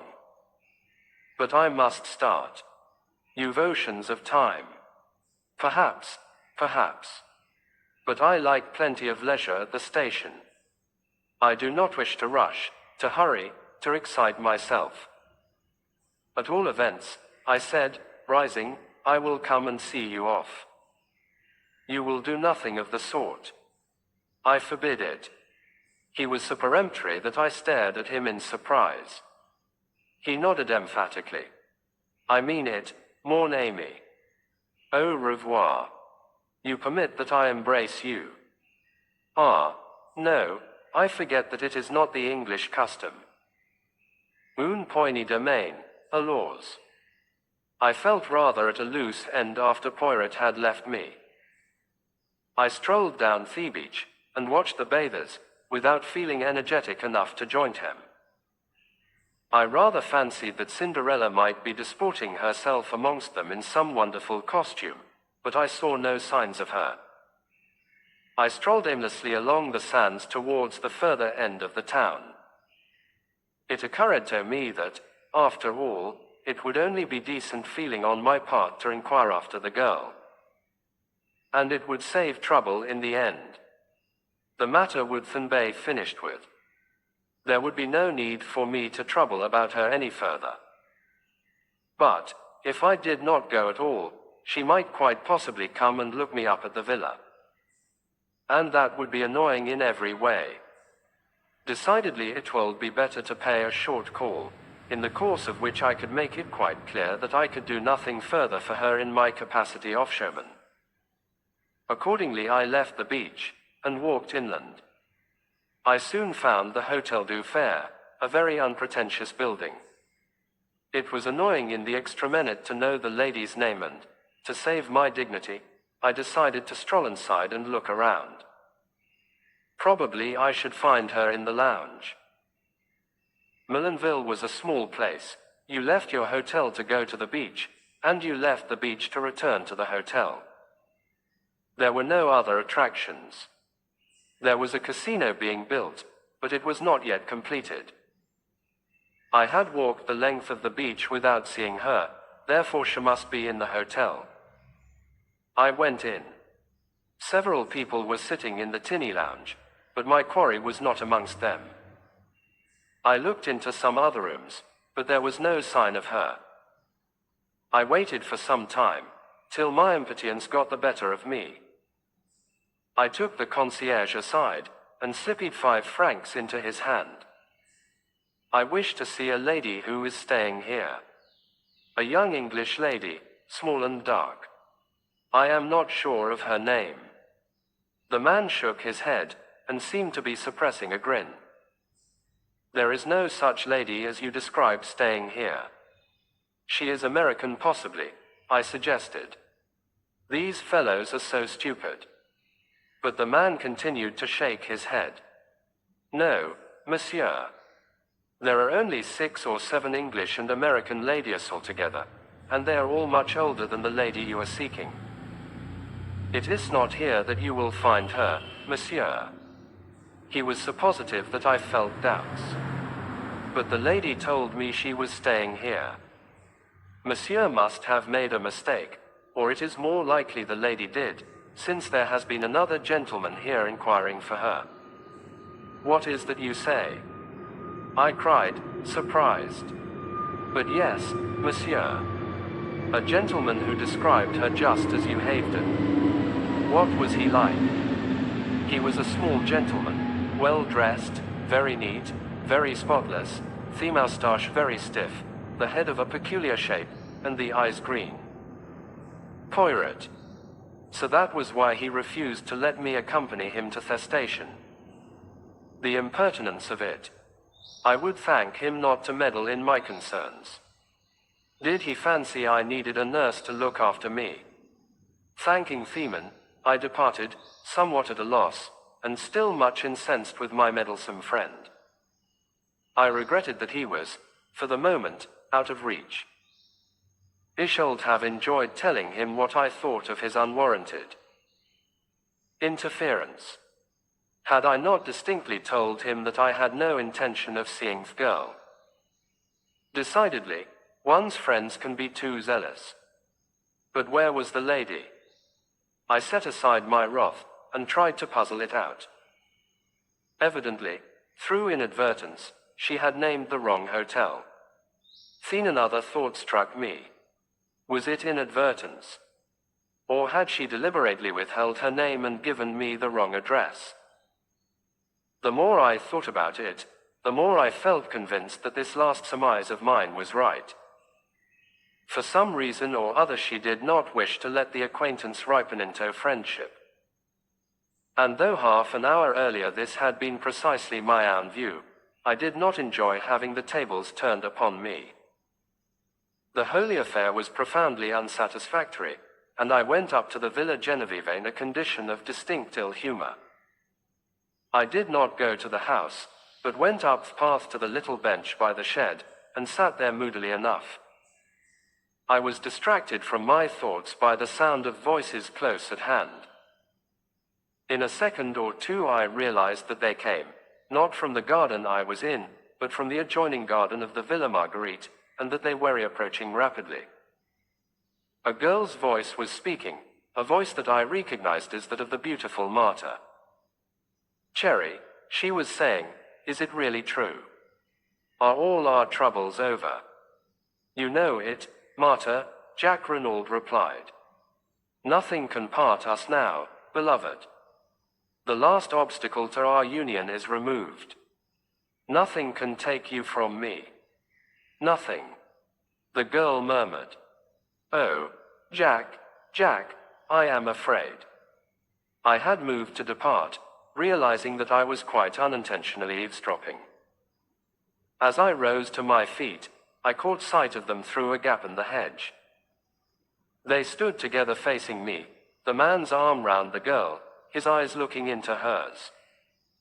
They were a splendid-looking couple, the dark, well-knit boy, and the fair young goddess. They seemed made for each other as they stood there, happy in spite of the terrible tragedy that overshadowed the young lives. But the girl's face was troubled, and Jack Renaud seemed to recognize it, as he held her closer to him and asked, "But what are you afraid of, darling? What is there to fear, now?" And then I saw the look in her eyes, the look Poirot had spoken of, Ash murmured, so that I almost guessed at the words. I am afraid, for you. I did not hear young Renaud's answer, for my attention was distracted by an unusual appearance a little further down the hedge. There appeared to be a brown bush there, which seemed odd, to say the least of it, so early in the summer. I stepped along to investigate, but, at my advance, the brown bush withdrew itself precipitately, and faced me with a finger to its lips. It was Giraud. Enjoining caution, he led the way round the shed until we were out of earshot. "What were you doing there?" I asked. "Exactly what you were doing, listening. But I was not there on purpose." "Ah. said Giraud. I was. As always, I admired the man whilst disliking him. He looked me up and down with a sort of contemptuous disfavor. You didn't help matters by butting in. I might have heard something useful in a minute. What have you done with your old fossil? Poirot has gone to Paris, I replied coldly. And I can tell you, Giraud, that he is anything but an old fossil. He has solved many cases that have completely baffled the English police. Bah! The English police. Giraud snapped his fingers disdainfully. They must be on a level with our examining magistrates. So he has gone to Paris, has he? Well, a good thing. The longer he stays there, the better. But what does he think he will find there? I thought I read in the question a tinge of uneasiness. I drew myself up. That I am not at liberty to say, I said quietly. Giraud subjected me to a piercing stare. He has probably enough sense not to tell you, he remarked rudely. Good afternoon. I'm busy. And with that, he turned on his heel, and left me without ceremony. Matters seemed at a standstill at the Villa Genevieve. Giraud evidently did not desire my company and, from what I had seen, it seemed fairly certain that Jack Renaud did not either. I went back to the town, had an enjoyable bath and returned to the hotel.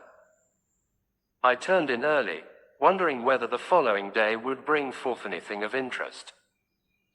I was wholly unprepared for what it did bring forth. I was eating my petit déjeuner in the dining room, when the waiter, who had been talking to someone outside, came back in obvious excitement. He hesitated for a minute, fidgeting with his napkin, and then burst out. Monsieur will pardon me, but he is connected, is he not, with the affair at the Villa Genevieve? Yes, I said eagerly. Why? Monsieur has not heard the news, though. What news? That there has been another murder there last night. What? Leaving my breakfast, I caught up my hat and ran as fast as I could. Another murder, and Poirot away. What fatality! But who had been murdered? I dashed in at the gate. A group of the servants was in the drive, talking and gesticulating.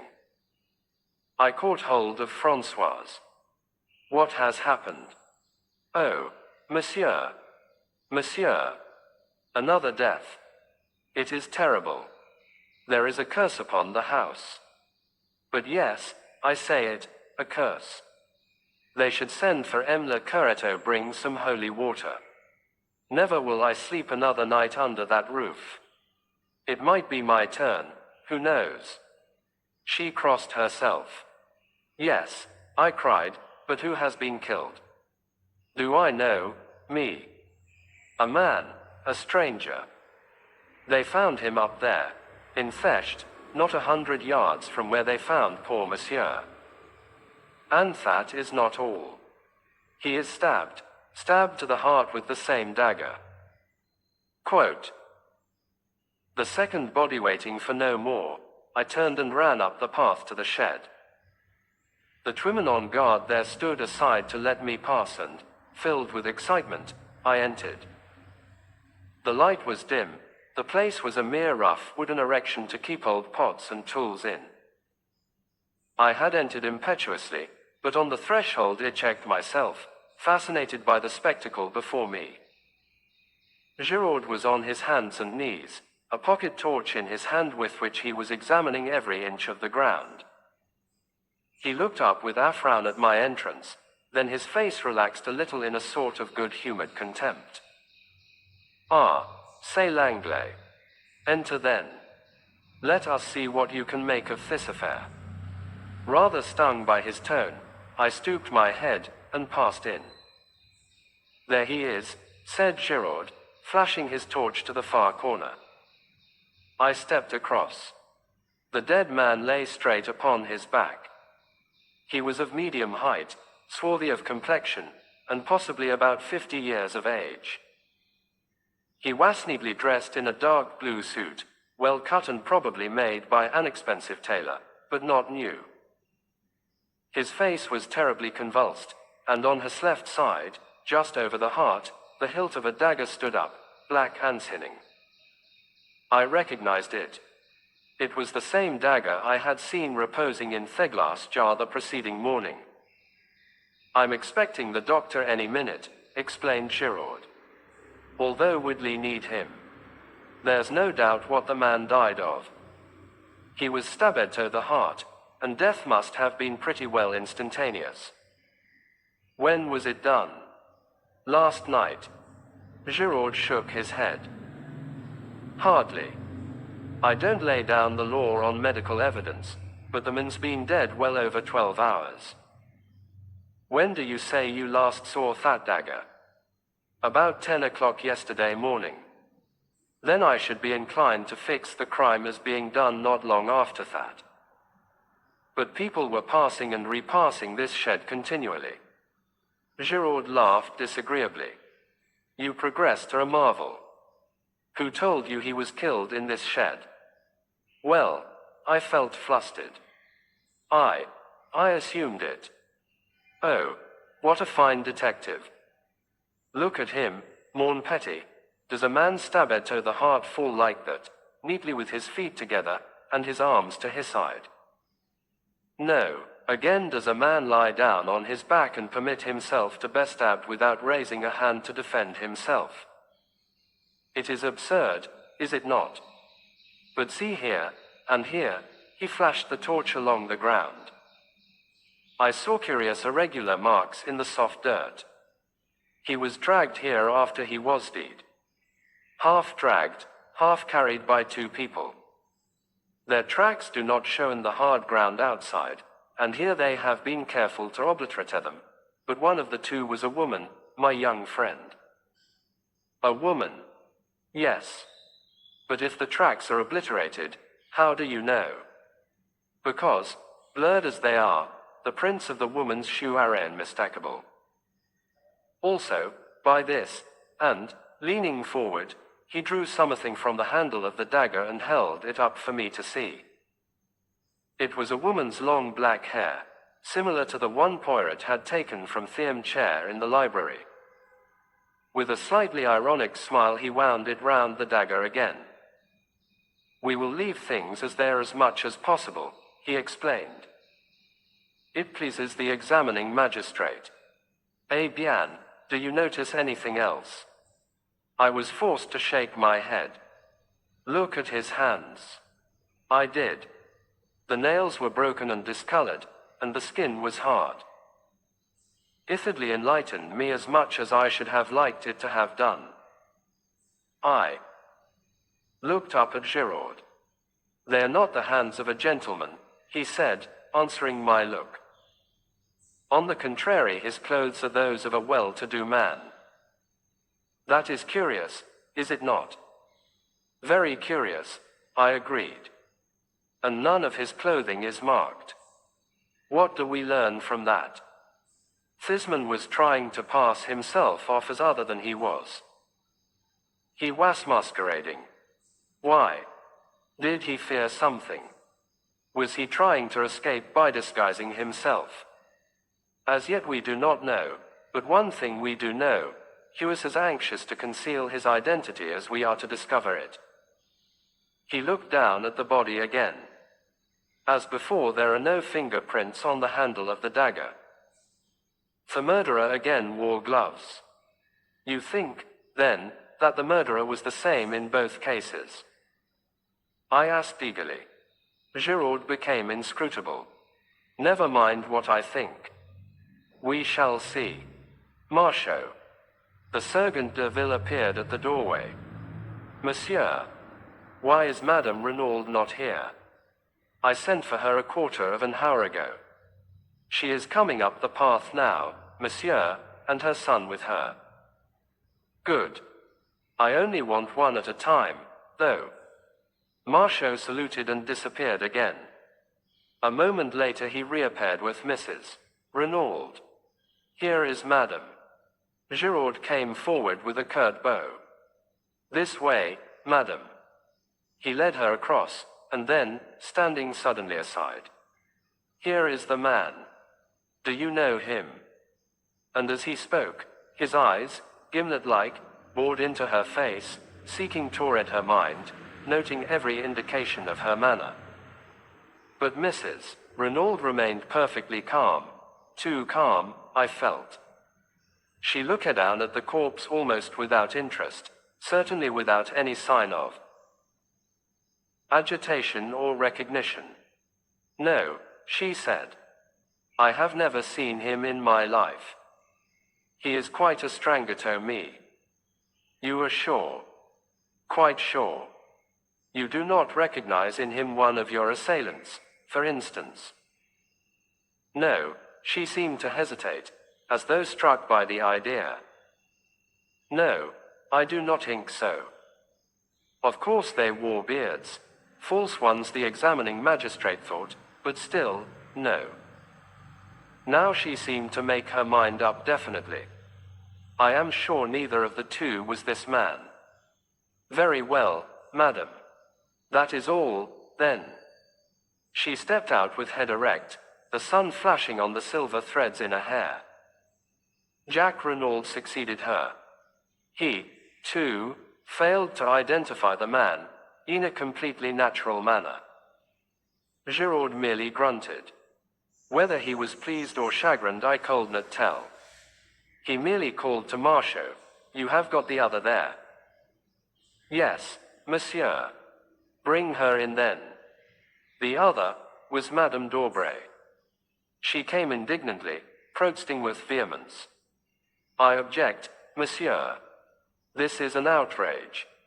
What have I to do with Alphys?" "Madam," said Giraud brutally, "I am investigating not one murder, but 2 murders. For all I know you may have committed them both." "How dare you?" she cried. "How dare you insult me by such a wild accusation? It is infamous." "Infamous, is it? What about this?" Stooping, he again detached the hair, and held it up. "Do you see this, madam?" He advanced towards her. "You permit that I see whether it matches." With a cry she started backwards, white to the lips. "It is false, I swear it. I know nothing of the crime, of either crime. Any one who says I do lies. Ah, mon Dieu, what shall I do?" Quote, "Calm yourself, madam," said Giraud coldly. "No one has accused you as yet. But you will do well to answer my questions without more ado." "Anything you wish, monsieur." "Look at the dead man. Have you ever seen him before?" Drawing nearer, a little of the color creeping back to her face, Madame d'Aubray looked down at the victim with a certain amount of interest and curiosity. Then she shook her head. "I do not know him." It seemed impossible to doubt her, the words came so naturally. Giraud dismissed her with a nod of the head. "You are letting her go?" I asked in a low voice. "Is that wise? Surely that black hair is from her head." "I do not need teaching my business," said Giraud dryly. "She is under surveillance. I have no wish to arrest her as yet." Then, frowning, he gazed down at the body.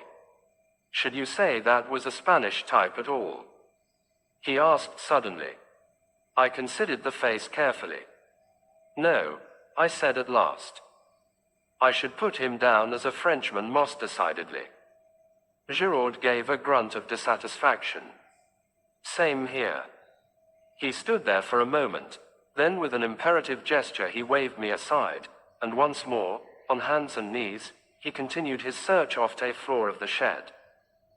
He was marvelous. Nothing escaped him. Inch by inch he went over the floor, turning over pots, examining old sacks. He pounced on a bundle by the door, but it proved to be only a ragged coat and trousers, and he flung it down again with a snarl. 2 pairs of old gloves interested him, but in the end he shook his head and laid them aside. Then he went back to the pots, methodically turning them over only one. In the end, he rose to his feet, and shook his head thoughtfully. He seemed baffled and perplexed. I think he had forgotten my presence. But, at that moment, a stir and bustle was heard outside, and our old friend, the examining magistrate, accompanied by his clerk and M. Bex, with the doctor behind him, came bustling in. "But this is extraordinary, Mr. Giraud," cried M. Hote. "Another crime. We have not got to the bottom of this case. There is some deep mystery here. But who is the victim this time? That is just what nobody can tell us, M. Le Juge. He has not been identified. Where is the body?" asked the doctor. Giraud moved aside a little. "There in the corner. He has been stabbed to the heart, as you see. And with the dagger that was stolen yesterday morning. I fancy that the murder followed hard upon the theft, but that is for you to say. You can handle the dagger freely. There are no fingerprints on it." The doctor knelt down by the dead man, and Giraud turned to the examining magistrate. "A pretty little problem, is it not? But I shall solve it. And so no one can identify him," mused the magistrate. "Could it possibly be one of the assassins? They may have fallen out among themselves." Giraud shook his head. "The man is a Frenchman. I would take my oath of that." But at that moment they were interrupted by the doctor, who was sitting back on his heels with a perplexed expression. "You say he was killed yesterday morning?" "I fix it by the theft of the dagger," explained Giraud. "He may, of course, have been killed later in the day." "Later in the day? Fiddlesticks. This man has been dead at least 48 hours, and probably longer." We stared at each other in blank amazement. A photographed doctor's words were so surprising that we were all momentarily taken aback. Here was a man stabbed with a dagger which we knew to have been stolen only 24 hours previously, and yet Durand asserted positively that he had been dead at least 48 hours. The whole thing was fantastic to the last extreme. We were still recovering from the surprise of the doctor's announcement, when a telegram was brought to me. It had been sent up from the hotel to the villa. I tore it open. It was from Poirot, and announced his return by the train arriving at Millenville at 12:28. I looked at my watch and saw that I had just time to get comfortably to the station and meet him there. I felt that it was of the utmost importance that he should know at once of the new and startling developments in the case. Evidently, I reflected, Poirot had had no difficulty in finding what he wanted in Paris. The quickness of his return proved that. Very few horseshoes sufficed. I wondered how he would take the exciting news I had to impart. The train was some minutes late, and I strolled aimlessly up and down the platform, until it occurred to me that I might pass the time by asking a few questions as to who had left Millenville by the last train on the evening of the tragedy. I approached the chief porter, an intelligent-looking man, and had little difficulty in persuading him to enter upon the subject. It was a disgrace to the police, he hotly affirmed, that such brigands of assassins should be allowed to go about unpunished. I hinted that there was some possibility he might have left by the midnight train, but he negatived the idea decidedly. He would have noticed 2 foreigners, he was sure of it. Only. About 20 people had left by the train, and he could not have failed to observe them. I do not know what put the idea into my head. Possibly it was the deep anxiety underlying Martha Dorbrell's tones, but I asked suddenly, "Young M.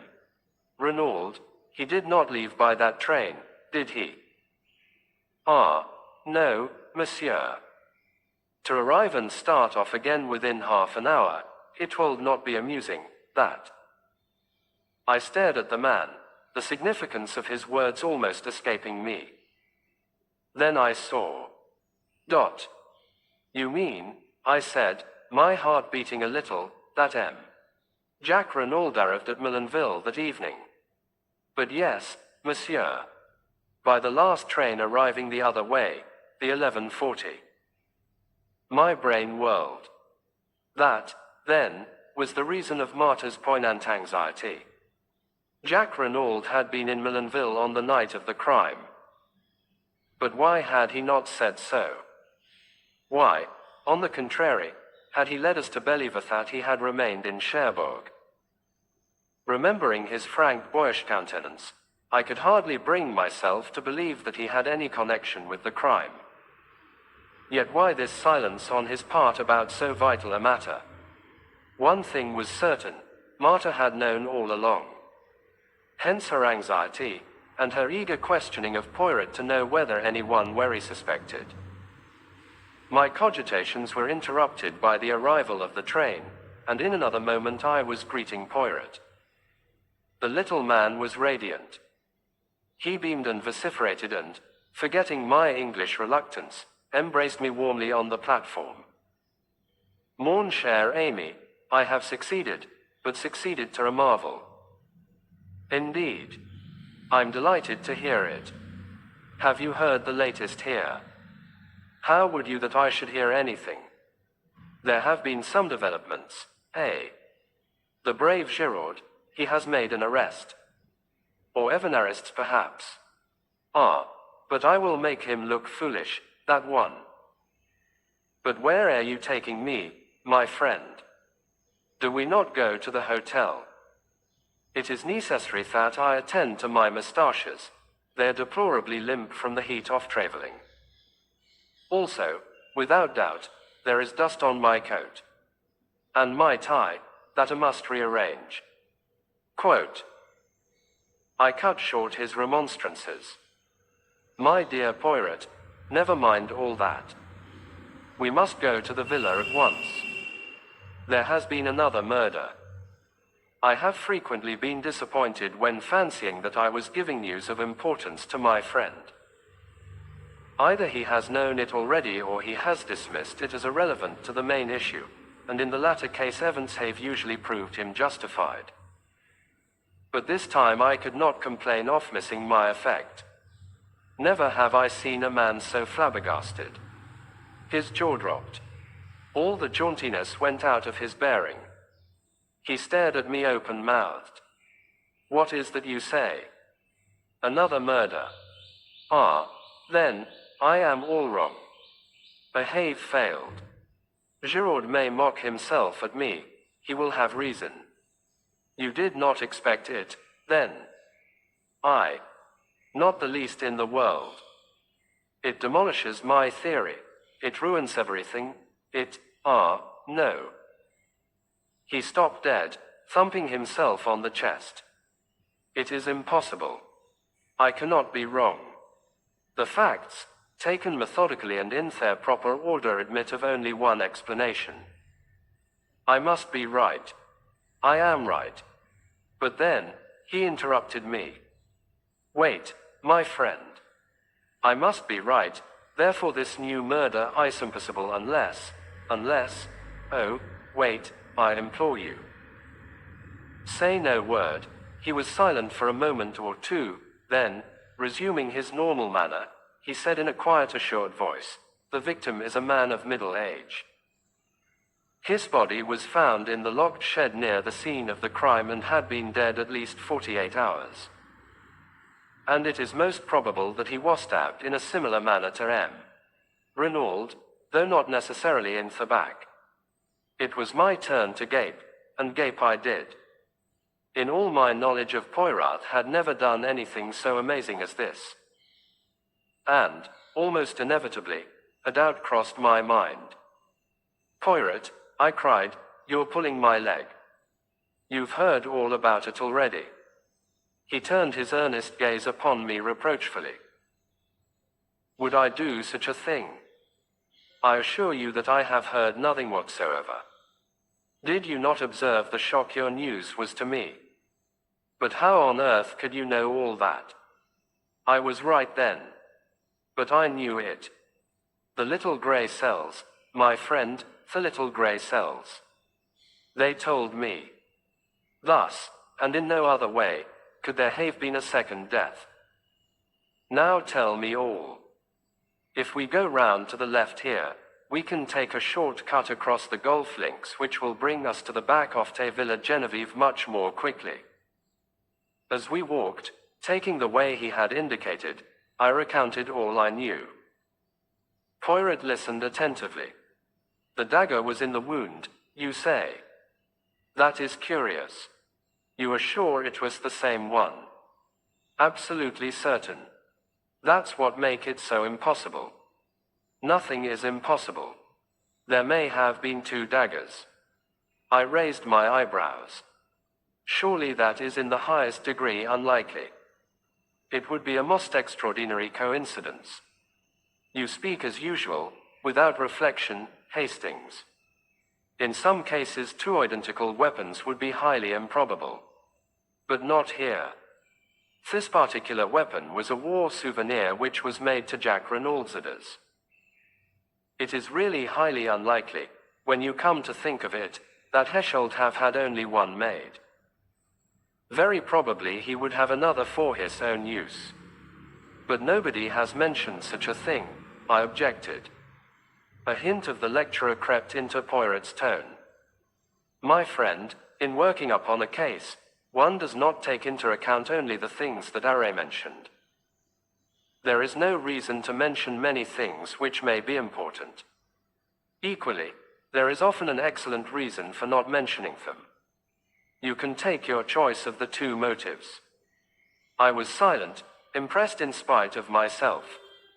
Another few minutes brought us to the famous shed. We found all our friends there and, after an interchange of polite amenities, Poirot began his task. Having watched Giraud at work, I was keenly interested. Poirot bestowed but a cursory glance on the surroundings. The only thing he examined was the ragged coat and trousers by the door. A disdainful smile rose to Giraud's lips, and, as though noting it, Poirot flung the bundle down again. Old clothes of the gardeners? He queried. Exactly, said Giraud. Poirot knelt down by the body. His fingers were rapid but methodical. He examined the texture of the clothes, and satisfied himself that there were no marks on them. The boots he subjected to special care, also the dirty and broken fingernails. Whilst examining the latter he threw a quick question at Giraud. You saw these? Yes, I saw them, replied the other. His face remained inscrutable. Suddenly Poirot stiffened. Doctor. Durand. Yes. The doctor came forward. There is foam on the lips. You observed it. I didn't notice it, I must admit. But you observe it now. Oh, certainly. Poirot again shot a question at Giraud. You noticed it without doubt. The other did not reply. Poirot proceeded. The dagger had been withdrawn from the wound. It reposed in a glass jar by the side of the body. Poirot examined it, then he studied the wound closely. When he looked up, his eyes were excited, and shone with the green light I knew so. It is a strange wound, this. It has not bled. There is no stain on the clothes. The blade of the dagger is slightly discolored, that is all. What do you think, le doctor? I can only say that it is most abnormal. It is not abnormal at all. It is most simple. The man was stabbed after he was dead. And, stilling the clamor of voices that arose with a wave of his hand, Poirot turned to Giraud and added, Giraud agrees with me, do you not, monsieur? Whatever Giraud's real belief, he accepted the position without moving a muscle. Calmly and almost scornfully he replied, "Certainly I agree." The murmur of surprise and interest broke out again. "But what an idea!" cried Hote. "To stab a man after he is dead. Barbaric. Unheard of. Some unappeasable hate, perhaps." "No, Emla Juge," said Poirot. "I should fancy it was done quite cold-bloodedly, to create an impression." "What impression?" "The impression it nearly did create," returned Poirot oracularly. Bex had been thinking. How, then, was the man killed? He was not killed. He died.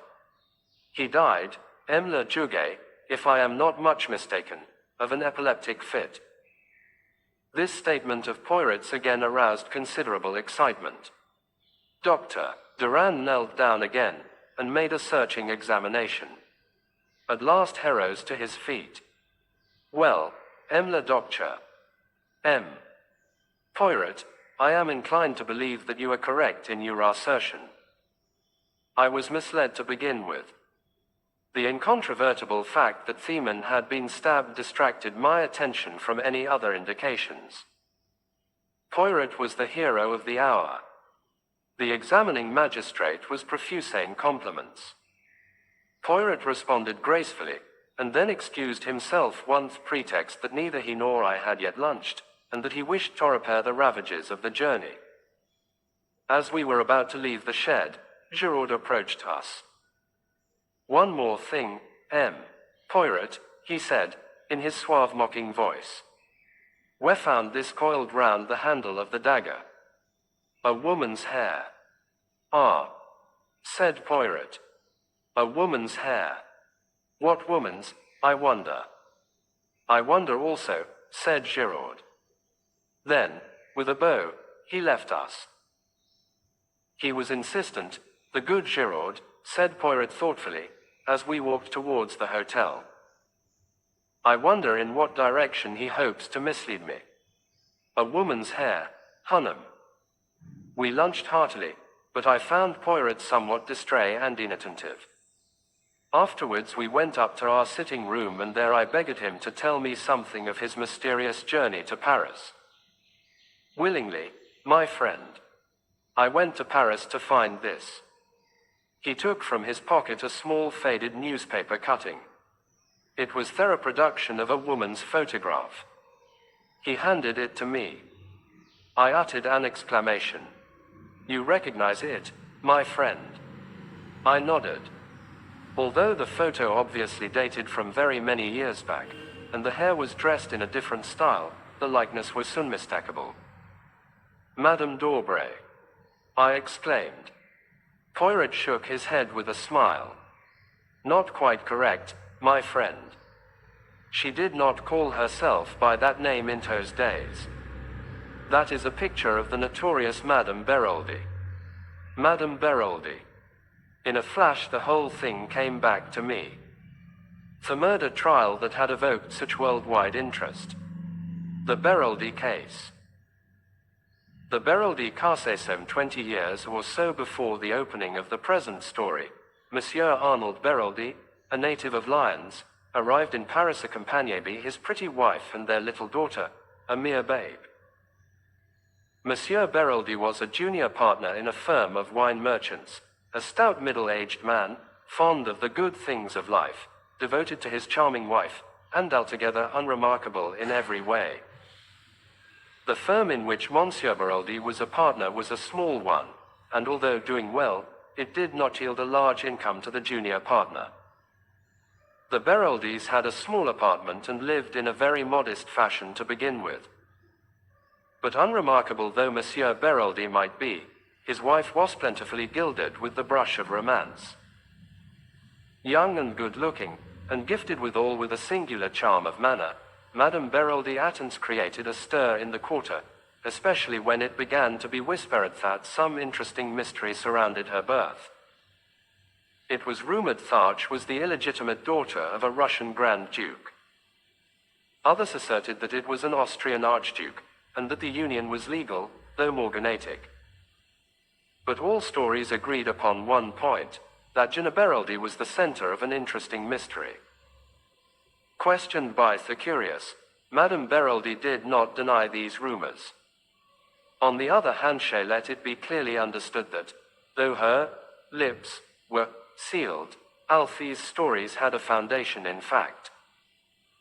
To intimate friends, she unburdened herself further, spoke of political intrigues, of papers, of obscure dangers that threatened her. There was also much talk of crown jewels that were to be sold secretly, with herself acting as the go-between. Amongst the friends and acquaintances of the Beraldis was a young lawyer, Georges Conneau. It was soon evident that the fascinating Jean had completely enslaved his heart. Madame Beraldi encouraged the young man in a discreet fashion, but being always careful to affirm her complete devotion to her middle-aged husband. Nevertheless, many spiteful persons did not hesitate to declare that young Conneau was her lover, and not the only one. When the Beraldis had been in Paris about 3 months, another personage came upon the scene.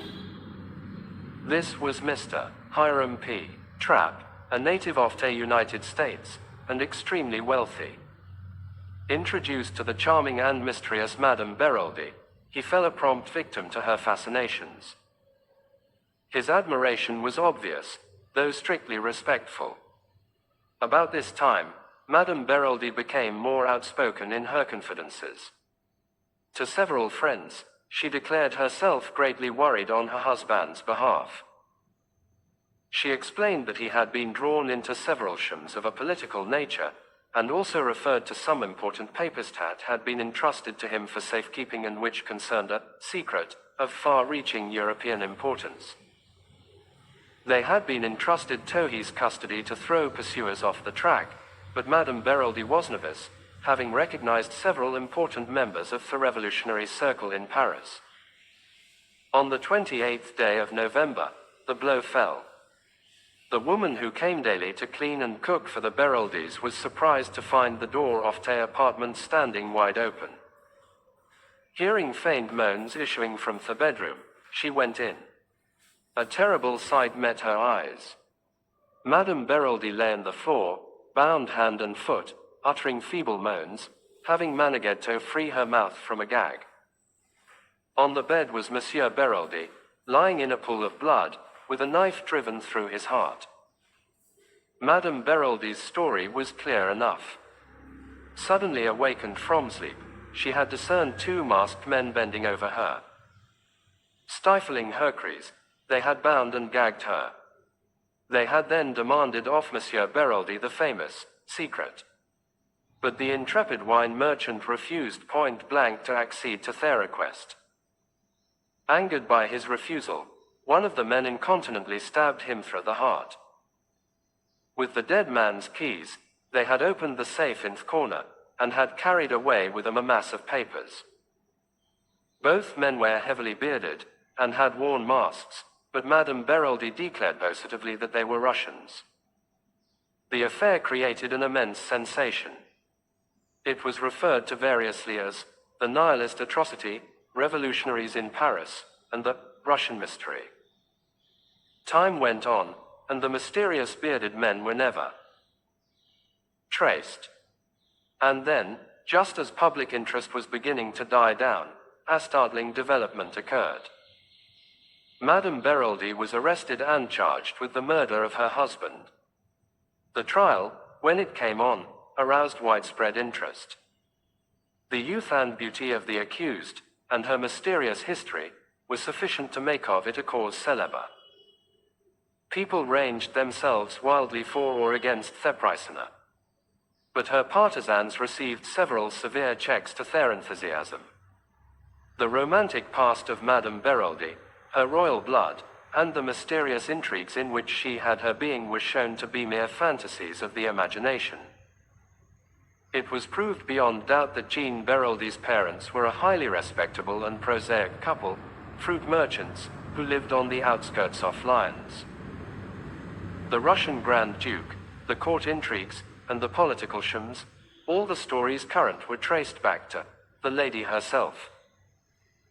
From her brain had emanated these ingenious myths, and she was proved to have raised a considerable sum of money from various credulous persons by her fiction of the crown jewels, the jewels in question being found to be mere paste imitations.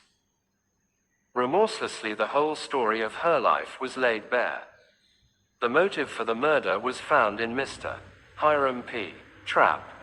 Mr. Trapp did his best, but relentlessly and agilely cross-questioned, was forced to admit that he loved the lady, and that, had she been free, he would have asked her to be his wife. The fact that the relations between them were admittedly platonic strengthened the case against the accused. Debarred from becoming his mistress by the simple honorable nature of the man, Jean Beraldi had conceived the monstrous project of ridding herself of her elderly undistinguished husband, and becoming the wife of a rich American. Throughout, Madame Beraldi confronted her accusers with complete sang-froid and self-possession. Her story never varied. She continued to declare strenuously that she was of royal birth, and that she had been substituted for the daughter of the fruit seller at an early age. Absurd and completely unsubstantiated as these statements were, a great number of people believed implicitly in their truth. But the prosecution was implacable. It denounced the masked Russians as a myth, and asserted that the crime had been committed by Madame Beraldi and her lover, Georges Conneau. A warrant was issued for the arrest of the latter, but he had wisely disappeared. Evidence showed that the bonds which secured Madame Beraldi were so loose that she could easily have freed herself. And then, towards the close of the trial, a letter, posted in Paris, was sent to the public prosecutor. It was from Georges Conneau and, without revealing his whereabouts, it contained a full confession of the crime. He declared that he had indeed struck the fatal blow at Madame Beraldi's instigation. The crime had been planned between them. Believing that her husband ill-treated her, and maddened by his own passion for her, a passion which he believed her to return, he had planned the crime and struck the fatal blow that should free the woman he loved from a hateful bondage. Now, for the first time, he learnt of Mr. Hiram P. Trapp, and realized that the woman he loved had betrayed him. Not for his sake did she wish to be free, but in order to marry the wealthy American. She had used him as a cat's paw, and now, in his jealous rage, he turned and denounced her, declaring that throughout he had acted at her instigation. And then Madame Beraldi proved herself the remarkable woman she undoubtedly was. Without hesitation, she dropped her previous defense, and admitted that the Russians were a pure invention on her part. The real murderer was Georges Conneau. Maddened by passion, he had committed the crime, vowing that if she did not keep silence he would enact a terrible vengeance from her. Terrified by his threats, she had consented, also fearing it likely that if she told the truth she might be accused of conniving at the crime.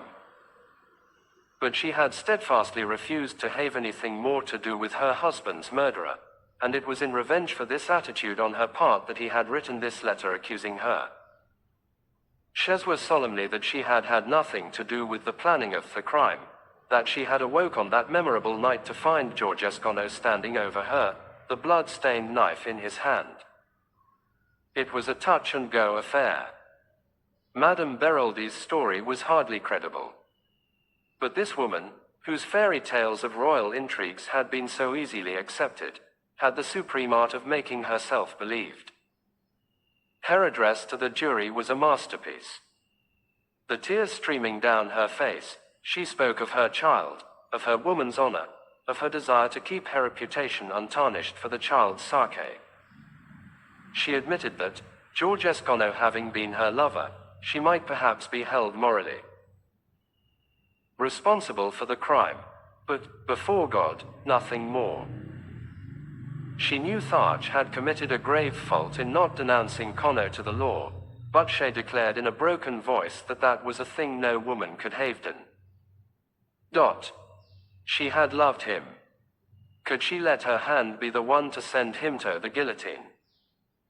She had been guilty of much, but she was innocent of a terrible crime imputed to her. However that may have been, her eloquence and personality won the day. Madame Beroldy, amidst a scene of unparalleled excitement, was acquitted. Despite the utmost endeavors of the police, Georges Connuas never traced. As for Madame Beroldy, nothing more was heard of her. Taking the child with her, she left Paris to begin a new life. We make further investigations. I have set down the Beroldy case in full. Of course all the details did not present themselves to my memory as I have recounted them here. Nevertheless, I recalled the case fairly accurately. It had attracted a great deal of interest at the time, and had been fully reported by the English papers, so that it did not need much effort of memory on my part to recollect the salient details. Just for the moment, in my excitement, it seemed to clear up the whole matter. I admit that I am impulsive, and Poirot deplores my custom of jumping to conclusions, but I think I had some excuse in this instance. The remarkable way in which this discovery justified Poirot's point of view struck me at once. "Poirot," I said, "I congratulate you. I see everything now. If that is indeed the truth, I congratulate you, mon ami. For as a rule you are not famous for seeing, is it not so?" I felt a little annoyed. "Come now, don't rub it in. You've been so confoundedly mysterious all along with your hints and your insignificant details that anyone might fail to see what you were driving at." Poirot lit one of his little cigarettes with his usual precision. Then he looked up. "And since you see everything now, mon ami, what exactly is it that you see?" "Why, that it was Madame d'Aubray, Beroldy, who murdered Mr. Renaud. The similarity of the two cases proves that beyond a doubt. Then you consider that Madame Beroldy was wrongly acquitted. That in actual fact she was guilty of connivance in her husband's murder." I opened my eyes wide. "But of course. Don't you?" Poirot walked to the end of the room, absent-mindedly straightened a chair, and then said thoughtfully, "Yes, that is my opinion. But there is no, of course, about it, my friend. Technically speaking, Madame Beroldy is innocent. Of that crime, perhaps. But not of this." Poirot sat down again, and regarded me, his thoughtful air more marked than ever. "So it is definitely your opinion, Hastings, that Madame d'Aubray murdered M. Renaud?"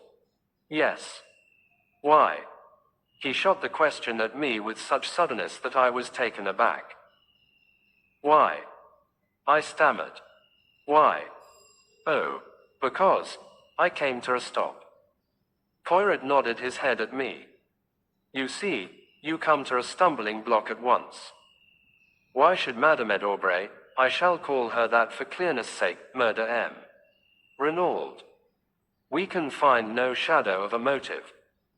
She does not benefit by his death. Considered as either mistress or blackmailer, she stands to lose. You cannot have a murder without a motive. The first crime was different. There we had a rich lover waiting to step into her husband's shoes. Money is not the only motive for murder, I objected. True, agreed Poirot placidly. There are two others. The crime passional is one. And there is the third rare motive, murder for an idea, which implies some form of mental derangement on the part of the murderer. Homicidal mania and religious fanaticism belong to that class. We can rule it out here. But what about the crime passional? Can you rule that out? If Madame d'Aubray was Renaud's mistress, if she found that his affection was cooling, or if her jealousy was aroused in any way, might she not have struck him down in a moment of anger? Poirot shook his head. If, I say if, you note, Madame d'Aubray was Renaud's mistress, he had not had time to tire of her. And in any case you mistake her character. She is a woman who can simulate great emotional stress. She is a magnificent actress. But, looked at dispassionately, her life disproves her appearance. Throughout, if we examine it, she had been cold-blooded and calculating in her motives and actions. It was not to link her life with that of her young lover that she connived at her husband's murder. The rich American, for whom she probably did not care a button, was her objective. If she committed a crime, she would always do so for gain. Here there was no gain. Besides, how do you account for the digging of the grave? That was a man's work. She might have had an accomplice, I suggested, unwilling to relinquish my belief. I passed her another objection. You have spoken of the similarity between the two crimes. Wherein does that lie, my friend? I stared at him in astonishment. Why, Poirot, it was you who remarked on that. The story of the masked man, the secret, the papers. Poirot smiled a little. Do not be so indignant, I beg of you. I repudiate nothing. The similarity of the two stories links the two cases together inevitably. But reflect now on something very curious. It is not Madame d'Aubray who tells us this tale. If it were all would indeed be plain sailing. It is Madame Renaud. Is she then in league with the other? I can't believe that, I said slowly. If it is so, she must be the most consummate actress the world has ever known. Ta ta ta, said Poirot impatiently. Again you have the sentiment, and not the logic. If it is necessary for a criminal to be a consummate actress, then by all means assume her to be one. But is it necessary? I do not believe Madame Renaud to be in league with Madame d'Aubray for several reasons, some of which I have already enumerated to you. The others are self-evident. Therefore, that possibility eliminated, we draw very near to the truth which is, as always, very curious and interesting. Poirot, I cried, what more do you know? More, Amy, you must make your own deductions. You have access to the facts. Concentrate your grey cells. Reason, not like Giraud, but like Hercule Poirot. Quote. But are you sure? My friend, in many ways I have been an imbecile. But at last I see clearly. You know everything. I have discovered what M. Renaud sent for me to discover. And you know the murderer. I know one murderer. What do you mean? We talk a little at cross purposes. There are here not one crime, but two. The first I have solved, the second, eh bien, I will confess, I am not, sir. But, Poirot, I thought you said the man in the shed had died a natural death. Ta ta ta. Poirot made his favorite ejaculation of impatience. Still you do not understand. One may have a crime without a murderer, but for two crimes it is essential to have two bodies. His remark struck me as so peculiarly lacking in lucidity that I looked at him in some anxiety. But he appeared perfectly normal. Suddenly he rose and strolled to the window. Here he is, he observed. Who? M. Jack Renaud. I sent a note up to the villa to ask him to come here. That changed the course of my ideas, and I asked Poirot if he knew that Jack Renaud had been in Millenville on the night of the crime. I had hoped to catch my astute little friend napping, but as usual, he was somniscient. He, too, had inquired at the station. And without doubt we are not original in the idea, Hastings. The excellent Giraud, he also has probably made his inquiries. You don't think, I said, and then stopped. Ah, no, it would be too horrible. Poirot looked inquiringly at me, but I said no more. It had just occurred to me that though there were 7 women directly or indirectly connected with the case, Mrs. Renaud, Madame d'Aubray and her daughter, the mysterious visitor, and the 3 servants. There was, with the exception of old Auguste who could hardly count, only one man, Jack Renaud. And a man must have dug a grave. I had no time to develop further the appalling idea that had occurred to him, for Jack Renaud was ushered into the room. Poirot greeted him in a business-like manner. "Take a seat, monsieur. I regret infinitely to derange you, but you will perhaps understand that the atmosphere of the villa is not too congenial to M. Giraud and I do not see eye to eye about everything. His politeness to me has not been striking, and you will comprehend that I do not intend any little discoveries I may make to benefit him in any way." "Exactly, M. Poirot," said the lad. "That fellow Giraud is an ill-conditioned brute, and I'd be delighted to see someone score at a sexpence." "Then I may ask a little favor of you?" "Certainly. I will ask you to go to the railway station and take a train to the next station along the line, Abilac. Ask there at the cloak-room whether 2 foreigners deposited a valise there on the night of the murder. It is a small station, and they're almost certain to remember. Will you do this?" "Of course I will," said the boy, mystified, though ready for the task. "I and my friend, you comprehend, have business elsewhere," explained Poirot. "There is a train in a quarter of an hour, and I will ask you not to return to the villa, as I have no wish for Giraud to get an inkling of your errand." "Very well, I will go straight to the station." He rose to his feet. Poirot's voice stopped him. "One moment, M. Renaud, there is one little matter that puzzles me. Why did you not mention to M. Hote this morning that you were in Millenville on the night of the crime?" Jack Renaud's face went crimson. With an effort he controlled himself. "You have made a mistake. I was in Cherbourg, as I told the examining magistrate this morning." Quote. Poirot looked at him, his eyes narrowed, cat-like, until they only showed a gleam of green. "Then it is a singular mistake that I have made there, for it is shared by its station staff. They say you arrived by the 11:40 train." For a moment Jack Renaud hesitated, then he made up his mind. "And if I did? I suppose you do not mean to accuse me of participating in my father's murder?" He asked the question haughtily, his head thrown back. "I should like an explanation of the reason that brought you here." "That is simple enough. I came to see my fiancée, Mademoiselle d'Aubray.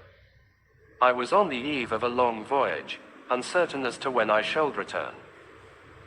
I wished to see her before I went, to assure her of my unchanging devotion." "And you did see her?" Poirot's eyes never left the other's face. There was an appreciable pause before Renaud replied. Then he said, "Yes. And afterwards? I found I had missed the last train. I walked to Saint Beauvais, where I knocked up a garage and got a car to take me back to Cherbourg Street. Beauvais. That is 15 kilometers. A long walk, M. Renaud. I felt like walking." Poirot bowed his head as a sign that he accepted the explanation. Jack Renaud took up his hat and cane and departed. In a trice Poirot jumped to his feet. "Quick, Hastings. We will go after him." Keeping a discreet distance behind our quarry, we followed him through the streets of Millenville. But when Poirot saw that he took the turning toward station, he checked himself. All is well. He has taken the bait. He will go to Abilac, and will inquire for the mythical valise left by the mythical foreigners. Yes, mon ami, all that was a little invention of my own. You wanted him out of the way, I exclaimed. Your penetration is amazing, Hastings. Now, if you please, we will goop to the Villa Genevieve. Quote, Giraud acts, by the way, Poirot, I said, as we walked along the hot white road, I've got a bone to pick with you. I dare say you meant well, but really it was no business of yours to go mouching round to the Hotel du Fair without letting me know. Poirot shot a quick sidelong glance at me. And how did you know I had been there? He inquired. Much to my annoyance, I felt the color rising in my cheeks. I happened to look in passing, I explained with as much dignity as I could muster. I rather feared Poirot's banter, but to my relief, and somewhat to my surprise, he only shook his head with a rather unusual gravity. If I have offended your susceptibilities in any way, I demand pardon of you. You will understand better soon. But, believe me, I have striven to concentrate all my energies on the case. Oh, it's all right, I said, mollified by the apology. I know it's only that you have my interests at heart. But I can take care of myself all right. Poirot seemed to be about to say something further, but checked himself.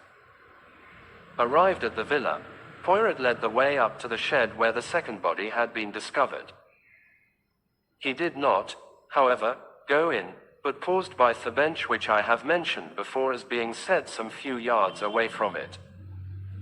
After contemplating it for a moment or two, he paced carefully from it to the hedge which marked the boundary between the Villa Genevieve and the Villa Marguerite. Then he paced back again, nodding his head as he did so. Returning again to the hedge, he parted the bushes with his hands. With good fortune, he remarked to me over his shoulder, Mademoiselle Marthe may find herself in the garden. I desire to speak to her and would prefer not to call formally at the Villa Marguerite. Ah, all is well, there she is. P.S.T., Mademoiselle. P.S.T. Un moment, s'il vous plaît. I joined him at the moment that Marthe d'Aubray, looking slightly startled, came running up to the hedge at his call. A little word with you, Mademoiselle, if it is permitted. Certainly, Monsieur Poirot. Despite her acquiescence, her eyes looked troubled and afraid. Mademoiselle, do you remember running after me on the road the day that I came to your house with the examining magistrate? You asked me if anyone was suspected of the crime. And you told me 2 Chileans. Her voice sounded rather breathless, and her left hand stole to her breast. Will you ask me the same question again, Mademoiselle? What do you mean? This. If you were to ask me that question again, I should give you a different answer. Someone is suspected, but not a Chilean. Who? The word came faintly between her parted lips. Jack Renaud. What? It was a cry. Jack. Impossible. Who dares to suspect him? Giraud. Giraud. The girl's face was ashy. I am afraid of that man. He is cruel. He will, she broke off. There was courage gathering in her face, and determination. I realized in that moment that she was a fighter. Poirot, too, watched her intently. You know, of course, that he was here on the night of the murder. Hissed. Yes, she replied mechanically. He told me. It was unwise to have tried to conceal the fact, ventured Poirot. Yes, she replied impatiently. But we cannot waste time on regrets. We must find something to save him. He is innocent, of course. But that will not help him with a man like Giraud who has his reputation to think of. He must arrest someone, and that someone will be Jack. The facts will tell against him, said Poirot. You realize that? She faced him squarely, and used the words I had heard her say in her mother's drawing room. I am not a child, monsieur. I can be brave and look facts in the face. Hay's innocent, and we must save him. She spoke with a kind of desperate energy, then was silent, frowning Ash thought. Mademoiselle, said Poirot, observing her keenly, is there not something that you are keeping back that you could tell us? She nodded perplexedly. Yes, there is something, but I hardly know whether you will believe it. It seems so absurd. At any rate, tell us, mademoiselle. It is this. Giraud sent for me, as an afterthought, to see if I could identify the man in there. She signed with her head towards the shed. I could not. At least I could not at the moment. But since I have been thinking, well, it seems so queer, and yet I am almost sure. I will tell you. On the morning of the day Renaud was murdered, I was walking in the garden here, when I heard a sound of men's voices quarreling. I pushed aside the bushes and looked through. One of the men was Renaud, and the other was a tramp, a dreadful-looking creature in filthy rags. He was alternately winning and threatening. I gathered he was asking for money, but at that moment Mammon called me from the house, and I had to go. That is all, only, I am almost sure that the tramp and the dead man in the shed are only the same. Poirot uttered an exclamation. But why did you not say so at the time, mademoiselle? Because at first it only struck me that the face was vaguely familiar in some way. The man was differently dressed, and apparently belonged to a superior station in life. But tell me, Monsieur Poirot, is it not possible that this tramp might have attacked and killed Renaud, and taken his clothes and money? It is an idea, mademoiselle, said Poirot slowly. It leaves a lot unexplained, but it is certainly an idea. I will think of it. A voice called from the house. Mammon, whispered Martha, I must go. And she slipped away through the trees.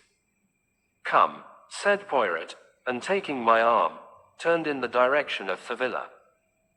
What do you really think? I asked, in some curiosity. Was that story true, or did the girl make it up in order to divert suspicion from her lover? It is a curious tale, said Poirot, but I believe it to be the absolute truth. Unwittingly, Mademoiselle Martha told us the truth on another point, and incidentally gave Jack Renaud the lie. Did you notice his hesitation when I asked him if he saw Martha d'Aubray on the night of the crime? He paused and then said, yes. I suspected that he was lying. It was necessary for me to see Mademoiselle Martha before he could put her on her guard. 3 little words gave me the information I wanted. When he asked her if she knew that Jack Renaud was here that night, she answered, told me. Now, Hastings, what was Jack Renaud doing here on that eventful evening? And if he did not see Mademoiselle Martha, whom did he see? Surely, Poirot, I cried, aghast, you cannot believe that a boy like that would murder his own father. Mon ami, said Poirot, you continue to be of a sentimentality unbelievable. I have seen mothers who murdered their little children for the sake of the insurance money. After that, one can believe anything. And the motive? Money, of course. Remember that Jack Renaud thought that he would come into half his father's fortune at the latter's death. But the tramp, where does he come in? Poirot shrugged his shoulders. Giraud would say that he was an accomplice, an Apache who helped young Renaud to commit the crime, and who was conveniently put out of their way afterwards. But the hair round the dagger, the woman's hair. Ah, said Poirot, smiling broadly. That is the cream of Giraud's little jest. According to him, it is not a woman's hair at all. Remember that theists of today wear their hair brushed straight back from the forehead with pomade or hair wash to make it lie flat. Consequently, some of the hairs are of considerable length. And you believe that too? No, said Poirot with a curious smile. For I know it to be the hair of a woman, and more, which woman? Madame d'Aubray, I announced positively. Perhaps, said Poirot, regarding me quizzically. But I refused to allow myself to get annoyed. What are we going to do now? I asked, as we entered the hall of the Villa Genevieve. I wish to make a search amongst the effects of Jack Renaud. That is why I had to get him out of the way for a few hours. But will not Giraud have searched already? I asked doubtfully. Of course. He builds a case, as a beaver builds a dam, with a fatigue industry. But he will not have looked for the things that I am seeking. In all probability he would not have seen their importance if they stared him in the face. Let us begin. Neatly and methodically, Poirot opened each drawer in turn, examined its contents, and returned them exactly to their places. It was a singularly dull and uninteresting proceeding. Poirot waded on through collars, pajamas and socks. A purring noise outside drew me to the window. Instantly I became galvanized into life. Poirot, I cried. A car has just driven up. Giraud is in it, and Jack Renaud, and 2 gendarmes. Sacré tonnerre, growled Poirot. That animal of a Giraud, could it wait? I shall not be able to replace the things in this last drawer with the proper method. Let us be quick. Quote. Unceremoniously he tumbled out the things on the floor, mostly ties and handkerchiefs. Suddenly with a cry of triumph Poirot pounced on something, a small square cardboard, evidently a photograph. Thrusting it into his pocket, he returned the things pell-mell to the drawer, and seizing me by the arm dragged me out of the room and down the stairs. In the hall stood Giraud, contemplating his prisoner. Good afternoon, Giraud, said Poirot. What have we here? Giraud nodded his head towards Jack. He was trying to make a getaway, but I was too sharp for him. He is under arrest for the murder of his father, Paul Renaud. Poirot wheeled to confront the boy who leaned limply against the door, his face ashy pale. What do you say to that, jeune homme? Jack Renaud stared at him stonily. Nothing, he said. I use my grace Elsie was dumbfounded. Up to the last, I had not been able bring myself to believe Jack Renaud guilty. I had expected a ringing proclamation of his innocence when Poirot challenged him. But now, watching him as hested, white and limp against the wall, and hearing the damning admission fall from his lips, I doubted no longer. But Poirot had turned to Giraud. What are your grounds for arresting him? Do you expect me to give them to you? As a matter of courtesy, yes. Giraud looked at him doubtfully. He was torn between a desire to refuse rudely and the pleasure of triumphing over his adversary. You think I have made a mistake, I suppose. He sneered. It would not surprise me, replied Poirot, with a soupçon of malice. Giraud's face took on a deeper tinge of red. Eh bien, come in here. You shall judge for yourself. He flung open the door of the salon, and we passed in, leaving Jack Renaud in the care of the 2 other men. Now, Poirot, said Giraud laying his hat on the table, and speaking with the utmost sarcasm, I will treat you to a little lecture on detective work. I will show you how we moderns work. Bien, said Poirot, composing himself to listen.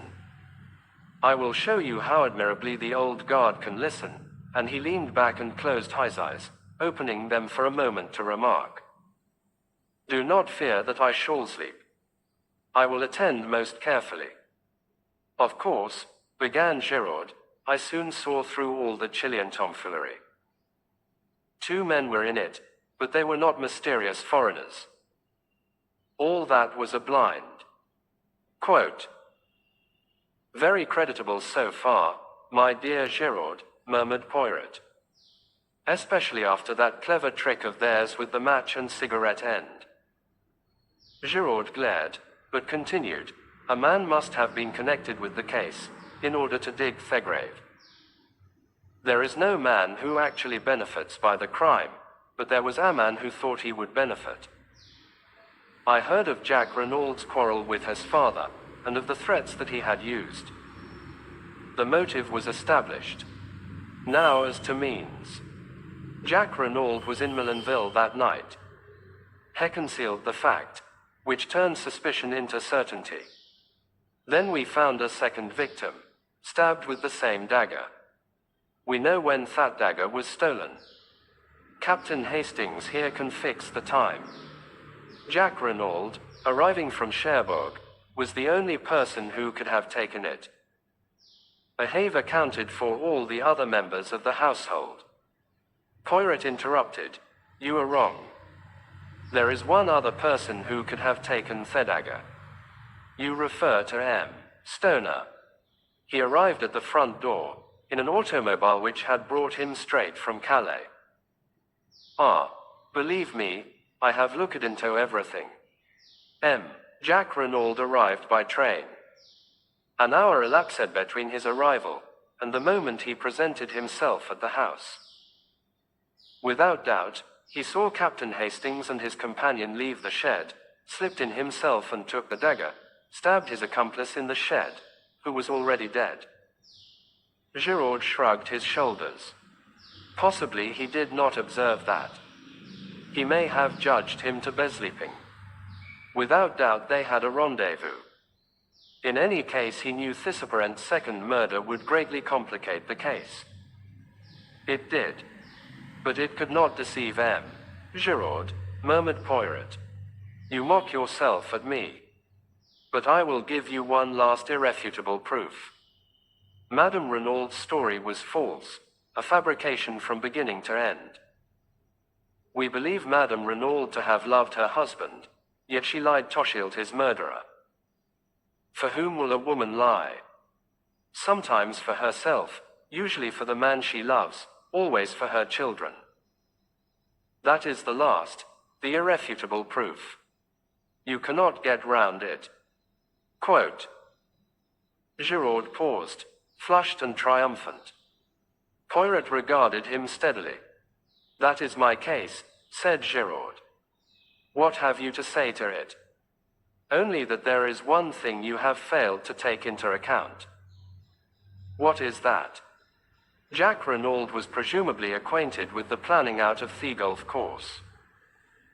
He knew that the body would be discovered almost at once, when they started to dig the bunker. Giraud laughed out loud. But it is idiotic what you say there. He wanted the body to be found. Until it was found, he could not presume death, and would have been unable to enter into his inheritance. I saw a quick flash of green in Poirot's eyes as he rose to his feet. Then why bury it? He asked softly. Reflect, Giraud. Since it was to Jack Renaud's advantage that the body should be found without delay, why dig a grave at all? Giraud did not reply. The question found him unprepared. He shrugged his shoulders as though to intimate that it was of no importance. Poirot moved towards the door. I followed him. There is one more thing that you have failed to take into account, he said over his shoulder. What is that? The piece of lead piping, said Poirot, and left the room. Jack Renaud still stood in the hall, with a white dumb face, but as we came out of the salon, he looked up sharply. At the same moment there was the sound of a footfall on the staircase. Mrs. Renaud was descending it. At the sight of her son, standing between the two myrmidons of the law, she stopped as though petrified. Jack, she faltered. Jack, what is this? He looked up at her, his face set. They have arrested me, mother. What? She uttered a piercing cry, and before anyone could get to her Suadan fell heavily. We both ran to her and lifted her up. In a minute Poirot stood up again. She has cut her head badly, on the corner of the stairs. I fancy there is a slight concussion also. If Giraud wants a statement from her, he will have to wait. She will probably be unconscious for at least a week. Denise and Françoise had run to their mistress, and leaving her in their charge, Poirot left the house. He walked with his head bent down, frowning thoughtfully at the ground. For some time I did not speak, but at last I ventured to put a question to him. Do you believe then, in spite of all appearances to the contrary, that Jack Renaud may not be guilty? Poirot did not answer at once, but after a long wait he said gravely, I do not know, Hastings. There is just a chance of it. Of course Giraud is all wrong, wrong from beginning to end. If Jack Renaud is guilty, it is in spite of Giraud's arguments, not because of them. And the gravest indictment against him is known only to me. What is that? I asked, impressed. If you would use your grey cells, and see the whole case clearly as I do, you too would perceive it, my friend. This was what I called one of Poirot's irritating answers. He went on, without waiting for me to speak. Let us walk this way to the sea. We will sit on that little mound there, overlooking the beach, and review the case. You shall know all that I know, but I would prefer that you should come at the truth by your own efforts, not by my leading you by the hand. We established ourselves on the grassy knoll as Poirot had suggested, looking out to sea. From farther along the sand, the cries of the bathers reached us faintly. The sea was of the palest blue, and the halcyon calm reminded me of the day we had arrived at Millenville, my own good spirits, and Poirot's suggestion that I was fey. What a long time seemed to have elapsed since then. And in reality it was only 3 days. Think, my friend, said Poirot's voice encouragingly. Arrange your ideas. Be methodical. Be orderly. There is the secret of success. I endeavored to obey him, casting my mind back over all the details of the case. And reluctantly it seemed to me that the only clear and possible solution was that of Giraud, which Poirot despised. I reflected anew. If there was daylight anywhere, it was in the direction of Madame d'Aubray. Giraud was ignorant of her connection with the Beroldy case. Poirot had declared the Beroldy case to be all-important. It was there I must seek. It was on the right track now. And suddenly I started as an idea of bewildering luminosity shot into my brain. Trembling, I built up my hypothesis. You have a little idea, I see, mon ami. Capital. We progress. I sat up, and lit a pipe. Poirot, I said, it seems to me we have been strangely remiss. I say we, although I dare say I would be nearer the mark. But you must pay the penalty of your determined secrecy. So I say again, we have been strangely remiss. There is someone we have forgotten. And who is that? Inquired Poirot, with twinkling eyes. Georges Conneau. Quote. An amazing statement. The next moment Poirot embraced me warmly. Enfin. You have arrived. And all by yourself. It is superb. Continue your reasoning. You are right. Decidedly we have done wrong to forget Georges Conneau. I was so flattered by the little man's approval that I could hardly continue. But at last I collected my thoughts and went on. Georges Conneau disappeared 20 years ago, but we have no reason to believe that he is dead. Aucunement, agreed Poirot. Proceed. Therefore we will assume that he is alive. Exactly. Or that he was alive until recently. De mu en mu. We will presume, I continued, my enthusiasm rising, that he has fallen on evil days. He has become a criminal, an Apache, a tramp, a what you will. He chances to come to Millenville. There he finds the woman he has never ceased to love. A.A. The sentimentality, warned Poirot. Where one hates one also loves, I quoted or misquoted. At any rate Hay finds her there, living under an assumed name. But she has a new lover, the Englishman, Renaud. Georges Conneau, the memory of old wrongs rising in him, quarrels with this Renaud. He lies in wait for him as he comes to visit his mistress, and stabs him in the back. Then, terrified at what he has done, he starts to dig a grave. I imagine it likely that Madame Edaubrey comes out to look for her lover. She and Conneau have a terrible scene. He drags her into the shed, and there suddenly falls down in an epileptic fit. Now supposing Jack Renaud to appear.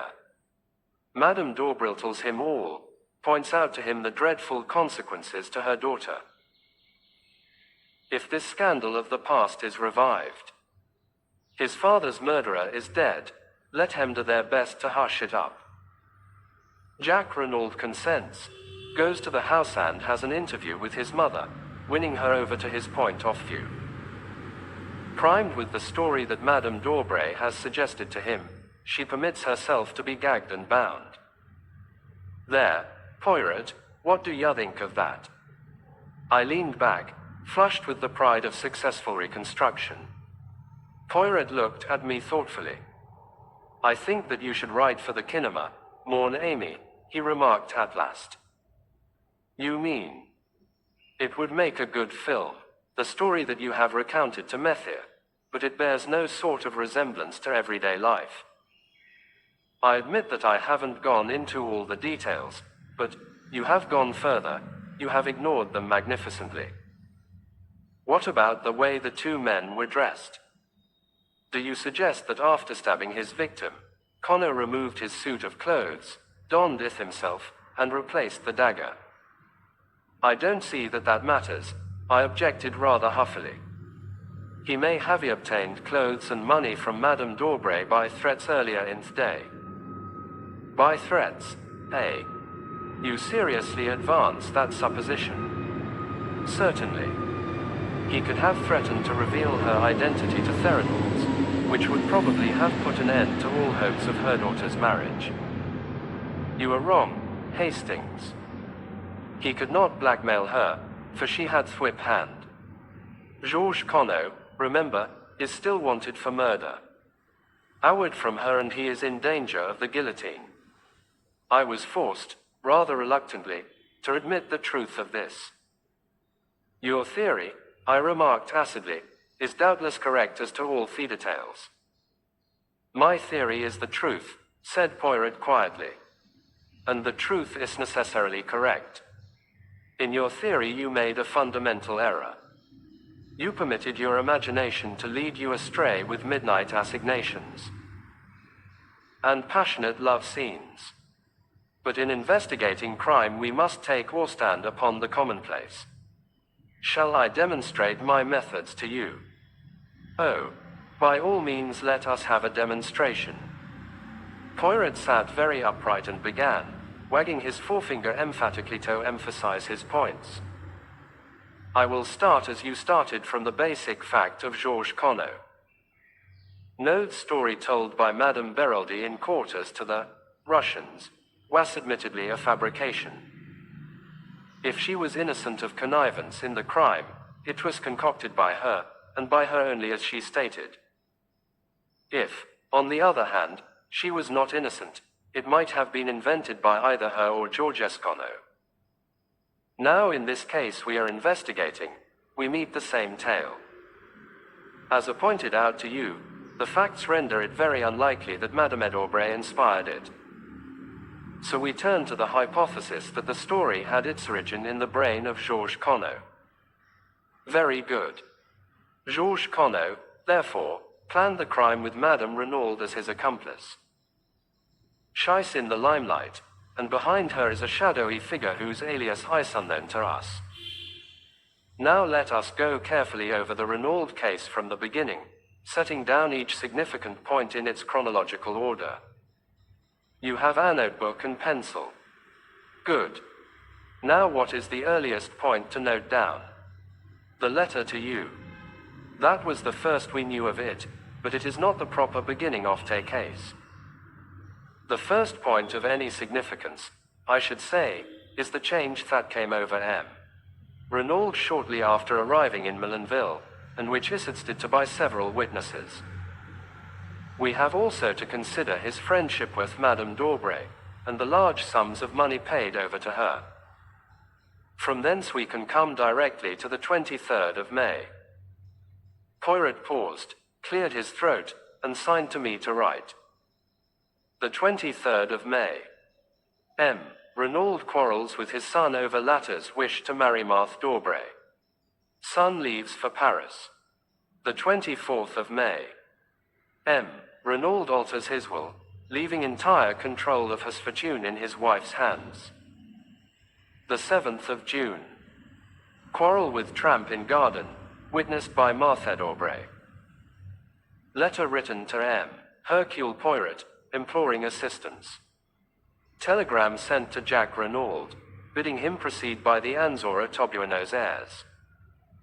Chauffeur, Masters, sent off on a holiday.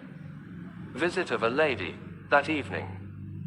As he is seeing her out, his words are, yes, yes, but for God's sake go now. Poirot paused. There, Hastings, take each of those facts one by one, consider them carefully by themselves and in relation to the whole, and see if you do not get new light on the matter. I endeavored conscientiously to do as he had said. After a moment or two, I said rather doubtfully, as to the first points, the question seems to be whether we adopt the theory of blackmail, or of an infatuation for this woman. Blackmail, decidedly. You heard what Stoner said as to his character and habits. Mrs. Renaud did not confirm his view, I argued. We have already seen that Madame Renaud's testimony cannot be relied upon in any way. We must trust to Stoner on that point. Still, if Renaud had an affair with a woman called Bella, there seems no inherent improbability in his having another with Madame d'Aubray. None whatever, I grant you, Hastings. But did he? The letter, Poirot. You forget the letter. No, I do not forget. But what makes you think that letter was written, Tom? Renaud. Why, it was found in his pocket and that is all. Cut in Poirot. There was no mention of any name Tosho to whom the letter was addressed. We assumed it was to the dead man because it was in the pocket of his overcoat. Now, more namely, something about that overcoat struck me as unusual. I measured it, and made the remark that he wore his overcoat very long. That remark should have given you to think. Quote, I thought you were just saying it for the sake of saying something, I confessed. Ah, quelle idée. Later you observed me measuring the overcoat of M. Jack Renaud. Eh bien, M. Jack Renaud wears his overcoat very short. Put those two facts together with a third, namely that M. Jack Renaud flung out of the house in a hurry on his departure for Paris, and tell me what you make of it. I see, I said slowly, as the meaning of Poirot's remarks bore in upon me. That letter was written to Jack Renaud, not to his father. He caught up the wrong overcoat in his haste and agitation. Poirot nodded. Precisement. We can return to this point later. For the moment let us content ourselves with accepting the letter as having nothing to do with M. Renaud Perry, and pass to the next chronological event. May 23rd, I read, M. Renaud quarrels with his son over latter's wish to marry Marthe d'Aubray. Son leaves for Paris. I don't see anything much to remark upon there, and the altering of the will the following day seems straightforward enough. It was the direct result of the quarrel. We agree, mourn Amy, at least as to the cause. But what exact motive underlay this procedure of M. Reynolds? I opened my eyes in surprise. Anger against his son, of course. Yet he wrote him affectionate letters to Paris. So Jack Reynolds says, but he cannot produce them. Well, let us pass from that. Now we come to the day of the tragedy. You have placed the events of the morning in a certain order. Have you any justification for that? I have ascertained that the letter to me was posted at the same time as the telegram was dispatched. Masters was informed he could take a holiday shortly afterwards. In my opinion, the quarrel with the tramp took place anterior to these happenings.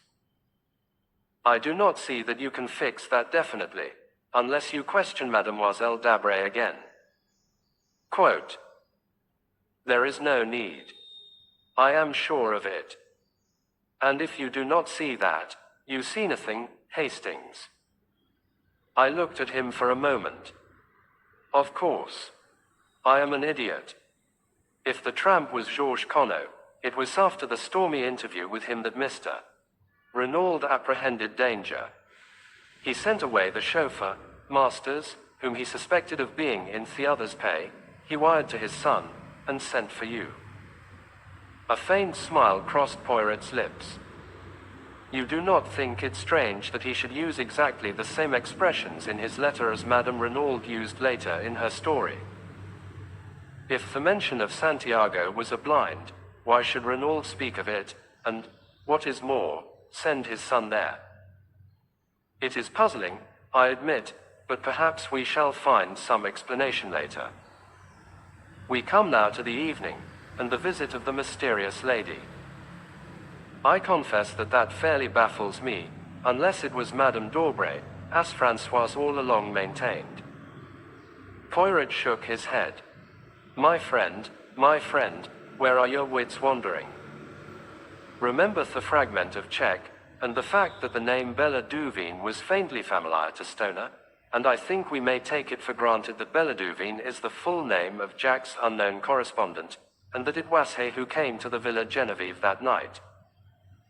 Whether she intended to see Jack, or whether she meant all along to appeal to his father, we cannot be certain, but I think we may assume that this is what occurred. She produced her claim upon Jack, probably showed letters that he had written her, and the older man tried to buy her off by writing a check. This she indignantly tore up. The terms of her letter are those of a woman genuinely in love, and she would probably deeply resent being offered money. In the end he got rid of her, and here the words that he used are significant. Yes, but for God's sake go now, I repeated. They seem to me a little vehement, perhaps, that is all. That is enough. He was desperately anxious for the girl to go. Why? Not only because the interview was unpleasant. No, it was the time that was slipping by, and for some reason time was precious. Quote, why should it be? I asked, bewildered. That is what we ask ourselves. Why should it be? But later we have the incident of the wristwatch, which again shows us that time plays a very important part in the crime. We are now fast approaching the actual drama. It is 10:30 when Bella Duveen leaves, and by the evidence of the wristwatch we know that the crime was committed, or at any rate that it was staged, before 12 o'clock. We have reviewed all the events anterior to the murder. There remains only one unplaced. By the doctor's evidence, the tramp, when found, had been dead at least 48 hours, with a possible margin of 24 hours more. Now, with no other facts to help me than those we have discussed, I place the death as having occurred on the morning of June 7th. I stared at him, stupefied. But how? Why? How can you possibly know? Because only in that way can the sequence of events be logically explained. Mourn Amy, I have taken you step by step along the way. Do you now see what is so glaringly plain? My dear Poirot, I can't see anything glaring about it. I did think I was beginning to see my way before, but I'm now hopelessly fogged. Poirot looked at me sadly, and shook his head. Mon Dieu. But it is trist. A good intelligence, and so deplorably lacking in method. There is an exercise most excellent for the development of the little grey cells. I will impart it to you, for heaven's sake, not now. You really are the most irritating of fellows, Poirot. For goodness sake, get on and tell me who killed M. Renaud. That is just what I am not sure of as yet. But you said it was glaringly clear. We talk at cross purposes, my friend. Remember, it is 2 crimes we're investigating, for which, as I pointed out to you, we have the necessary 2 bodies. There, ne vous impatientes pas. I explain all. To begin with, we apply our psychology. We find 3 points at which M. Renaud displays a distinct change of view and action, 3 psychological points therefore. The first occurs immediately after arriving in Millenville, the second after quarreling with his son on a certain subject, the third on the morning of June 7th. Now for the 3 causes. We can attribute number 1 to meeting Madame d'Aubray. Number 2 is indirectly connected with her since it concerns a marriage between M. Renaud's son and her daughter. But the cause of number 3 is hidden from us. We have to deduce it. Now, mon ami, let me ask you a question. Who do we believe to have planned this crime? Georges Conneau, I said doubtfully, eyeing Poirot warily. Exactly. Now Giraud laid it down as an axiom that a woman lies to save herself, the man she loves, and her child. Since we are satisfied that was Georges Conneau who dictated the lie to her, and as Georges Conneau's not Jacques Renaud, follows that the 3rd case is put out of court. And, still attributing the crime to Georges Conneau, the 1st is equally so. So a force to the 2nd, that Madame Renaud lied for the sake of the man she loved, or in other words, for the sake of Georges Conneau. You agree to that? Yes, I admit it. It seems logical enough. Bien. Madame Renaud loves Georges Conneau. Who, then, is Georges Conneau? The tramp. Have we any evidence to show that Madame Renaud loved the tramp? No, but, very well then. Do not cling to theories where facts no longer support them. Ask yourself instead who Madame Renaud did love. I shook my head perplexed. Mice, oui, you know perfectly. Who did Madame Renaud love so dearly that when she saw his dead body, she fell down in a swoon? I stared dumbfounded. Her husband. I gasped. Poirot nodded. Her husband, or Georges Conneau, whichever you like to call him. I rallied myself. But it's impossible. Quote. How? Impossible? Did we not agree just now that Madame d'Aubray was in a position to blackmail Georges Conneau? Yes, but, and did she not very effectively blackmail M. Renaud? That may be true enough, but, and is it not a fact that we know nothing of M. Renaud's youth and upbringing? That he springs suddenly into existence as a French Canadian exactly 22 years ago? All that is so, I said more firmly, but you seem to me to be overlooking one salient point. What is it, my friend? Why, we have admitted Georges Conneau planned the crime. That brings us to the ridiculous statement that he planned his own murder. Eh bien, mon ami, said Poirot placidly, that is just what he did do. Quote. Hercule Poirot on the case. In a measured voice, Poirot began his exposition. It seems strange to you, mon ami, that a man should plan his own death. So strange, that you prefer to reject the truth as fantastic, and to revert a story that is in reality 10 times more impossible.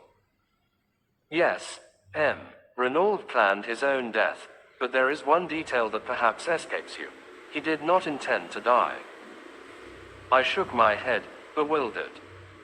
But no, it is almost simple really, said Poirot kindly. For the crime that M. Renaud proposed a murderer was not necessary. As I told you, but a body was. Let us reconstruct, seeing events this time from a different angle. Georges Conneau flies from justice to Canada. There, under an assumed name he marries, and finally acquires a vast fortune in South America. But there is a nostalgia upon him for his own country. 20 years have elapsed. He is considerably changed in appearance, besides being a man of such eminence that no one is likely to connect him with a fugitive from justice many years ago. He deems it quite safe to return. He takes up his headquarters in England, but intends to spend the summers in France. And ill fortune, that obscure justice which shapes men's ends, and will not allow them to evade the consequences of their acts, takes him to Tourmalinville. There, in the whole of France, is the one person who is capable of recognizing him. It is, of course, a gold mine to Madame d'Aubray, and a gold mine of which she is not slow to take advantage. He is helpless, absolutely in her power. And she bleeds him heavily.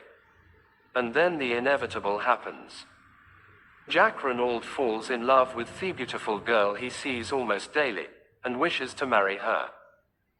That rouses his father. At all costs, he will prevent his son marrying the daughter of Thysville woman. Jack Renaud knows nothing of his father's past, but Madame Renaud knows everything. She is a woman of great force of character, and passionately devoted to her husband. They take counsel together. Renaud sees only one way of escape, death. He must appear to die, in reality escaping to another country where he will start again under an assumed name, and where Madame Renaud, having played the widow's part for a while, can join him. It is essential that she should have control of Themony, so he alters his will. How they meant to manage the body business originally, I do not know, possibly an art student's skeleton, and a fire or something of the kind, but long before their plans have matured an event occurs which plays into their hands. A rough tramp, violent and abusive, finds his way into the garden. There is a struggle, M. Renaud seeks to eject him, and suddenly the tramp, an epileptic, falls down in a fit. He is dead. M. Renaud calls his wife. Together they drag him into the shed.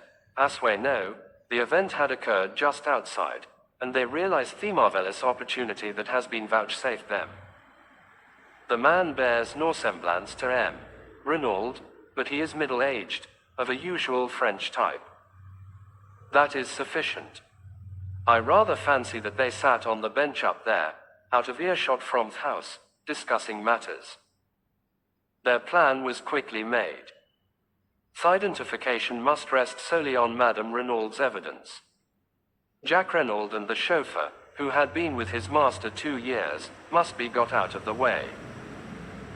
It was unlikely that the French women servants would go near the body, and in any case Renaud intended to take measures to deceive anyone not likely to appreciate details. Masters was sent off, a telegram dispatched to Jack, Buenos Aires being selected to give credence to the story that Renaud had decided upon. Having heard of me, as a rather obscure elderly detective, he wrote his appeal for help knowing that, when I arrived, the production of the letter would have a profound effect upon the examining magistrate, which, of course, it did. They dressed the body of the tramp in a suit of M. Renaud's and left this ragged coat and trousers by the door of the shed, not daring to take them into the house. And then, to give credence to the tale Madame Renaud was to tell, they drove the aeroplane dagger through his heart. That night, M. Renaud will first bind and gag his wife, and then, taking a spade, will dig a grave in that particular spot of ground where he knows how do you call it? Bunker is to be made. It is essential that the body should be found. Madame d'Aubray must have no suspicions. On the other hand, if a little time elapses, any dangers as to identity will be greatly lessened. Then, M. Renaud will don the tramp's rags, and shuffle off to the station, where he will leave, unnoticed, by the 12:10 train. Since the crime will be supposed to have taken place 2 hours later, no suspicion can possibly attach to him. You see now his annoyance at the inopportune visit of the girl Bella. Every moment of delay is fatal to his plans. He gets rid of her as soon as can, however. Then, to work. He leaves the front door slightly ajar to create the impression that the assassins left that way.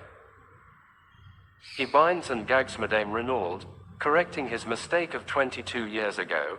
Winged looseness of the bonds caused suspicion to fall upon his accomplice, but leaving her primed with essentially the same story as he had invented before, proving the unconscious recoil of the mind against originality. The night is chilly, and he slips on an overcoat over his underclothing, intending to cast it into the grave with the dead man. He goes out by the window, smoothing over the flower bed carefully, and thereby furnishing the most positive evidence against himself. He goes out onto the lonely golf links, and he digs, and then, yes. And then, said Poirot gravely, the justice that he has so long eluded overtakes him. An unknown hand stabs him in the back.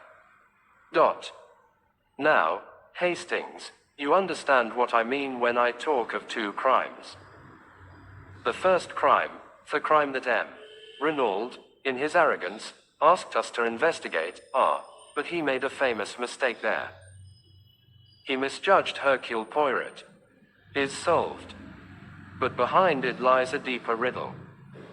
And to solve that will be difficult, since the criminal in his wisdom has been content to avail himself of the devices prepared by M. Renaud. It has been a particularly perplexing and baffling mystery to solve. A young hand, like Giraud, who does not place any reliance on the psychology, is almost certain to fail. You're marvelous, Poirot, I said, with admiration. Absolutely marvelous. No one on earth but you could have done it. I think my praise pleased him. For once in his life, he looked almost embarrassed. Then you no longer despise poor old Papa Poirot. You shift your allegiance back from the human foxhound. His term for Giraud never failed to make me smile. Rather, you've scored over him handsomely. That poor Giraud, said Poirot, trying unsuccessfully to look modest. Without doubt it is not all stupidity. He has had la mauvaise chance on saw twice. That dark hair coiled round the dagger, for instance. To say the least, it was misleading. To tell you the truth, Poirot, I said slowly, even now I don't quite see. Whose hair was it? Madame Renaud's, of course. That is where la mauvaise chance came in. Her hair, dark originally, is almost completely silvered. It might just as easily have been a grey hair, and then, by no conceivable effort Colbert have persuaded himself it came from the head of Jacques Renaud. But it is all of a piece. Always the facts must be twisted to fit the theory. Did not Giraud find the traces of two persons, a man and a woman, in theft? And how does that fit in with his reconstruction of the case? I will tell you, it does not fit in, and so we shall hear no more of them. I ask you, is that a methodical way of working? The great Giraud. The Greek Giraud is nothing but a toy balloon, swollen with its own importance. Booty, Hercule Poirot, whom he despises, will be the little pin that pricks the big balloon, comme ça. And he made an expressive gesture. Then, calming down, he resumed, without doubt, when Madame Renaud recovers, she will speak. The possibility of her son being accused of the murder never occurred to her.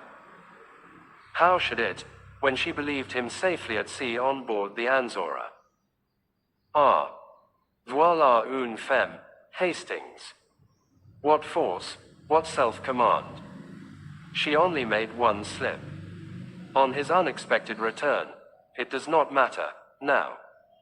And no one noticed, no one realized the significance of those words.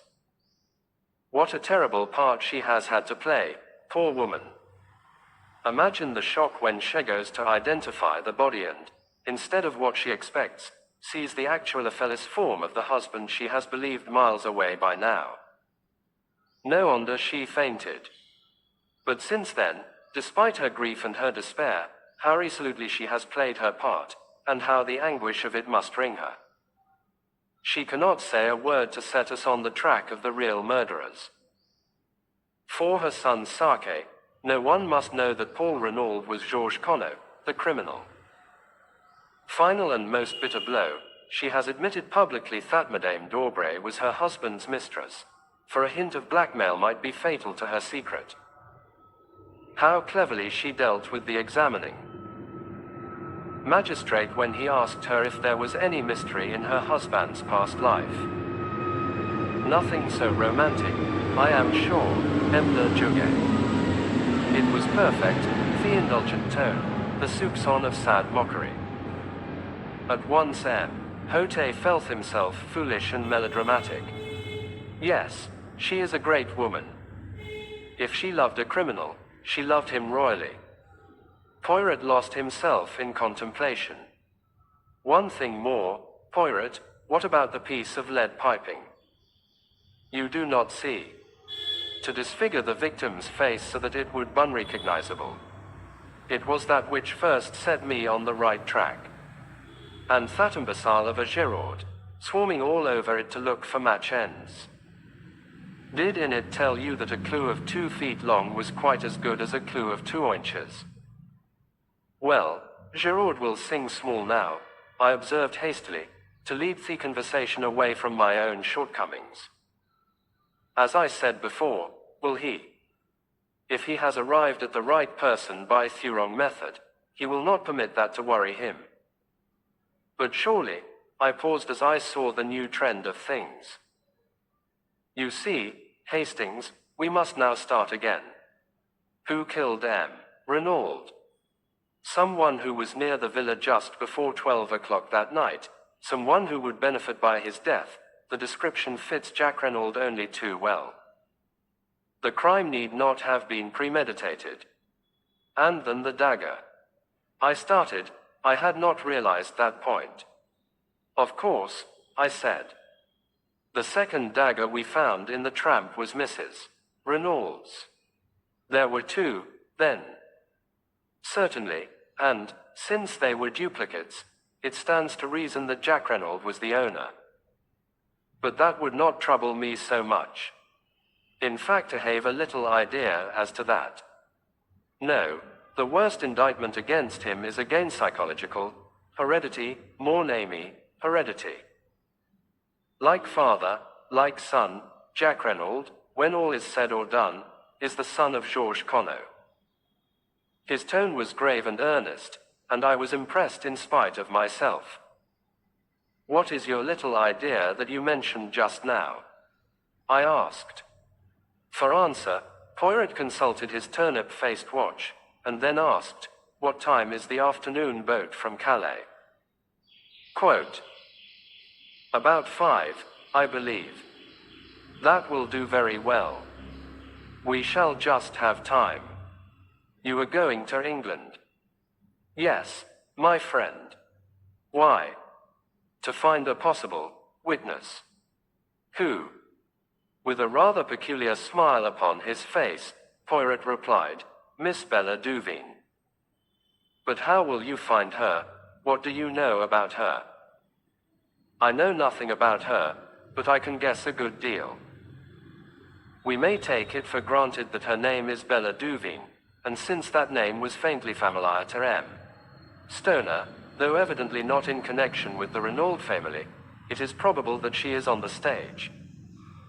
Jack Renaud was a young man with plenty of money, and 20 years of age.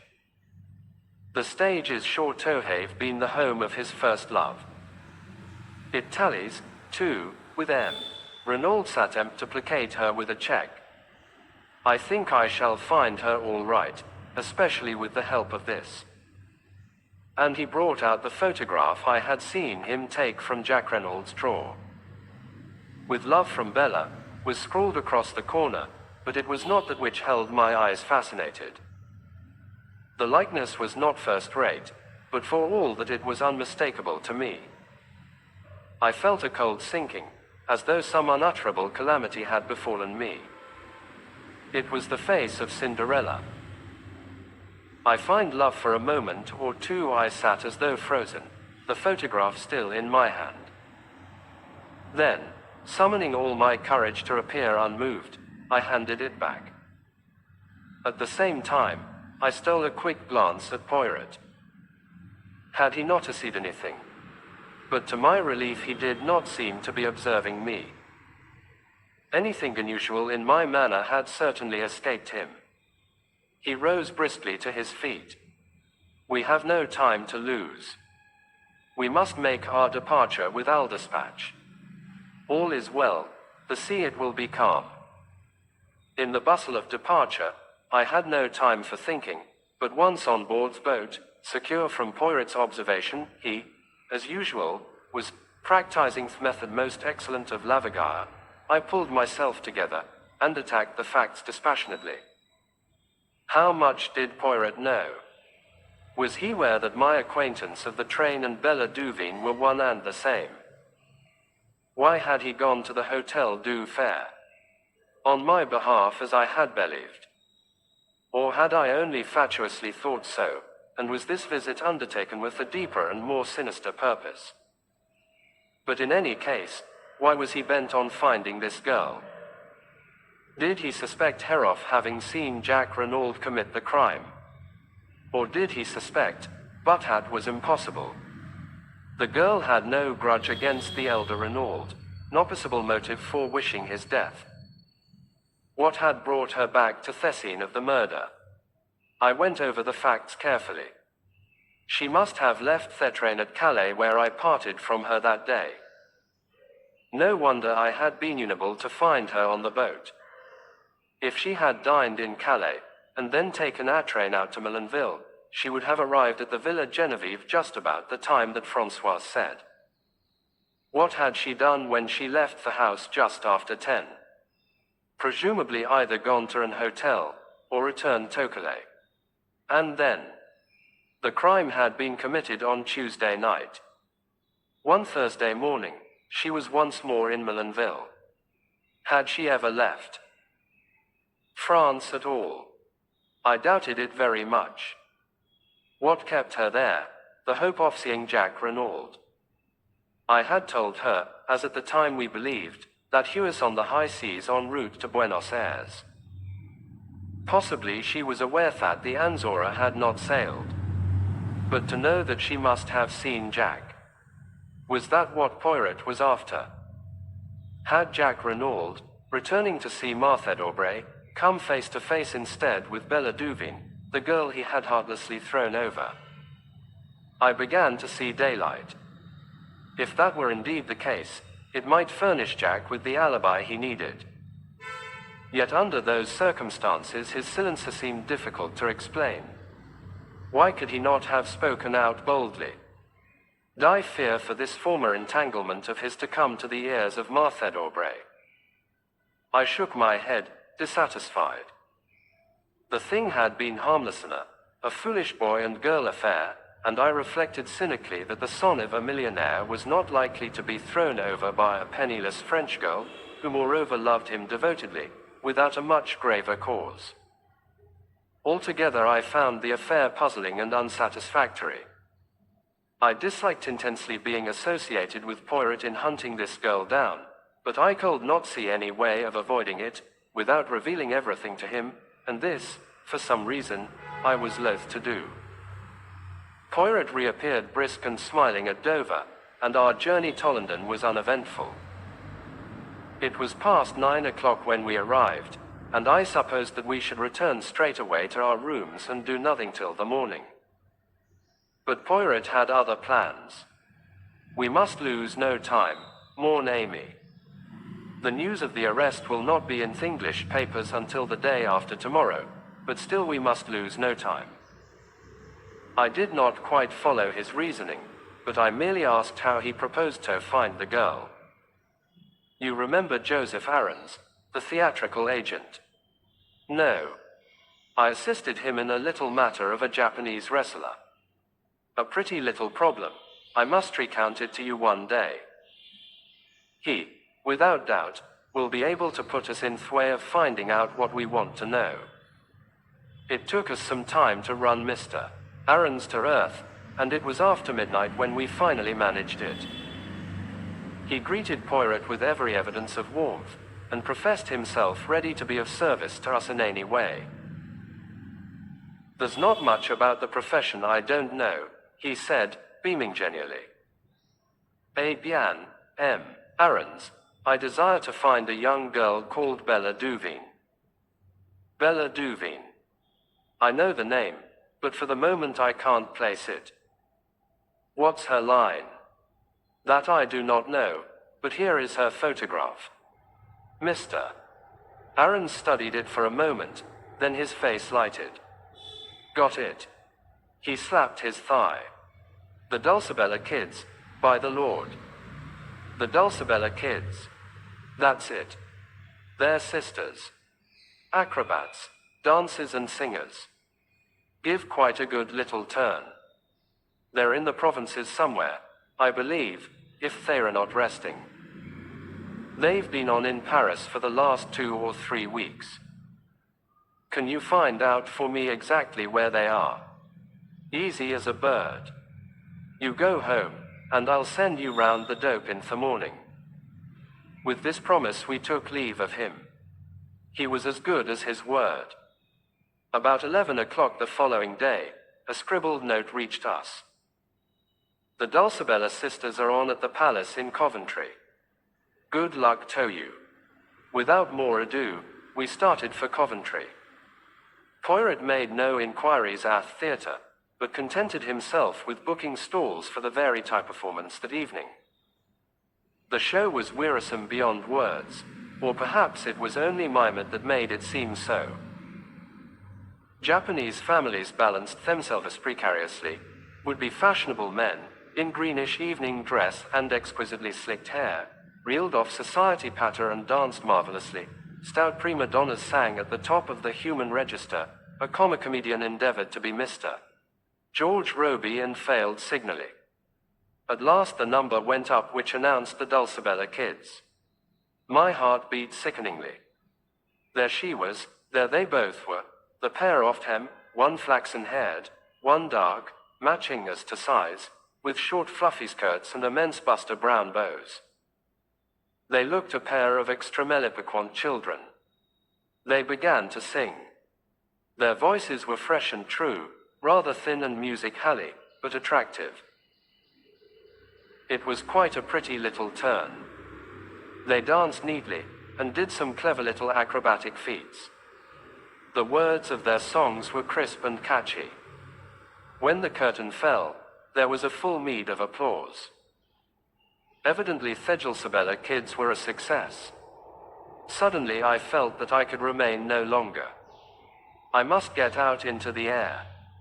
I suggested leaving to Poirot. Go by all means, mon ami. I amuse myself, and will stay to the end. I will rejoin you later. It was only a few steps from the theatre to the hotel. I went up to the sitting room, ordered a whiskey and soda, and sat drinking it, staring meditatively into the empty grate. I heard the door open, and turned my head, thinking it was Poirot. Then I jumped to my feet. It was Cinderella who stood in the doorway. She spoke haltingly, her breath coming in little gasps. I saw you in front.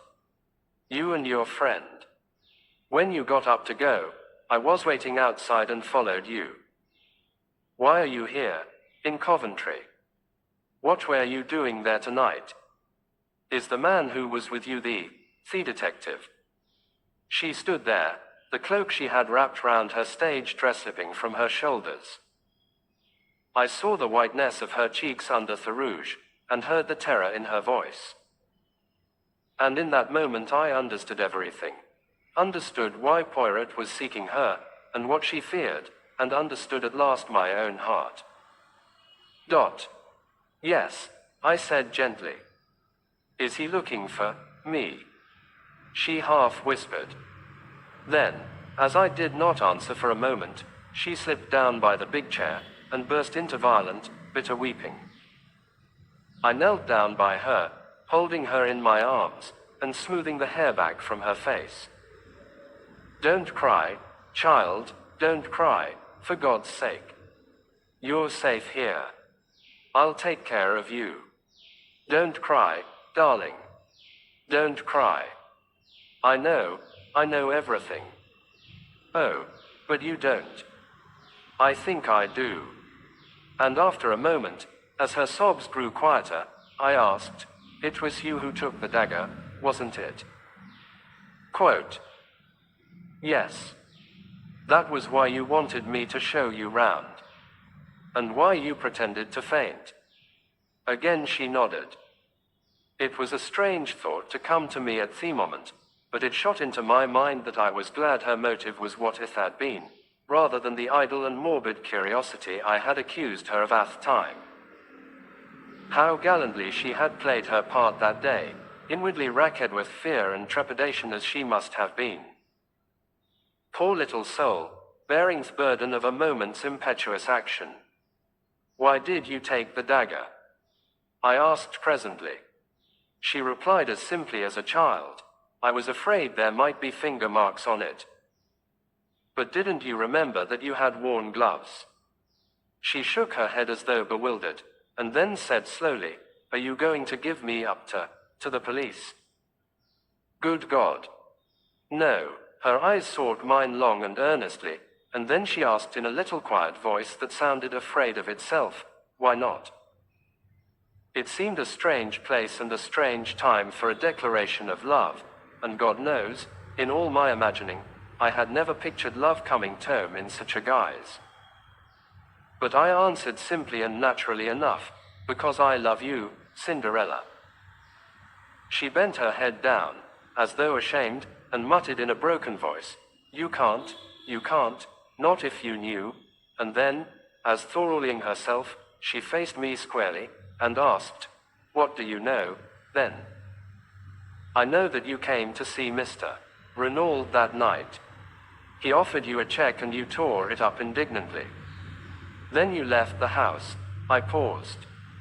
Go on, what next? I don't know whether you knew that Jack Renaud would be coming that night, or whether you just waited about on the chance of seeing him. But you did wait about. Perhaps you were just miserable, and walked aimlessly, but at any rate just before 12 you were still near there, and you saw a man on the golf links. Again I paused. I had leapt to the truth in a flash as she entered the room, but now the picture rose before me even more convincingly. I saw vividly the peculiar pattern of the overcoat on the dead body of Mr. Renaud, and I remembered the amazing likeness that had startled me into believing for one instant that the dead man had risen from the dead when her son burst into our conclave in the salon. Go on, repeated the girl steadily. I fancy his back was to you, but you recognized him, or thought you recognized him. The gait and the carriage were familiar to you, and the pattern of his overcoat. I paused. You told me in the train on the way from Paris that you had Italian blood in your veins, and that you had nearly got into trouble once with it. You used a threat in one of your letters to Jack Renaud. When you saw him there, your anger and jealousy drove you mad, and you struck. I don't believe for a minute that you meant to kill him. But you did kill him, Cinderella. She had flung up her hands to cover her face, and in a choked voice she said, you're right. You're right. I can see it all as you tell it. Then she turned on me almost savagely. And you love me. Knowing what you do, how can you love me? I don't know, I said a little wearily. I think love is like that, a thing one cannot help. I have tried, I know, ever since the first day I met you. And love has been too strong for me. And then suddenly, when I least expected it, she broke down again, casting herself down on the floor and sobbing wildly. Oh, I can't. She cried. I don't know what to do. I don't know which way to turn. Oh, pity me, someone, and tell me what to do. Again I knelt by her, soothing her as best I could. Don't be afraid of me, Bella. For God's sake, don't be afraid of me. I love you, that's true, but I don't want anything in return. Only let me help you. Love him still if you have to, but let me help you as he can't. Quote. It was as though she had been turned to stone by my words. She raised her head from her hands and stared at me. You think that? She whispered. You think that I love Jack Renaud? Then, half laughing, half crying, she flung her arms passionately round me neck, and pressed her sweet wet face to mine. Not as I love you, she whispered. Never as I love you. Her lips brushed my cheek, and then, seeking my mouth, kissed me again and again with a sweetness and fire beyond belief. The wildness of it, and the wonder, I shall not forget, no, not as long as I live. It was a sound in the doorway that made us look up. Poirot was standing there looking at us. I did not hesitate. With a bound I reached him and pinioned his arms to his sides. Quick, I said to the girl. Get out of here. As fast as you can. I'll hold him. With one look at me, she fled out of the room past us. I held Poirot in a grip of iron. Mon ami, observed the latter mildly, you do this sort of thing very well. The strong man holds me in his grasp and I am helpless as a child. But all this is uncomfortable and slightly ridiculous. Let us sit down and be calm. You won't pursue her. Mon Dieu. No, am I Gerard? Release me, my friend. Keeping a suspicious eye upon him, for I paid Poirot the compliment of knowing that I was no match for him in astuteness, I relaxed my grip, and he sank into an armchair, feeling his arms tenderly.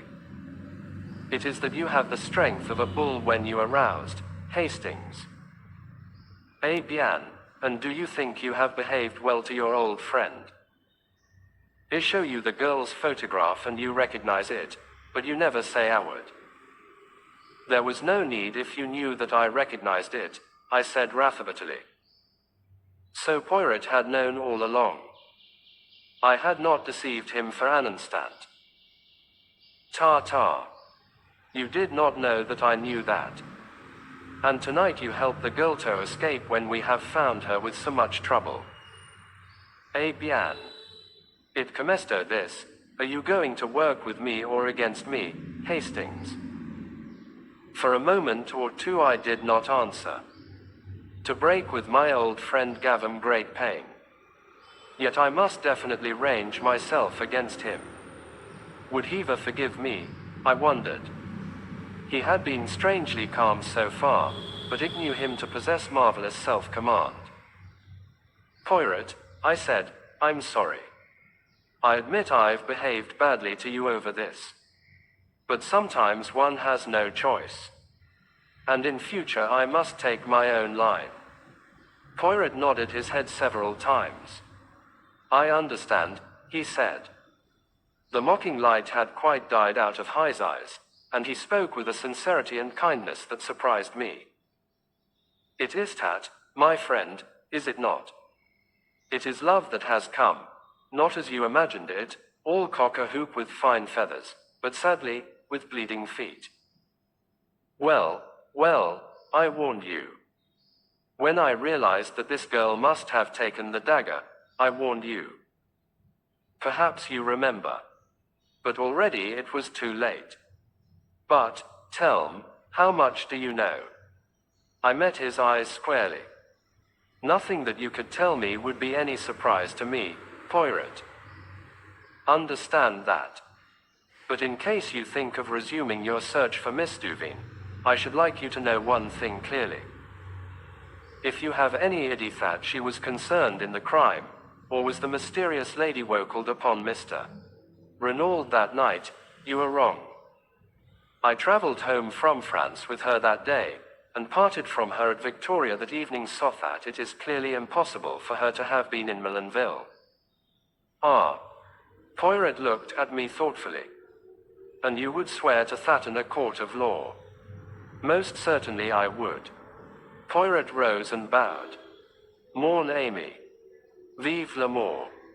It can perform miracles. It is decidedly ingenious what you have thought of there. It defeats even Hercule Poirot. Quote, difficulties ahead after a moment of stress, such as I have just described, reaction is bound to set in. I retired to rest that night on a note of triumph, but I awoke to realize that I was by no means out of the wood. True, I could see no flaw in the alibi I had so suddenly conceived. I had but to stick to mystery, and I failed to see how Bella could be convicted in face of it. It was not as though there was any old friendship between us that could be raked up, and which might lead him to suspect that I was committing perjury. It could be proved that in actual fact I had only seen the girl on 3 occasions.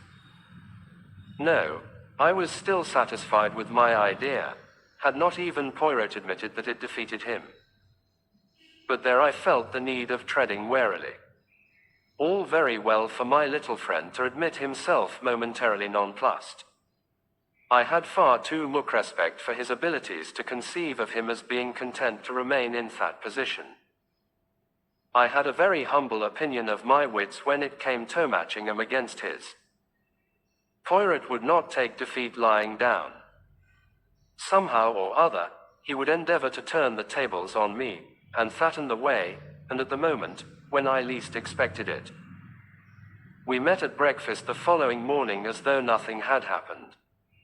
Poirot's good temper was imperturbable, yet I thought I detected a film of reserve in his manner which was new. After breakfast, he announced my intention of going out for a stroll. A malicious gleam shot through Poirot's eyes. If it is information you seek, you need not be at the pains of deranging yourself. I can tell you all you wish to know. The Dulcibella sisters have cancelled their contract, and have left Coventry for an unknown destination. Is that really so, Poirot? Quote, you can take it from me, Hastings. I made inquiries the first thing this morning. After all, what else did you expect? True enough, nothing else could be expected under the circumstances. Cinderella had profited by the slight start I had been able to assure her, and would certainly not lose a moment in removing herself from the reach of the pursuer. It was what I had intended and planned. Nevertheless, I was aware of being plunged into a network of fresh difficulties. I had absolutely no means of communicating with the girl, and it was vital that she should know the line of defense that had occurred to me, and which I was prepared to carry out. Of course it was possible that she might try to send word to me in some way or another, but I hardly thought it likely. She would know the risk she ran of a message being intercepted by Poirot, thus setting him on her track once more. Clearly her only course was to disappear utterly for the time being. But, in the meantime, what was Poirot doing? I studied him attentively. He was wearing his most innocent air, and staring meditatively into the far distance. He looked altogether too placid and supine to give me assurance. I had learned, with Poirot, that the less dangerous he looked, the more dangerous he was. His quiescence alarmed me. Observing a troubled quality in my glance, he smiled benignantly. You are puzzled, Hastings. You ask yourself why I do not launch myself in pursuit. Well, something of the kind. It is what you would do, were you in my place. I understand that. But I am not of those who enjoy rushing up and down a country seeking a needle in a haystack, as you English say. No, let Mademoiselle Bella Duveen go. Without doubt, I shall be able to find her when the time comes. Until then, I am content to wait. I stared at him doubtfully. Was he seeking to mislead me? I had an irritating feeling that, even now, he was master of the situation. My sense of superiority was gradually waning. I had contrived the girl's escape, and evolved a brilliant scheme for saving her from the consequences of hellish act, but I could not rest easy in my mind. Poirot's perfect calm awakened 1,000 apprehensions. I suppose, Poirot, I said rather diffidently, I mustn't ask what your plans are. I've forfeited the right. But not at all. There is no secret about them. We return to France without delay. We. Precisely, we. You know very well that you cannot afford to let Papa Poirot out of your sight. Eh, is it not so, my friend? But remain in England by all means if you wish. I shook my head. He had hit the nail on the head. I could not afford to let him out of my sight. Although I could not expect his confidence after what had happened, I could still check his actions. The only danger to Bella lay with him. Giraud and the French police were indifferent to existence. At all costs I must keep near Poirot. Poirot observed me attentively as these reflections passed through my mind, and gave a nod of satisfaction. I am right, am I not? And as you are quite capable of trying to follow, disguised with some absurdity such as a false beard, which every one would perceive, bien entendu, I much prefer that we should voyage together. It would annoy me greatly that any one should mock themselves at you. Very well, then. But it's only fair to warn you. I know all. You are my enemy. Be my enemy then. It does not worry me at all. So long as it's all fair and above board, I don't mind. You have to the full the English passion for fair play. Now your scruples are satisfied, let us depart immediately. There is no time to boast. Our stay in England has been short but sufficient. I know what I wanted to know. The tone was light, but I read a veiled menace into the words. Still, I began, and stopped. Still, as you say. Without doubt you are satisfied with the part you are playing. Me, I preoccupy myself with Jack Renaud. Jack Renaud. The words gave me a start. I had completely forgotten that aspect of the case. Jack Renaud, in prison, with the shadow of the guillotine looming over him. I saw the part one was playing in a more sinister light. I could save Bella, yes, but in doing so I ran the risk of sending an innocent man to his death. I pushed the thought from me with horror. It could not be. He would be acquitted. Certainly he would be acquitted. But the cold fear came back. Suppose he were not. What then? Could I have it on my conscience? Horrible thought. Would it come to that in the end? A decision. Bella or Jack Renaud? The promptings of my heart were to save the girl I loved at any cost to myself. But, if the cost were to another, the problem was sorted. What would the girl herself say? I remembered that no word of Jack Renaud's arrest had passed my lips. As yet she was in total ignorance of the fact that her former lover was in prison charged with a hideous crime which he had not committed. When she knew, how would she act? Wold she permit her life to be saved at the expense of his? Certainly she must do nothing rash. Jack Renauld might, and probably would, be acquitted without any intervention on her part. If so, good. But if he was not?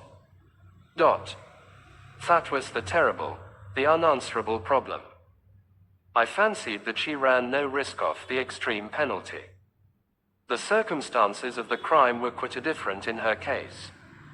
She could plead jealousy and extreme provocation, and her youth and beauty would go for much. The fact that by a tragic mistake it was old Mr. Renauld, and not his son, who paid the penalty would not alter the motive of the crime. But in any case, however lenient the sentence of the court, it must mean a long term of imprisonment. No, Bella must be protected.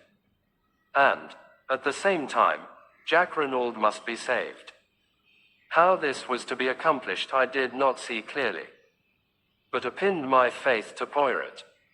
He knew. Come what might, he would manage it to save an innocent man. He must find some pretext other than the real loan. It might be difficult, but he would manage it somehow. And with Bella unsuspected, and Jack Renauld acquitted, all would end satisfactorily. So I told myself repeatedly, but at the bottom of my heart there still remained a cold fear. Save him. We crossed from England by the evening boat, and the following morning saw us in St. Omer, whither Jack Renauld had been taken. Poirot lost no time in visiting M. Hote. As he did not seem disposed to make any objections to my accompanying him, I bore him company. After various formalities and preliminaries, we were conducted to the examining magistrate's room. He greeted us cordially. I was told that you had returned to England, M. Poirot. I am glad to find that such is not the case. It is true that I went there, M. Le Juge, but it was only for a flying visit. A side issue, but one that I fancied might repay investigation. And it did, eh? Poirot shrugged his shoulders. M. Hote nodded, sighing. We must resign ourselves, I fear. That animal Giraud, his manners are abominable, but he is undoubtedly clever. Not much chance of that own making a mistake. You think not, M. Le Juge? It was the examining magistrate's turn to shrug his shoulders. Eh bien, speaking frankly, in confidence, say entendu, can you come to any other conclusion? Frankly, M. Le Juge, there seem to me to be many points that are obscure. Such as. But Poirot was not to be drawn. I have not yet tabulated them, he remarked. It was a general reflection that I was making. I liked the young man, and should be sorry too. Believe him guilty of such a hideous crime. By the way, what has he to say for himself on the matter? The magistrate frowned. I cannot understand him. He seems incapable of putting up any sort of defense. It has been most difficult to get him to answer questions. He contents himself with a general denial, and beyond that takes refuge in a most obstinate silence. I am interrogating him again tomorrow. Perhaps you would like to be present. We accepted the invitation with empressement. A distressing case, said the magistrate with a sigh. My sympathy for Madame Renauld is profound. How is Madame Renauld? She has not yet recovered consciousness. It is merciful in a way, poor woman, she is being spared much. The doctors say that there is no danger, but that when she comes to herself she must be kept as quiet as possible. It was, I understand, quite as much the shock as the fall which caused her present state. It would be terrible if her brain became unhinged, but I shall not wonder at all, no, really, not at all. M. Hote leaned back, shaking his head, with a sort of mournful enjoyment, as he envisaged the gloomy prospect. He roused himself at length, and observed with a start. That reminds me. I have here a letter for you, M. Poirot. Let me see, where did I put it? He proceeded to rummage amongst his papers. At last he found the missive, and handed it to Poirot. It was sent under cover to me in order that I might forward it to you, he explained. But as you left no address, I could not do so. Poirot studied the letter curiously. It was addressed in a long, sloping, foreign hand, and the writing was decidedly a woman's. Poirot did not open it. Instead, he put it in his pocket and rose to his feet. A domain then, M. Le Juge. Many thanks for your courtesy and amiability. But not at all. I am always at your service. These young detectives oft a school of Giraud, they're all alike, rude, sneering fellows. They do not realize that an examining magistrate of my experience is bound to have a certain discernment, a certain flair. Enfin, the politeness of the old school is infinitely more to my taste. Therefore, my dear friend, command me in any way you will. We know a thing or two, you and I, And laughing heartily, enchanted with himself and with us, M. Houtet bade us adieu. I am sorry to have to record that Poirot's first remark to me as we traversed the corridor was, a famous old imbecile, that one. Of a stupidity to make pity. We were just leaving the building when we came face to face with Giraud, looking more dandified than ever, and thoroughly pleased with himself. Aha! M. Poirot, he cried airily. You have returned from England then? As you see, said Poirot. The end of the case is not far off now, I fancy. I agree with you, M. Giraud. Poirot spoke in a subdued tone. His crestfallen manner seemed to like the other. Of all the milk and water criminals, not an idea of defending himself. It is extraordinary. So extraordinary that it gives one to think, does it not? Suggested Poirot mildly. But Giraud was not even listening. He twirled his cane amicably. Well, good day, M. Poirot. I am glad you're satisfied of young Reynolds' guilt at last. Pardon. But I am not in the least satisfied. Jack Renaud is innocent. Giraud stared for a moment, then burst out laughing, tapping his head significantly with the brief remark, Toque. Poirot drew himself up. A dangerous light showed in his eyes. M. Giraud, throughout the case your manner to me has been deliberately insulting. You need teaching a lesson. I am prepared to wager you 500 francs that I find the murderer of M. Renaud before you do. Is it agreed? Quote. Giraud stared helplessly at him, and murmured again, Toque. Come now, urged Poirot, is it agreed? I have no wish to take your money from you. Make your mind easy, you will not. Oh, well then, I agree. You speak of my manner to you being insulting. Eh bien, once or twice, your manner has annoyed me. I am enchanted to hear it, said Poirot. Good morning, M. Giraud. Come, Hastings. I said no word as we walked along the street. My heart was heavy. Poirot had displayed his intentions only too plainly.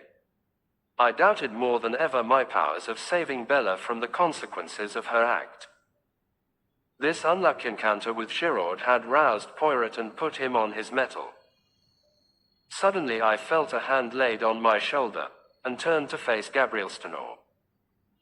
We stopped and greeted him, and he proposed strolling with us back to our hotel. And what are you doing here, M. Stoner? Inquired Poirot. One must stand by one's friends, replied the other dryly. Especially when they are unjustly accused. Then you do not believe that Jack Renaud committed the crime? he asked eagerly. Certainly I don't. I know the lad. I admit that there have been one or two things in this business that have staggered me completely, but nonetheless, in spite of his fool way of taking it, I'll never believe that Jack Reynolds is a murderer. My heart warmed to the secretary. His words seemed to lift a secret weight from my heart. I have no doubt that many people feel as you do, I exclaimed. Therious really absurdly little evidence against him. I should say that there was no doubt of his acquittal, no doubt whatever. But Stoner hardly responded as I could have wished. I'd give a lot to think as you do, he said gravely. He turned to Poirot. What's your opinion, monsieur? Quote, I think that things look very black against him, said Poirot quietly. You believe him guilty? Said Stoner sharply. No. But I think he will find it hard to prove his innocence. He's behaving so damned queerly, muttered Stoner. Of course I realize that there's a lot more in this affair than meets the eye. Giraud's not wise to that because he's an outsider, but the whole thing has been damned odd. As to that, least said soonest mended. If Mrs. Reynolds wants to hush anything up, I'll take my cue from her. It's her show, and I've too much respect for her judgment to shove my oar in, but I can't get behind this attitude of Jack's. Anyone would think he wanted to be thought guilty. But it's absurd, I cried, bursting in. For one thing, the dagger, I paused, uncertain as to how much Poirot would wish me to reveal. I continued, choosing my words carefully, we know that the dagger coldnet have been in Jack Reynolds' possession that evening. Mrs. Reynolds knows that. True, said Stoner. When she recovers, she will doubtless say all this and more. Well, I must be leaving you. One moment. Poirot's hand arrested his departure. Can you arrange for word to be sent to me at once should Madame Reynolds recover consciousness? Certainly. That's easily done. That point about the dagger is good, Poirot, I urged as we went upstairs. I couldn't speak very plainly before Stoner. That was quite right of you. We might as well keep the knowledge to ourselves as long as we can. As to the dagger, your point hardly helps Jack Reynolds. You remember that I was absent for an hour this morning, before we started from London. Yes. Well, I was employed in trying to find the firm Jack Reynolds employed to convert his souvenirs. It was not very difficult. A bien, Hastings, he made to his order not 2 paper knives, but 3. So that, after giving one to his mother, and one to Bella Duveen, there was a third which he doubtless retained for his own use. No, Hastings, I fear the dagger question will not help us to save him from the guillotine. It won't come to that, I cried, stung. Poirot shook his head uncertainly. You will save him, I cried positively. Poirot glanced at me dryly. Have you not rendered it impossible, mon ami? Some other way, I muttered. Ah, sapristi.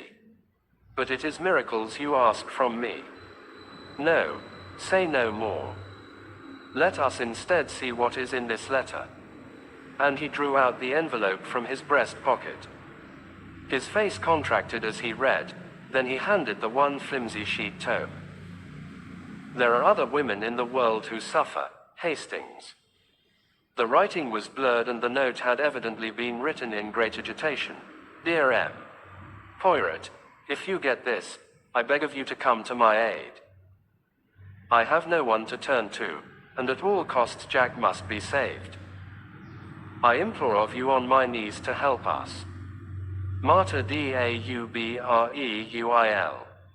I handed it back, moved. You will go. At once. We will command an auto. Half an hour later saw us at the Villa Marguerite. Marta was at the door to meet us, and led Poirot in, clinging with both hands to one of his. "Ah, you have come. It is good of you. I have been in despair, not knowing what to do. They will not let me go to see him in prison even. I suffer horribly. I am nearly mad. Is it true what they say, that he does not deny the crime? But that is madness. It is impossible that he should have done it. Never for 1 minute will I believe it." "Neither do I believe it, mademoiselle," said Poirot gently. "But then why does he not speak? I do not understand." "Perhaps because he is screening someone," suggested Poirot, watching her. Marta frowned. "Screening someone? Do you mean his mother?" "Ah, from the beginning I have suspected her. Who inherits all that vast fortune?" "She does. It is easy to wear widow's weeds and play the hypocrite. And they say that when he was arrested she fell down, like that." She made a dramatic gesture. "And without doubt, M. Stoner, the secretary, he helped her. They are thick as thieves, those two. It is true she is older than he, but what do men care, if a woman is rich?" There was a hint of bitterness in her tone. "Stoner was in England," I put in. "He says so, but who knows?" "Mademoiselle," said Poirot quietly, "if we are to work together, you and I, we must have things clear. First, I will ask you a question." "Yes, monsieur. Are you aware of your mother's real name?" Marta looked at him for a minute, then, letting her head fall forward on her arms, she burst into tears. There, said Poirot, patting her on the shoulder. "Calm yourself, petite, I see that you know. Now a second question. Did you know who M. Renaud was?" "M. Renaud?" She raised her head from her hands and gazed at him wonderingly. "Ah, I see you do not know that. Now listen to me carefully." Step by step, he went over the case, much as he had done to me on the day of our departure for England. Marta listened spellbound. When he had finished, she drew a long breath. "But you are wonderful, magnificent. You are the greatest detective in the world." With a swift gesture she slipped off her chair and knelt before him with an abandonment that was wholly French. "Save him, monsieur," she cried. "I love him so. Oh, save him, save him, save him." Quote. An unexpected denouement were present the following morning at the examination of Jack Renaud. Short as the time had been, I was shocked at the change that had taken place in the young prisoner. His cheeks had fallen in, there were deep black circles round his eyes, and he looked haggard and distraught, as one who had wooed sleep in vain for several nights. He betrayed no emotion at seeing us. The prisoner and his counsel, Maître Grossier, were accommodated with chairs. A formidable guard with resplendent saber stood before the door. The patient greffier sat at his desk. The examination began. "Renaud," began the magistrate, "do you deny that you were in Millenville on the night of the crime?" Jack did not reply at once. Then he said with a hesitancy of manner which was piteous, I told you that I was in Cherbourg." Maître Grossier frowned and sighed. I realized at once that Jack Renaud was obstinately bent on conducting his own case as he wished, to the despair of his legal representative. The magistrate turned sharply. "Send in the station witnesses." In a moment or two the door opened to admit a man whom I recognized as being a porter at Millenville Station. "You were on duty on the night of June 7th. "Yes, monsieur." "You witnessed the arrival of the 11:40 train." "Yes, monsieur." Quote. Look at the prisoner. Do you recognize him as having been one of the passengers to alight? "Yes, Monsieur le Juge. There is no possibility of your being mistaken. No, monsieur. I knew M. Jack Renaud well. Nor of your being mistaken as to the date. No, monsieur. Because it was the following morning, June 8th, that we heard of the murder. Another railway official was brought in, and confirmed the first own's evidence. The magistrate looked at Jack Renaud. These men have identified you positively. What have you to say? Jack shrugged his shoulders. Nothing. M. Hote exchanged a glance with the graffier, as the scratching of Thalata's pen recorded the answer. Renaud, continued the magistrate, do you recognize this? He took something from the table by his side, and held it out to Theprisoner. I shuddered as I recognized the aeroplane dagger. Pardon, cried Maitre Grossier. I demand to speak to my client before he answers the question. But Jack Renaud had no consideration for the feelings of the wretched Grossier. He waved him aside, and replied quietly, certainly I recognize it. It is a present given by me to my mother, as a souvenir of the war. Is there, as far as you know, any duplicate of that dagger in existence? Again Maitre Grossier burst out, and again Jack overrode him. Not that I know of. The setting was my own design. Even the magistrate almost gasped at the boldness of the reply. It did, in very truth, seem as though Jack was rushing on his fate. I realized, of course, the vital necessity he was under of concealing, for Bella's sake, the fact that there was a duplicate dagger in the case. So long as there was supposed to be only one weapon, no suspicion was likely to attach to the girl who had had the second paper knife in her possession. He was valiantly shielding the woman he had once loved, but at what a cost to himself. I began to realize the magnitude of the task I had so lightly set for it. It would not be easy to secure the acquittal of Jack Renaud, by anything short of the truth. M. Hote spoke again, with a peculiarly biting inflection. Madame Renaud told us that this dagger was on her dressing table one night of the crime. But Madame Renaud is a mother. It will doubtless astonish you, Renaud, but I consider it highly likely that Madame Renaud was mistaken, and that, by inadvertence perhaps, you had taken it with you to Paris. Doubtless you will contradict me. I saw the lad's handcuffed hands clench themselves. The perspiration stood out in beads upon his brow, as with a supreme effort he interrupted him. Hote in a hoarse voice, I shall not contradict you.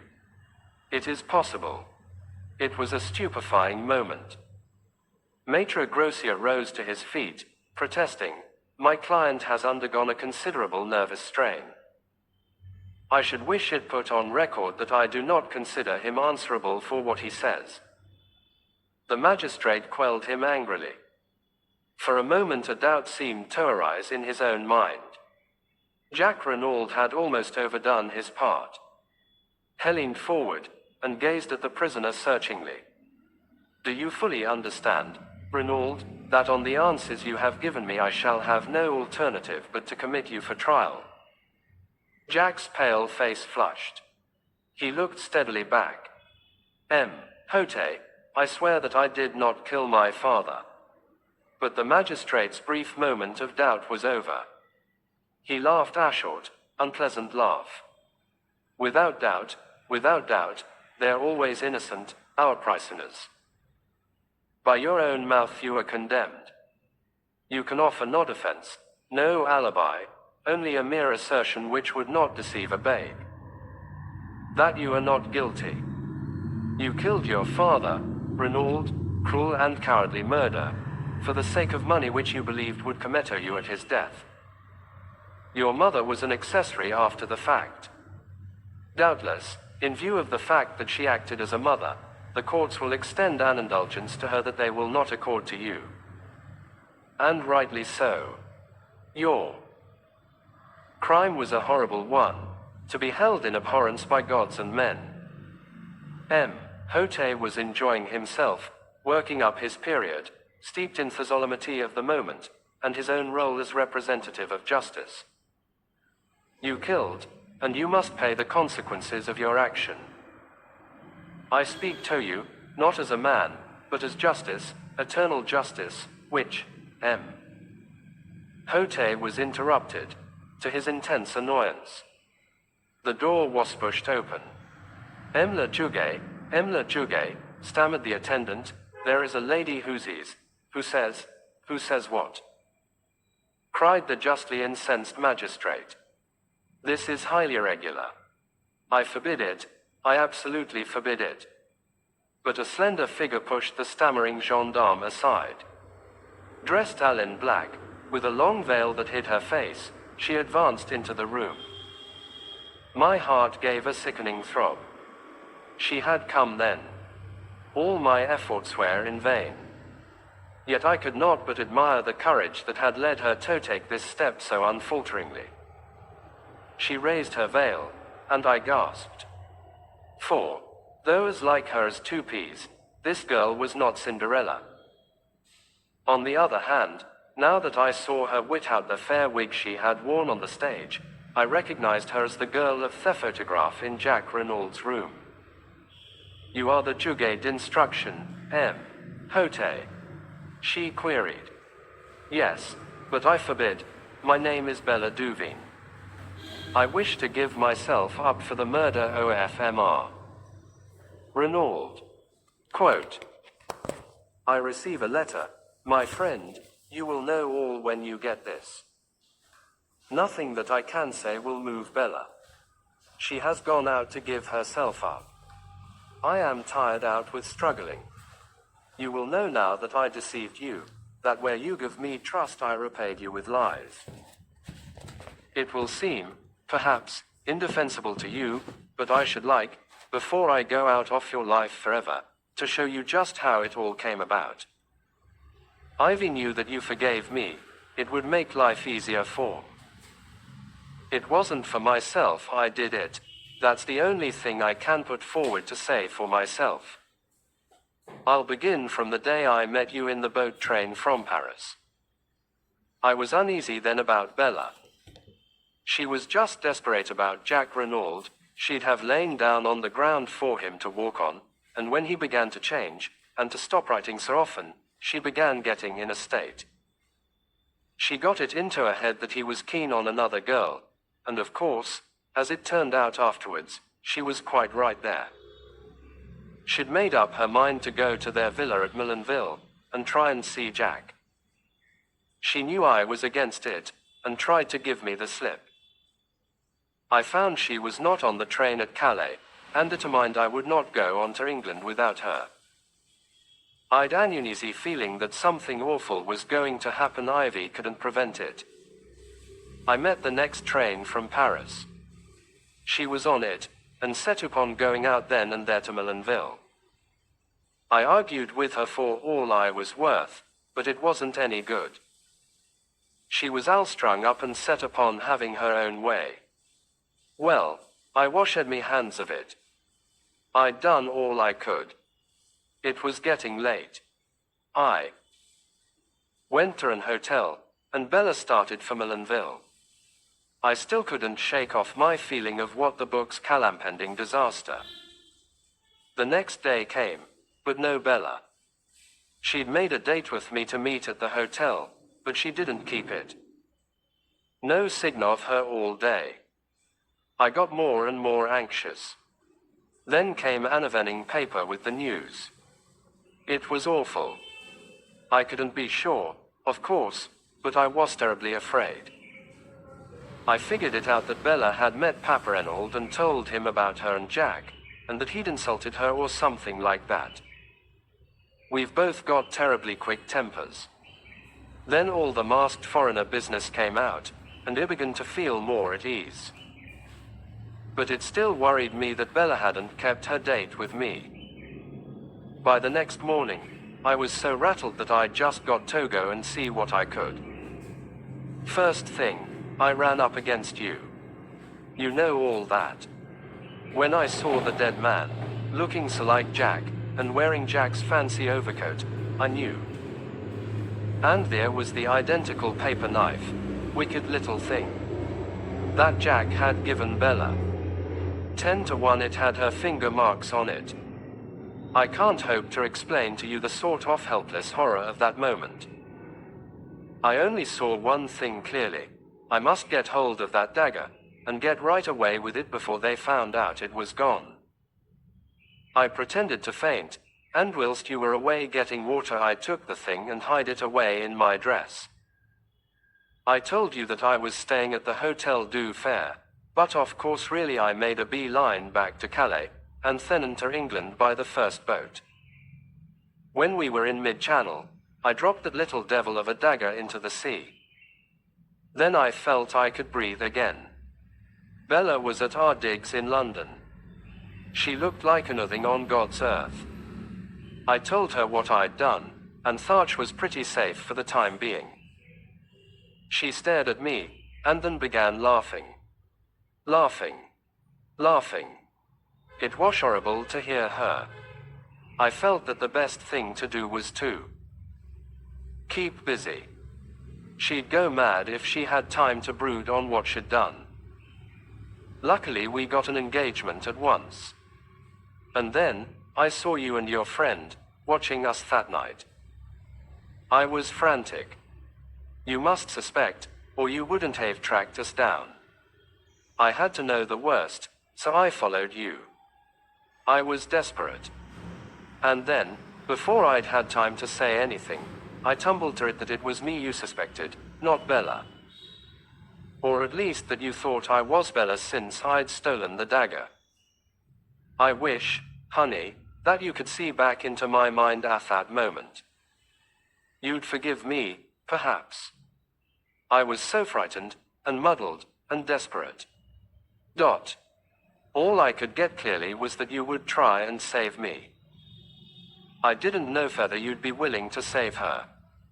I thought very likely not. It wasn't the same thing. And I couldn't risk it. Bella's my twin. I'd got to do the best for her. So I went onlying. I felt mean. I feel mean still. That's all. Enough to, you'll say, I expect. I ought to have trusted you. If I had, as soon as the news was in the paper that Jack Renauld had been arrested, it was all up. Bella wouldn't even wait to see how things went. I'm very tired. I can't write any more. She had begun to sign herself Cinderella, but had crossed that out and written instead, Dulcie Duveen. It was an ill-written, blurred epistle, but I have kept it to this day. Poirot was with me when I read it. The sheets fell from my hand, and I looked across at him. Did you know all the time that it was the other? Yes, my friend. Why did you not tell me? To begin with, I could hardly believe it conceivable that you could make such a mistake. You had seen the photograph. The sisters of you like, but by no means incapable of distinguishment. But the fair hair. Quote, a wig, worn for the sake of a piquant contrast on the stage. Is it conceivable that with twins one should be fair and one dark? Why didn't you tell me that night at the hotel in Coventry? You were rather high-handed in your methods, mon ami, said Poirot dryly. You did not give me a chance. But afterwards. Afterwards. Well, to begin with, I was hurt at your want of faith in me. And then, I wanted to see whether your feelings would stand the test of time. In fact, whether it was love, or a flash in the pan, with you. I shall not have left you long in your error. I nodded.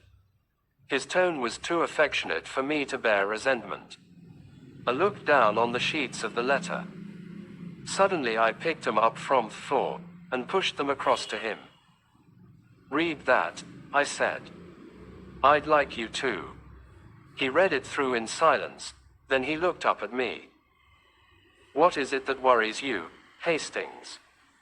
This was quite a new mood in Poirot. His mocking manner seemed laid quite aside. I was able to say what I wanted without too much difficulty. She doesn't say, well, not whether she cares for me or not. Poirot turned back the pages. I think you are mistaken, Hastings. Where? I cried, leaning forward eagerly. Poirot smiled.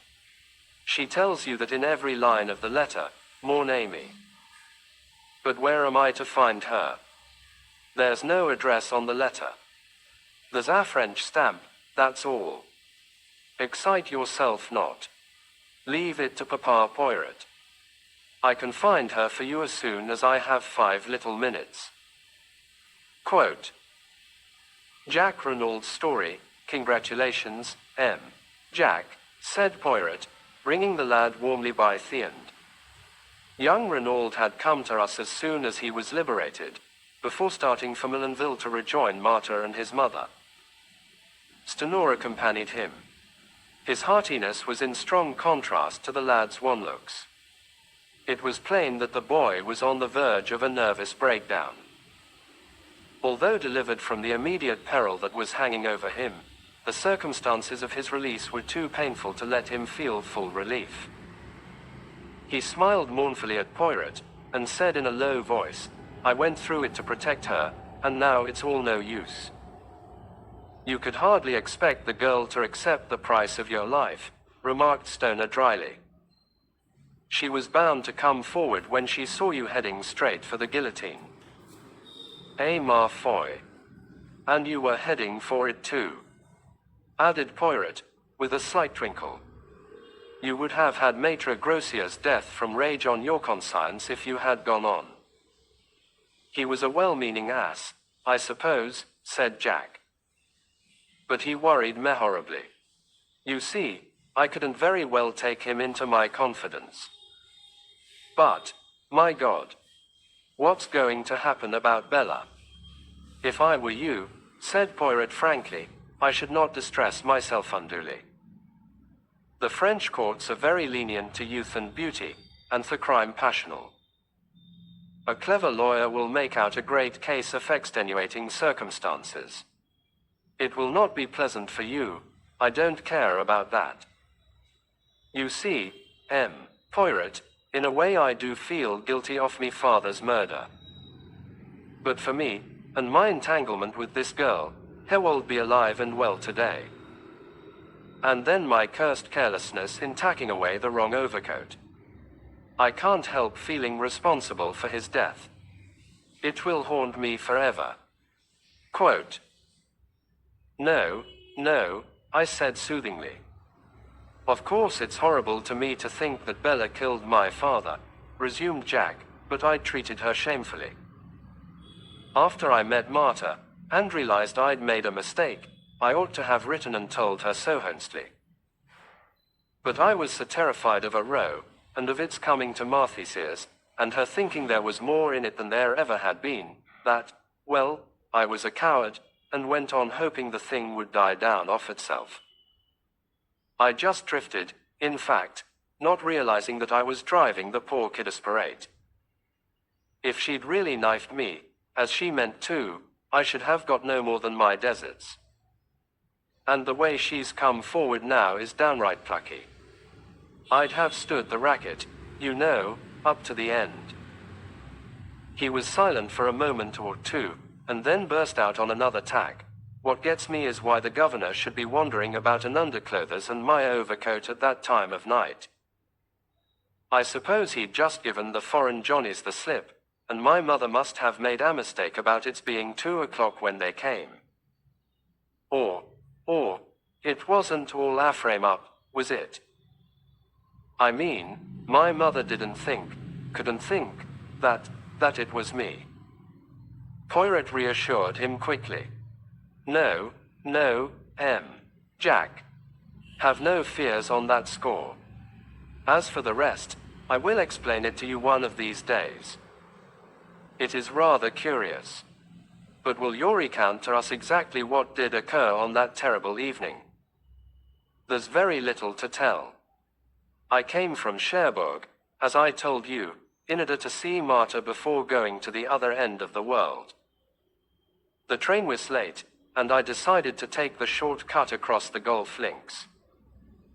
I could easily get into the grounds of the Villa Marguerite from there. I had nearly reached the place when he paused and swallowed. Yes. I heard a terrible cry.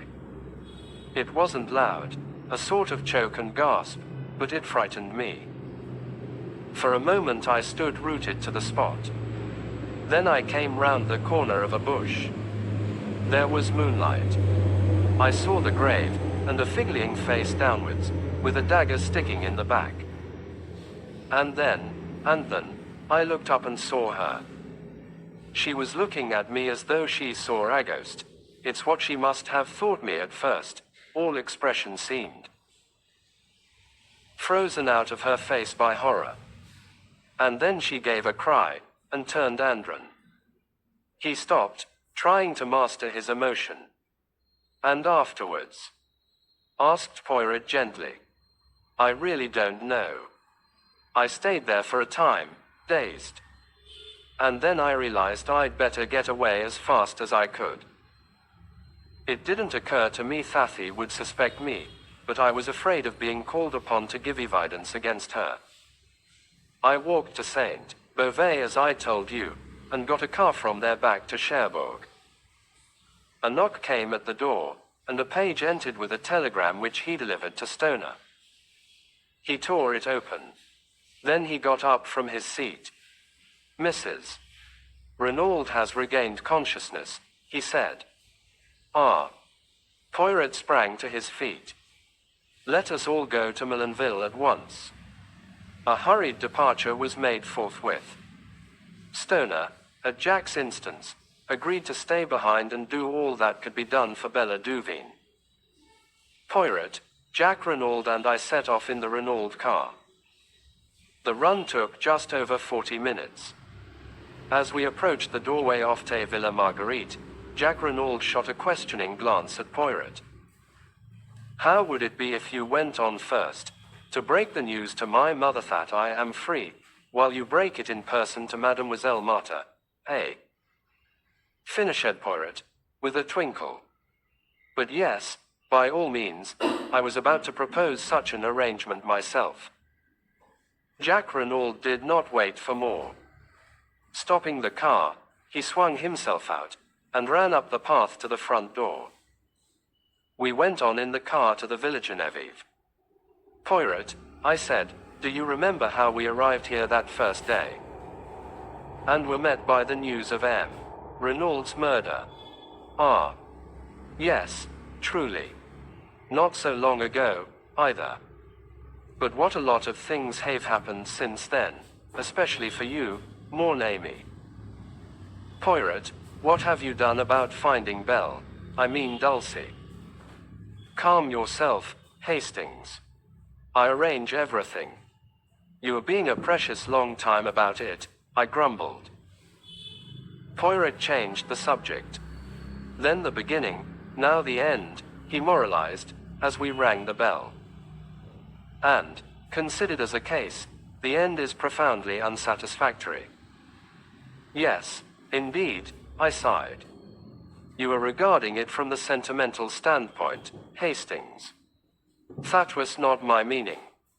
We will hope that Mademoiselle Bella will be dealt with leniently, and after all Jack Renaud cannot marry both the girls. He spoke from a professional standpoint.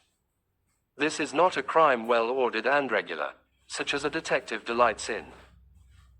The mise-en-scene designed by Georges Conneau, that indeed is perfect, but the denouement, no. A man killed by accident in a girl's fit of anger, indeed, what order or method is there in that? And in the midst of a fit of laughter on my part at Poirot's peculiarities, the door was opened by Françoise. Poirot explained that he must see Mrs. Renaud at once, and the old woman conducted him upstairs.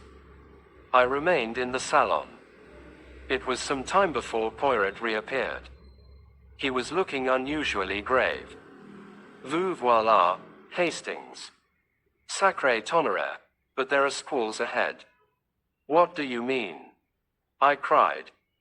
I would hardly have credited it, said Poirot thoughtfully, but women are very unexpected.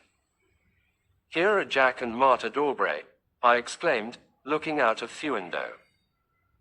Poirot bounded out of the room, and met the young couple on the steps outside. Do not enter. It is better not. Your mother is very upset. I know, said Jack Renaud. I must go up to her at once. But no, I tell you. It is better not. But Martha and I, in any case, do not take Mademoiselle with you. Mount, if you must, but you would be wise to be guided by me. A voice on the stairs behind made us all start. I thank you for your good offices, M. Poirot, but I will make my own wishes clear. We stared in astonishment. Descending the stairs, leaning upon Leonisson, was Mrs. Renaud, her head still bandaged. The French girl was weeping, and imploring her mistress to return to bed. Madame will kill herself. It is contrary to all the doctor's orders. But Mrs. Renaud came on. Mother, cried Jack, starting forward. But with a gesture she drove him back. I am no mother of yours. You are no son of mine. From this day and hour I renounce you. Mother, cried the lad, stupefied. For a moment she seemed to waver, to falter before the anguish in her voice. Poirot made a mediating gesture, but instantly she regained command of herself. Your father's blood is on your head. You are morally guilty of his thief. You thwarted and defied him over this girl, and by your heartless treatment of another girl, you brought about his death. Go out from my house. Tomorrow I intend to take such steps as shall make it certain that you shall never touch a penny of his money. Make your way in the world as best you can with the help of the girl who is the daughter of your father's bitterest enemy. And slowly, painfully, she retraced her way upstairs. We were all dumbfounded, totally unprepared for such a demonstration. Jack Renaud, worn out with all he had already gone through, swayed and nearly fell. Poirot and I went quickly to his assistance. He is overdone, murmured Poirot to Martha. Where can we take him? But home. To the Villa Marguerite. We will nurse him, my mother Andy. My poor Jack. We got the lad to the villa, where he dropped limply onto a chair in a semi-dazed condition. Poirot felt his head and hands. He has fever. The long strain begins to tell. And now this shock on top of it. Get him to bed, and Hastings and I will summon a doctor. A doctor was soon procured. After examining the patient, he gave it Ashy's opinion that it was simply a case of nerve strain. With perfect rest and quiet, the lad might be almost restored by the next day, but, if excited, there was a chance of brain fever. It would be advisable for someone to sit up all night with him. Finally, having done all we could, we left him in the charge of Martha and her mother, and set out for the town. It was past our usual hour of dinning, and we were both famished. The first restaurant we came to assuaged the pangs of hunger with an excellent omelette, and an equally excellent entrecôte to follow. And now for quarters for the night, said Poirot, when at length Café Noir had completed the meal. Shall we try our old friend, the Hotel Desbaines? We traced our steps there without more ado. Yes, messieurs could be accommodated with 2 good rooms overlooking the sea. Then Poirot asked a question which surprised me. Has an English lady, Miss Robinson, arrived? Yes, monsieur. She is in the little salon. Ah. Poirot, I cried, keeping pace with him as he walked along the corridor. Who on earth is Miss Robinson? Poirot beamed kindly on me. It is that I have arranged you a marriage, Hastings. But, I say, said Poirot, giving me a friendly push over the threshold of Theodore. Do you think I wish to trumpet aloud in Millenville the name of Duveen? It was indeed Cinderella who rose to greet us. I took her hands in both of mine. My eyes said the rest.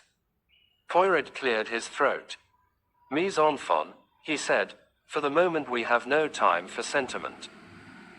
There is work ahead of us. Mademoiselle, were you able to do what I asked you? In response, Cinderella took from her bag an object wrapped up in paper, and handed it silently to Poirot. The latter unwrapped it. I gave a start, for it was the aeroplane dagger which I understood she had cast into the sea. Strange, how reluctant women always are to destroy the most compromising of objects and documents. Très bien, mon enfant, said Poirot. I am pleased with you. Go now and rest yourself. Hastings here and I have work to do. You shall see him tomorrow. Where are you going? Asked the girl, her eyes widening. You shall hear all about it tomorrow. Because wherever you're going, I'm coming too. But mademoiselle, I'm coming too, I tell you. Poirot realized that it was futile to argue further. He gave in. Come then, mademoiselle. But it will not be amusing. In all probability nothing will happen. The girl made no reply. 20 minutes later we set forth. It was quite dark now, a close, oppressive evening. Poirot led the way out of the town in the direction of the Villa Genevieve. But when he reached the Villa Marguerite he paused. I should like to assure myself that all goes well with Jack Renaud. Come with me, Hastings. Mademoiselle will perhaps remain outside. Madame d'Aubray might say something which would wound her. We unlatched the gate, and walked up the path. As we went round to the side of the house, I drew Poirot's attention to a window on the first floor. Thrown sharply on the blind was the profile of Marthe d'Aubray. Ah, said Poirot. I figure to myself that that is the room where Westall find Jack Renaud. Madame d'Aubray opened the door to us. She explained that Jack was much the same, but perhaps we would like to see for ourselves. She led us upstairs and into the bedroom. Marthe d'Aubray was embroidering by a table with a lamp on it. She put her finger to her lips as we entered. Jack Renaud was sleeping an uneasy fitful sleep, his head turning from side to side, and his face still unduly flushed. Is the doctor coming again? Asked Poirot in a whisper. Not unless we send. He is sleeping, that is the great thing. Maman made him a tisane. She sat down again with her embroidery as we left the room. Madame d'Aubray accompanied us down the stairs. Since I had learned of her past history, I viewed this woman with increased interest. She stood there with her eyes cast down, the same very faint enigmatical smile that I remembered on her lips. And suddenly I felt afraid of her, as one might feel afraid of a beautiful poisonous snake. I hope we have not deranged you, madam, said Poirot politely as she opened the door for us to pass out. Not at all, monsieur. By the way, said Poirot, as though struck by an afterthought, M. Stoner has not been in Millenville today, has he? I could not at all fathom the point of this question, which I well knew to be meaningless as far as Poirot was concerned. Madame d'Aubray replied quite composedly, not that I know of. He has not had an interview with Mrs. Renaud. How should I know that, monsieur? True, said Poirot. I thought you might have seen him coming or going, that is all. Good night, madam. Why? I began. No, wise, Hastings. There will be time for that later. We rejoined Cinderella and made our way rapidly in the direction of the Villa Genevieve. Poirot looked over his shoulder once at the lighted window and the profile of Marta as she bent over her work. He is being guarded at all events, he muttered. Arrived at the Villa Genevieve, Poirot took up his stand behind some bushes to the left of the drive, where, whilst enjoying a good view ourselves, we were completely hidden from sight. The villa itself was in total darkness. Everybody was without doubt in bed and asleep. We were almost immediately under the window of Mrs. Renaud's bedroom, which window, I noticed, was open. It seemed to me that it was upon this spot that Poirot's eyes were fixed. "What are we going to do?" I whispered. "Watch. But I do not expect anything to happen for at least an hour, probably 2 hours, but his words were interrupted by a long thin-drawn cry. Help. A light flashed up in the second-floor room on the right-hand side of the house. The cry came from there. And even as we watched there came a shadow on the blind as of 2 people struggling. "Mill Tonnerers," cried Poirot. "She must have changed her room." Dashing forward, he battered wildly on the front door. Then rushing to the tree in the flower bed, he swarmed up it with the agility of a cat.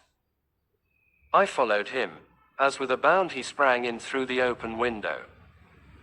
Looking over my shoulder, I saw Dulcie reaching the branch behind me. "Take care," I exclaimed. "Take care of your grandmother," retorted the girl. "This is child's play to me." Poirot had rushed through the empty room and was pounding on the door leading into the corridor. "Locked and bolted on the outside," he growled. "And it will take time to burst it open." The cries for help were getting noticeably fainter. I saw despair in Poirot's eyes. He and I together put our shoulders to the door. Cinderella's voice, calm and dispassionate, came from the window. "You'll be too late. I guess I'm the only one who can do anything."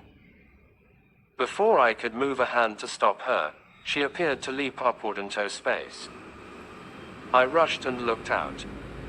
To my horror, I saw her hanging by her hands from the roof, propelling herself along by jerks in the direction of a lighted window. "Good heavens! She'll be killed," I cried. "You forget. She's a professional acrobat, Hastings. It was the providence of the good God that made her insist on coming with us tonight. I only pray that she may be in time." Ah!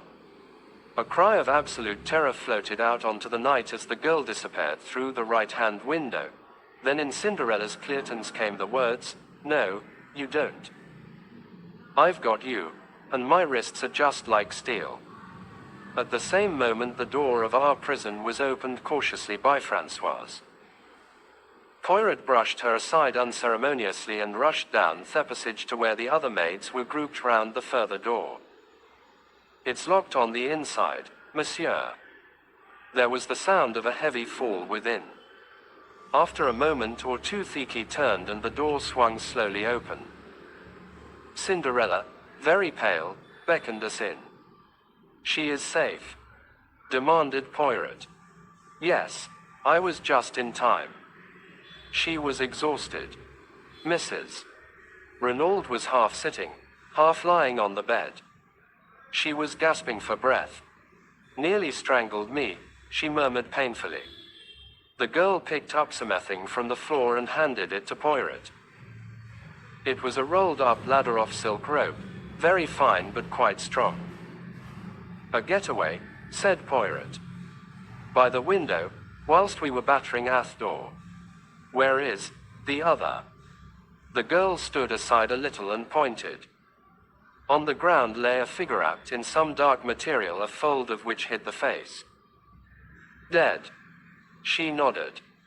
"I think so. Head must have struck the marble fender. But who is it?" I cried. The murderer of M. Renaud Hastings. And the would-be murderer of Madame Renaud. Puzzled and uncomprehending, I knelt down, and lifting the fold-off cloth, looked into the dead beautiful face of Martha d'Aubray. Journey's Endy have confused memories of the further events of that night. Poirot seemed deaf to my repeated questions. He was engaged in overwhelming Françoise with reproaches for not having told him of Mrs. Renaud's change of sleeping quarters. I caught him by the shoulder, determined to attract his attention, and make myself heard. But you must have known, I expostulated. You were taken up to see her this afternoon. Poirot deigned to attend to me for a brief moment. She had been wheeled on a sofa into the middle room, her boudoir, he explained. But, monsieur, cried Françoise, Madame changed her room almost immediately after the crime. The associations, they were too distressing. Then why was I not told? Vociferated Poirot, striking the table, and working himself into a first-class passion. I demand you, why was I not told? You are an old woman completely imbecile. And Leonie and Anais are no better. All of you are triple idiots. Your stupidity has nearly caused the death of your mistress.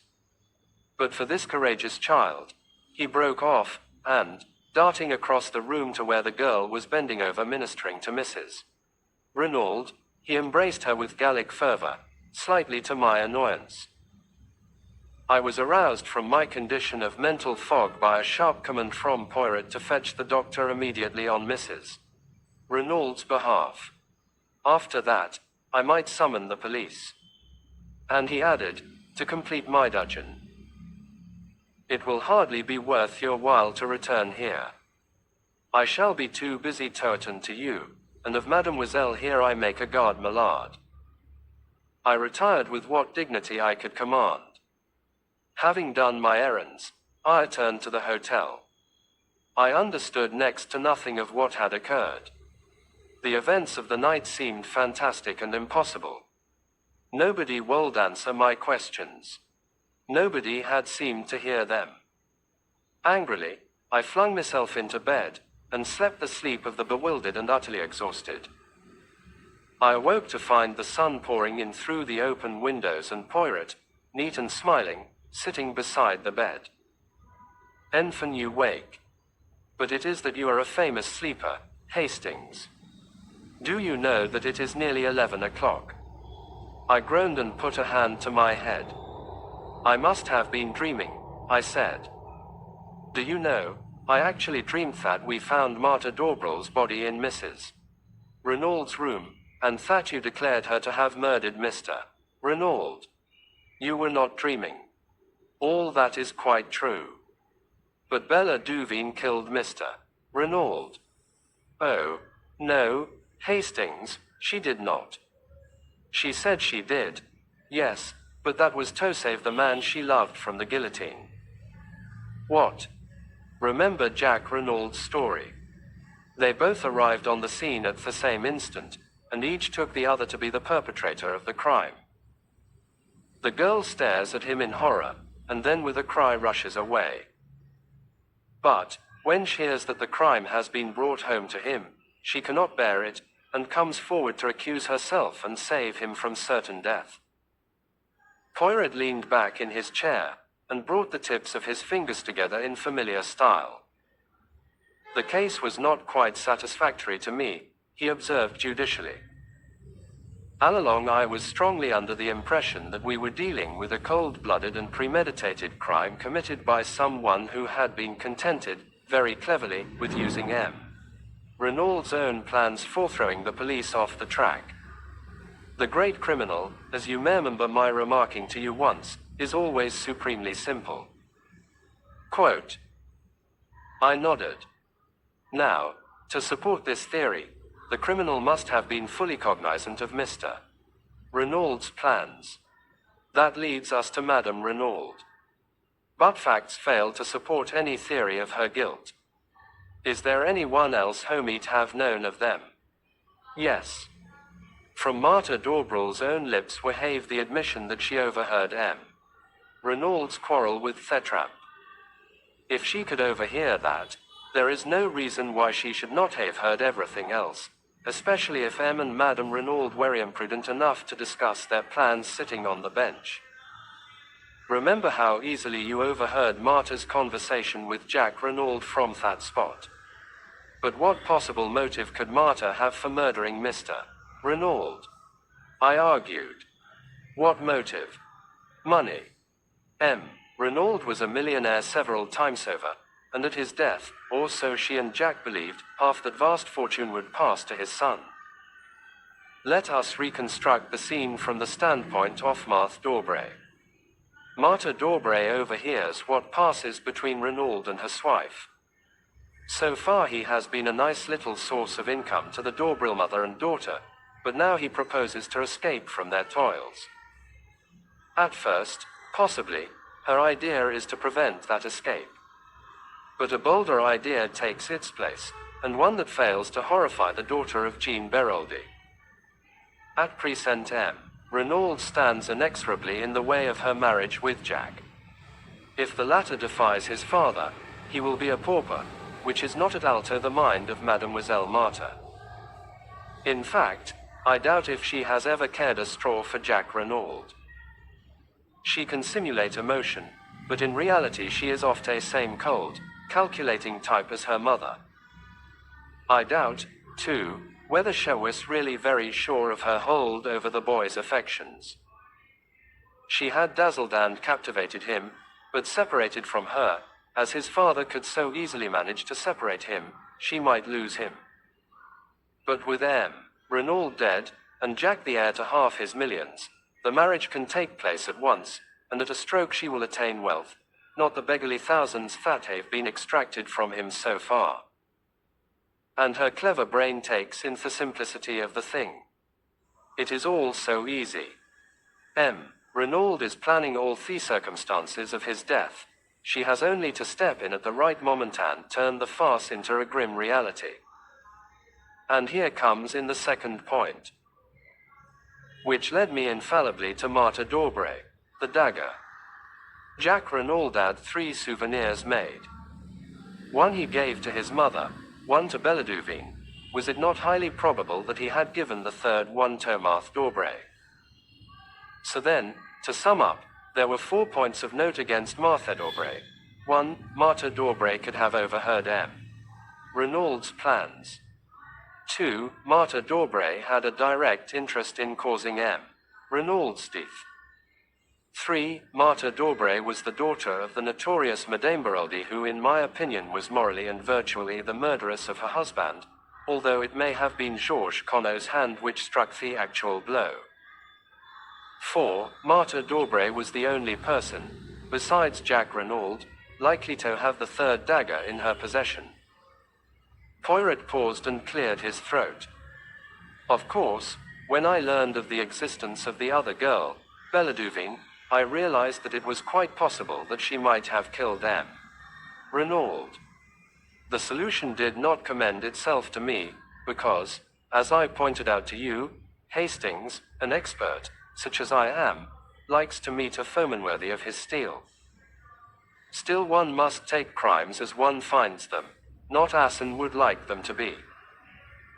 It did not seem very likely that Belladuvine would be wandering about carrying a souvenir paper knife in her hand, but of course she might have had some idea all the time of revenging herself and Jack Renaud. When she actually came forward and confessed to the murder, it seemed that all was over. And yet, I was not satisfied, mon ami. I was not satisfied. I went over the case again minutely, and I came to the same conclusion as before. If it was not Belladuvine, the only other person who could have committed the crime was Marta Dorbray. But I had not one single proof against her. And then you showed me that letter from Mademoiselle Dulcie, and I saw a chance of settling the matter once for all. The original dagger was stolen by Dulcie Duvine and thrown into the sea, since, as she thought, it belonged to her sister. But if, by any chance, it was not her sister's, but the one given by Jack to Marta Dorbray, why then, Bella Duvine's dagger would be still intact. I said no word to you, Hastings, it was no time for romance, but I sought out Mademoiselle Dulcie, told her as much as I deemed needful, and set her to search amongst the effects of her sister. Imagine my elation, when she sought me out, according to my instructions, as Miss Robinson with the precious souvenir in her possession. In the meantime I had taken steps to force Mademoiselle Marta into the open. By my orders, Mrs. Renaud repulsed her son, and declared her intention of making a will on the morrow which should cut him off from enjoying even a portion of his father's fortune. It was a desperate step, but a necessary one, and Madame Renaud was fully prepared to take a risk, though unfortunately she also never thought of mentioning her change of room. I suppose she took it for granted that I knew. All happened as I thought. Marta Dorbray made a last bold bid for Therinald millions, and failed. What absolutely bewilders me, I said, is how she ever got into the house without our seeing her. It seems an absolute miracle. We left Herbehind at the Villa Marguerite, we go straight to the Villa Genevieve, and she is there before us. But we did not leave her behind. She was out of the Villa Marguerite by the back way whilst we were talking to her mother in the hall. That is where, as the Americans say, she put it over on Hercule Poirot. But the shadow on the blind. We saw it from the road. Eh bien, when we looked up, Madame Dorbray had just had time to run upstairs and take her place. Madame Dorbray. Yes. One is old, and one is young, one dark, and one fair, but, for the purpose of a silhouette on a blind, their profiles are singularly alike. Of any did not suspect, triple imbecile that I was. I thought I had plenty of time before me, that she would not try to gain admission to the villa until much later. She had brains, that beautiful Mademoiselle Marta. And her object was to murder Mrs. Renaud. Quote. Yes. The whole fortune would then pass to her son. But it would have been suicide, mon ami. On the floor by Marta Dorbray's body, I found a pad and a little bottle of chloroform and a hypodermic syringe containing a fatal dose of morphine. You understand. The chloroform first, then when the victim is unconscious the prick of the needle. By the morning the smell of the chloroform has quite disappeared, and the syringe lies where it has fallen from Madame Renaud's hand. What would he say, the excellent M. Hote? Poor woman. What did I tell you? The shock of joy, it was too much on top of the rest. Did I not say that I should not be surprised if her brain became unhinged? Altogether a most tragic case, Therinald case. However, Hastings, things did not go quite as Mademoiselle Martha had planned. To begin with, Madame Renaud was awake and waiting for her. There is a struggle. But Madame Renaud is terribly weak still. There is a last chance for Marta Dorbray. The idea of suicide is at an end, but if she can silence Madame Renaud with her strong hands, make a getaway with her little silk ladder whilst we are still battering on the inside of the further door, and be back at the Villa Marguerite before we return there, it will be hard to prove anything against her. But she was checkmated, not by Hercule Poirot, but by la petite acrobat with her wrists of steel. I mused over the whole story. When did you first begin to suspect Marta Dorbray, Poirot? Wench told us she had overheard the quarrel in the garden. Poirot smiled. My friend, do you remember when we drove into Millenville that first day? And the beautiful girl we saw standing at the gate? You asked me if I had not noticed a young goddess, and I replied to you that I had seen only a girl with anxious eyes. That is how I have thought of Marta Dorbrill from the beginning. The girl with the anxious eyes. Why was she anxious? Not on Jack Renaud's behalf, for she did not know then that he had been in Millenville the previous evening. By the way, I exclaimed, how is Jack Renaud? Much better. He is still at the Villa Marguerite. But Madame Dorbrill has disappeared. The police are looking for her. Was she in with her daughter, do you think? Quote, we shall never know. Madame is a lady who can keep her secrets. Andy doubt very much if the police will ever find her. Has Jack Renaud been told? Not yet. It will be a terrible shock to him. Naturally. And yet, do you know, Hastings, I doubt if his heart was ever seriously engaged. So far we have looked upon Bella Duveen as a siren, and Marta Dorbrill as the girl he really loved. But I think that if we reversed the terms we should come nearer to the truth. Marta Dorbrill was very beautiful. She set herself to fascinate Jack, and she succeeded, but remember his curious reluctance to break with the other girl. And see how he was willing to go to the guillotine rather than implicate her. I have a little idea that when he learns the truth he will be horrified, revolted, and his false love will wither away. What about Giraud? He has a crise of the nerves, that one. He has been obliged to return toperous. We both smiled. Poirot proved a fairly true prophet. When at length the doctor pronounced Jack Renaud strong enough to hear the truth, it was Poirot who broke it to him. The shock was indeed terrific. Yet Jack rallied better than I could have supposed possible. His mother's devotion helped him to live through those difficult days.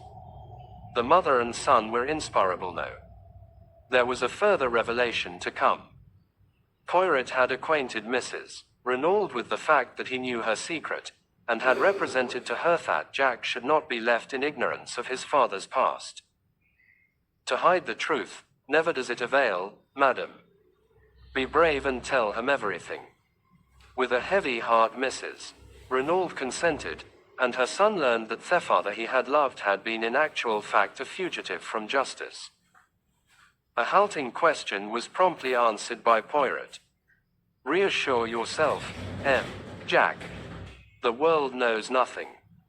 As far as I can see, there is no obligation for me to take the police into my confidence. Throughout the case I have acted, not for them, but for your father. Justice overtook him at last, but no one need ever know that he and George Escono were one and the same. There were, of course, various points in the case that remained puzzling to the police, but Poirot explained things in so plausible a fashion that inquiry about them was gradually stilled. Shortly after we got back to London, I noticed a magnificent model of a foxhound adorning Poirot's mantelpiece. In answer to my inquiring glance, Poirot nodded. Mice, oui. I got my 500 francs. Is he not a splendid fellow? I call him Giraud. A few days later Jack Renaud came to see us with a resolute expression in his face. Poirot, I've come to say goodbye. I'm sailing for South America almost immediately. My father had large interests over the continent, and I mean to start a new life out there. You go alone, Jack. My mother comes with me, and I shall keep Stoner on as my secretary. He likes out-of-the-way parts of the world. No one else goes with you. Jack flushed. You mean? A girl who loves you very dearly, who has been willing to lay down her life for you. How could I ask her? Muttered the boy. After all that has happened, could I go to her and, oh, what sort of a lame story could I tell? Les femmes, they have a wonderful genius for manufacturing crutches for stories like that. Yes, but I've been such a damned fool. So have all of us, at one time and another, observed Poirot philosophically. But Jack's face had hardened. There's something else. I'm my father's son. Would anyone marry me, knowing that? You are your father's son, you say. Hastings here will tell you that I believe in heredity. Well, then, wait. I know a woman of courage and endurance, capable of great love, of supreme self-sacrifice. The boy looked up. His eyes softened. My mother. Yes. You are your mother's son as well as your father's. Go then to Mademoiselle Bella. Tell her everything. Keep nothing back, and see what she will say. Jack looked irresolute. Go to her as a boy no longer, but a man bowed by the fate of the past, and the fate of today, but looking forward to a new and wonderful life. Ask her to share it with you. You may not realize it, but your love for each other has been tested in the fire and not found wanting. You have both been willing to lay down your lives for each other.